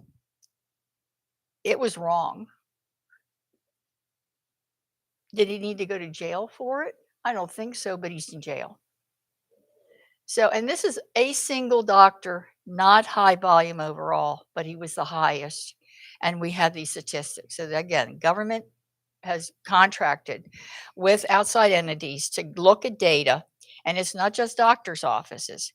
And so you need to make sure that what's going on, what is your data, can you confirm it? A facility we're looking at with 140 locations. We're looking at their volume on DRGs. You see some peculiarities from location to location to location. From a compliance perspective, that should be done internally. We should have known that we have variations that don't make sense. So to pull all that together, make sure that it's complete before you turn it over to the government. And I just give you that caution. I'd rather be late giving something to the DOJ than I would give them something wrong. And then I have to spend years and an unbelievable amount of time defending why we gave you wrong data to start out with, and we have given you better data later. So internally, you may not have the kinds of IT support that gives you the data you absolutely need and can prove, but don't go forward with that. That's when you start talking to your attorneys and saying, we got to prove this.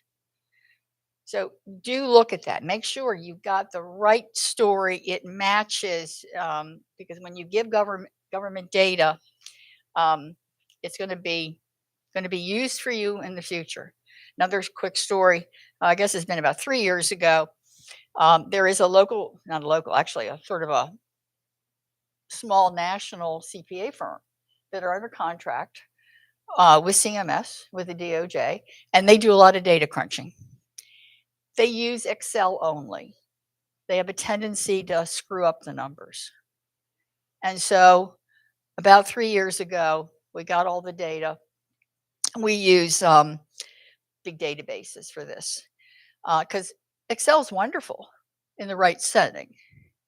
But we found out that their data was wrong. We gave it to the attorneys. The attorneys went back to the DOJ. The DOJ basically said, we're not going any further. That was a criminal case. I was so happy to see that one gone. But you got to make sure the data that you're using and the data they're using against you is right. Because there may be other stories to it, like the 90 patients being seen a day, part of it's chemotherapy, part of it was being seen by PAs and nurse practitioners, billed incident 2, some of it was just shouldn't have been billed at all. Where's my exposure? Which gets to the question of, What are you trying to solve? You can have, I've been talking about situations where there's already some case in place. We can either have the government and a provider, or an insurance company and a provider arguing about getting paid right or not. But you also have situations where you just say, I've had enough. This payer is constantly underpaying me for reasons that don't make any sense. And we've got a couple cases like that. For example, the payer says to the hospital, all those supplies are included in the room and board charge. Oxygen is included in room charge. All right, so this is not Medicare. Even if you went to Medicare, you'd find that those rules don't exist anyway. Medicare doesn't say all this is included in the room charge.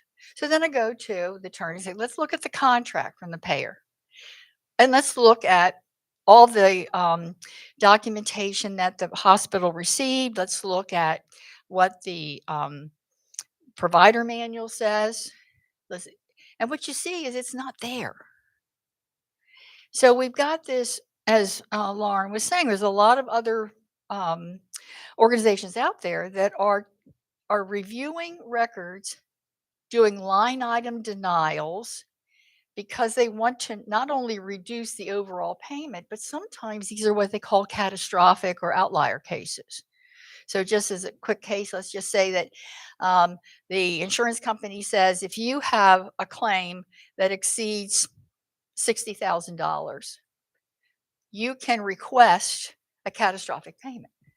What's their goal in life? Their goal in life is, let me have your detail, because you have to request it. Then we're going to go through and we're going to cross out all the ones we don't want to pay, which, guess what? Now we're at 58,000. I don't have to pay you anything because you're under the 60,000. Or it maybe it was 120 and they can get it down to 75,000. So they only have to pay you based on the difference between the 60,000 and the 75. Where did they tell us that that is what's required? Now, they didn't. They never told us in their contract or any place else that these supplies were already included. This is the way we adjudicate a claim. Where does that go back to? Unfortunately, it goes back to when the contract was negotiated. And so we're often left with what's left over. In other words, now we have the claim. We don't have any support to say that you didn't tell us, or we have to find that. We have to go back to the people that are negotiating our contracts and say, we need some specificity in here. Tell us what we're supposed to do, what you consider.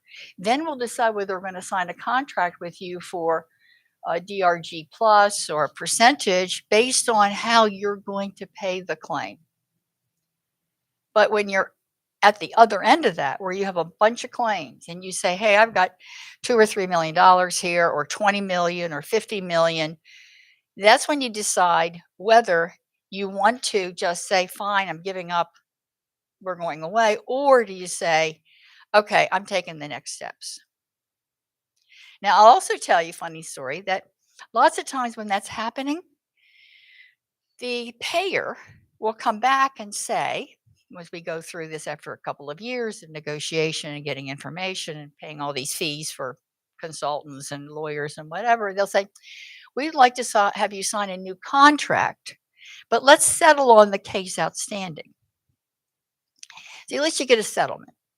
And I will tell you that of 10 cases, probably only one goes to court or to arbitration.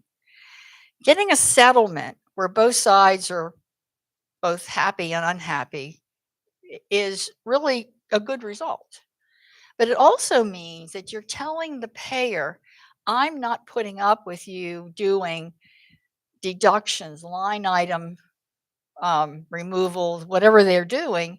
We're not putting up with that. And so it's important for you to know why you're doing it, what your expectation is. It may be winning on this, but it also may be to set a line in the concrete that says, we're not putting up with this anymore. And we have cases going on right here in Maryland where we know insurance companies are taking advantage of, they can pretend they don't know HSCRC, but basically what they're doing is they're doing the same thing across the country. So you have to decide whether it's significant enough.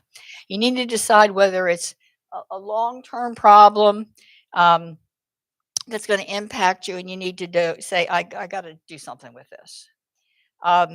There are cases where one of our California cases is we've got 6 hospitals that are against the payer, and they're looking for certification as a class. So once the 6 hospitals get the class, they're going to go to the other hospitals in the area and see if they want to join in on the same issue. A class action is big. And so one case that I just testified on a couple of months ago, 2 months ago, I guess, that case was $1.5 billion. And so a lot of the attorneys that take these cases, they're getting a percentage of that. So again, but make sure that you know what your issue is and whether you're willing to wait for an outcome and you're willing to take the cost of it. Because that class action suit, once it goes to a certain point, then you got a bunch of hospitals involved with it, and they spread the cost. Yes, go ahead.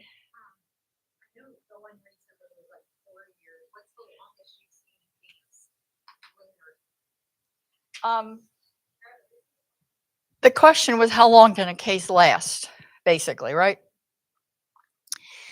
I think the longest case I've worked on has been 6.5 years. That one was a case that had to do with a pharmaceutical house selling drugs off label. So it's not always billing issues, okay? It can be other issues where we're looking at other regulations and other documentation. A lot of data goes into it. But yeah, 6.5 years has been the longest for me. However, that particular case, that's 6.5 years for me. I think they were working on it for like 8 years before that. And so, it's a long time. The case I just testified on, we were going on 5 years.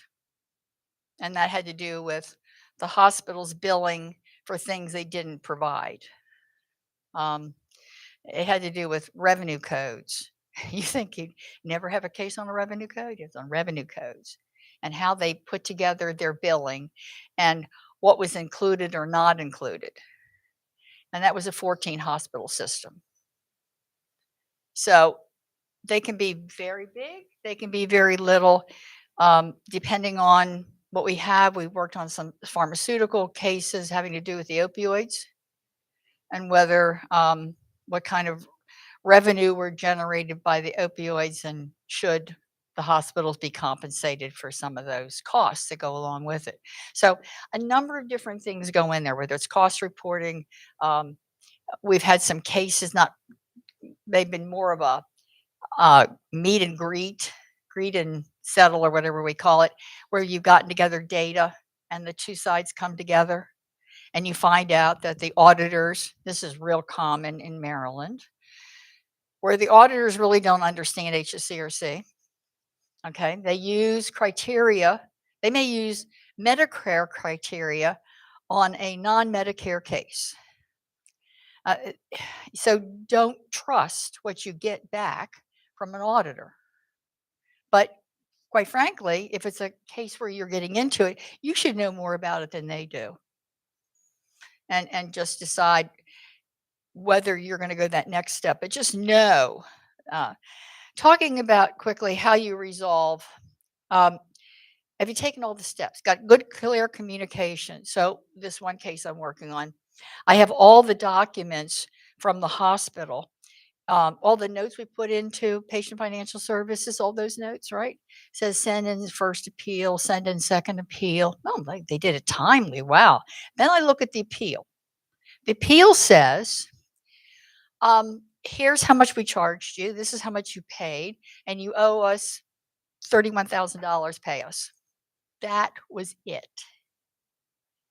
I said, now on this case, I happen to be on the insurance company side. That's an inadequate appeal. I don't have any reason why. How did you come up with the other 31,000? I don't have anything. I've got a one-page letter that says pay me. That hospital is going to have problems. They also on a couple of them where I actually could see the calculation, it was clear to me they didn't understand APCs. Because I said, here's the APCs, you paid us all this. Now pay us these supply costs and pay us this other stuff, which are part of the APC. So that internal document, before they sued, they should have had somebody go through it and say, don't waste your money on this. You're wrong. But now they're gone into the lawsuit. They're spending the money with the attorneys. The attorneys are trying to learn about this to support the insurance company.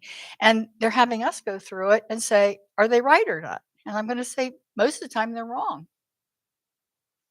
And so it's really important to know why you're doing it. You've done the right steps. You've got good clarification in your communication, that you've done all the steps. And again, with this, it's really important. And if we look at the language, again, the contracts, I think, quite frankly, contracts do not help us. Sorry, but the contracts are so non-specific. Contracts are written by the insurance companies for the most part. And so they're doing what they need to they believe, to adjudicate the claim. But we're often right down there in the nitty-gritty, the detail. That's where the problems occur. And that's where the dollars can grow as far as not getting paid. Look at the provider manual, look at your internet information. If you have something that supports your position as a facility, you want to keep that, like Jen was talking about. You keep that information. And there are times, there's tricky words. One of the tricky words that I find is, we follow Medicare. Okay, so you see that in a contract, and probably you see it more in the provider manual. And then after they've said that, then they tell you something else that doesn't follow Medicare. They don't say we follow Medicare except for when we tell you we don't. And so know what you're doing, and especially on our I would say our auditors in this state, we find them not to be terribly knowledgeable about the specifics of what all you know about. So do take a look at that. And so common topics, I think I've talked about this some, where we're talking about the kinds of things that happen. They're using the wrong criteria. We have seen where auditors will use physician criteria and try to apply that against hospital billing. Now, to some extent, when you were all talking about the HSCRC and we use the Medicare fee schedule to work up RVUs, we're not doing it because we're basing all of it on physician billing, but rather we're using that as a surrogate to try to make things in a level playing field, to come up with something that makes sense, that's reasonable in an approach. So look at the criteria that's being used. Find out whether your payers, your auditors, are actually looking at it. There's somebody who wants to get a percentage of the fee. They may be less likely to negotiate with you, which means you need to do something else. Look at, we talked about daily charge, oxygen, point of care labs, and what does routine? You were talking about another word that they're using. Integral. Okay. Integral, routine, they're not even defined oftentimes. But we're not told how we bill even HCRC doesn't tell us how to bill. It tells us if you bill this, this is the way you present it. So there's a lot of questions in here where major large payers are trying to eliminate charges, line item charges, which will reduce the amount and hurts us because we didn't ever have an opportunity to say, okay, well, if you had told us that, we would have put that in the room charge and increased our room charge. So take a look at that, and I talk about, making sure that even though we're using CPT, that we're using it for the right reasons and we know what it is. Lauren, you can certainly talk about that with respiratory. Yes. So does HSCRC trump coding? No. You get your setup, you get your P&Ps. There's oftentimes, as we go through this, that you will have a policy and that becomes part of what you send to the payer when they're trying to do a line item denial.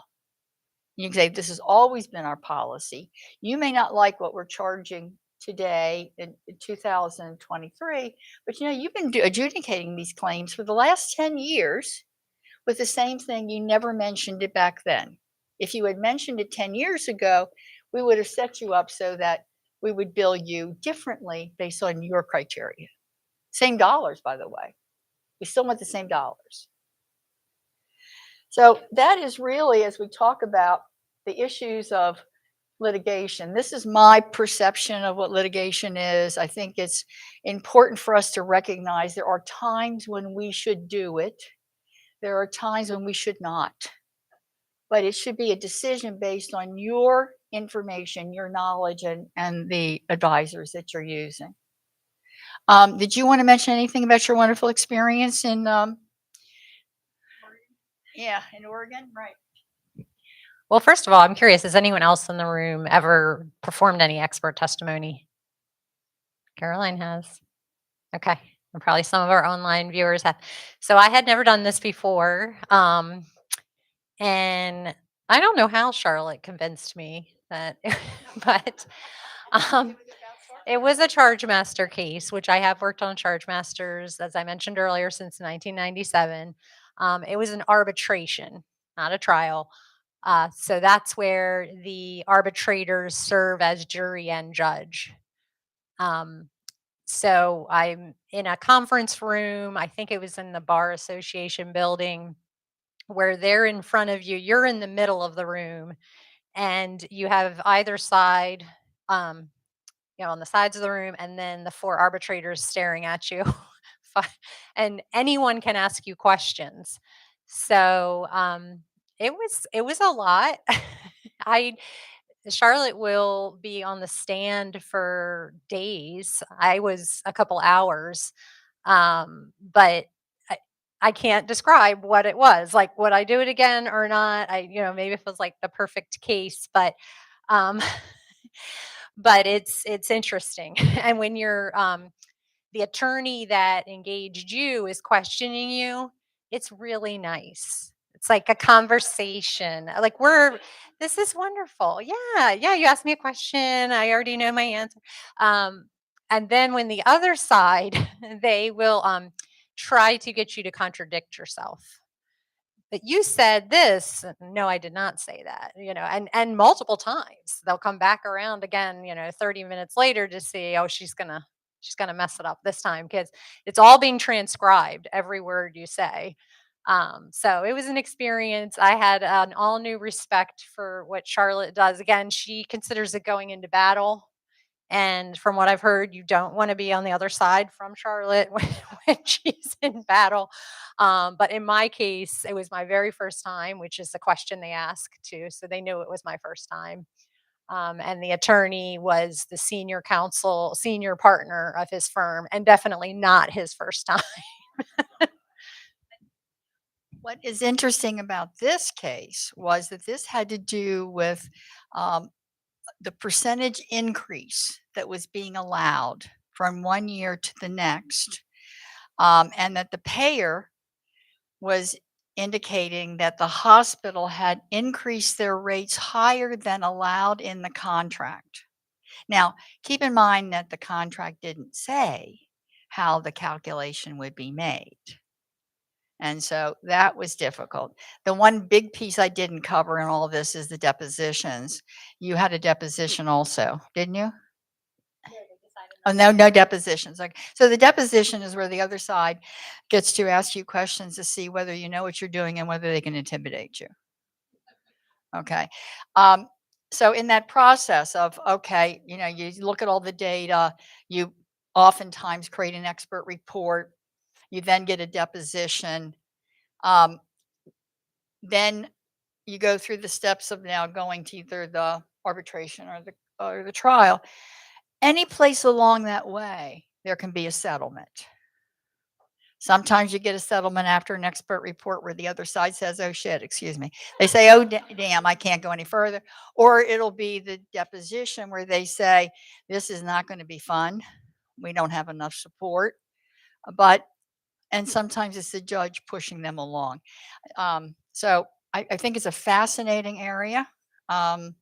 It's not for the weak at heart, I would say that. But and Caroline, do you have some of the same thoughts on that?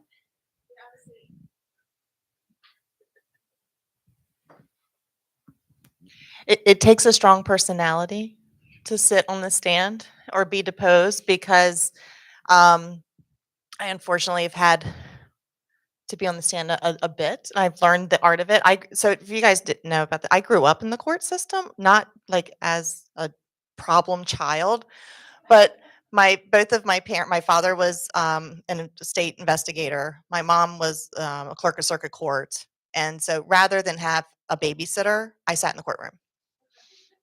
So why I'm not an attorney, I don't know. My mother's still trying to figure that out. Maybe that's what it was. So I learned the art of answering questions, right? So you only answered what they asked. So Miss Zananik, was CPT code C1713 appropriate in this instance? No, it's not a CPT code. I mean, I would be like, maybe not that, but you know, you answer the question that is asked and don't give additional information. So there's an art to answering, you know, those questions, especially on cross-examination where they try to trip you up for sure.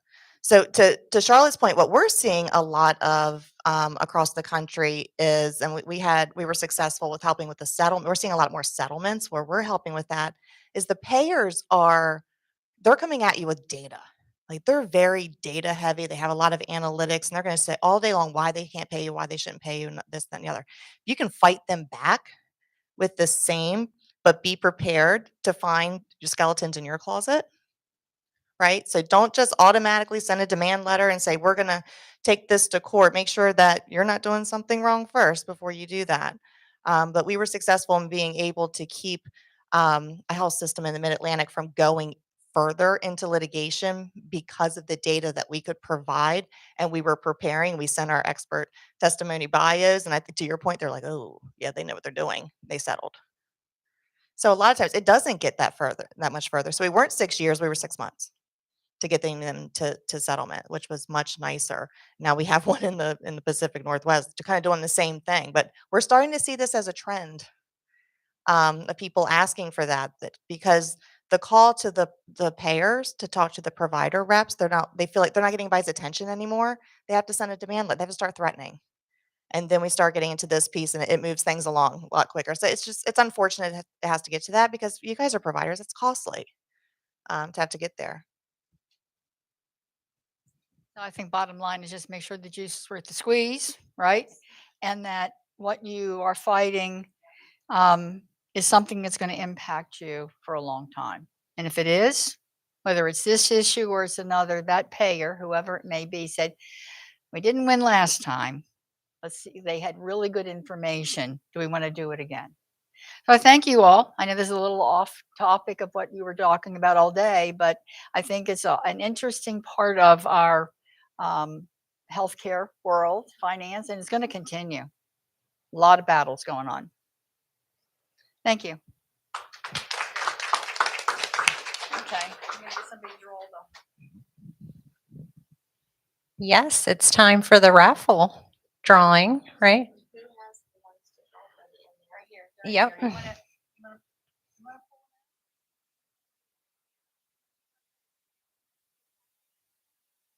Of course, that's where we.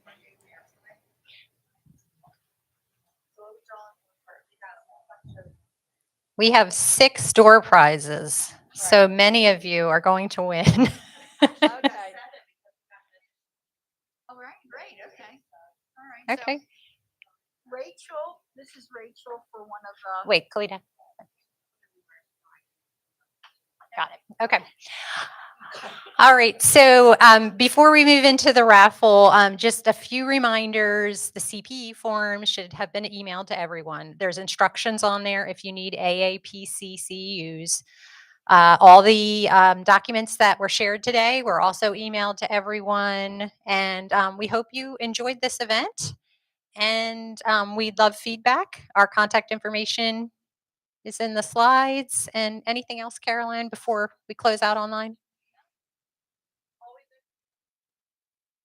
Oh, what Caroline said, in case you couldn't hear, we are looking for volunteers always for this event, and we do appreciate the many volunteers we had for today.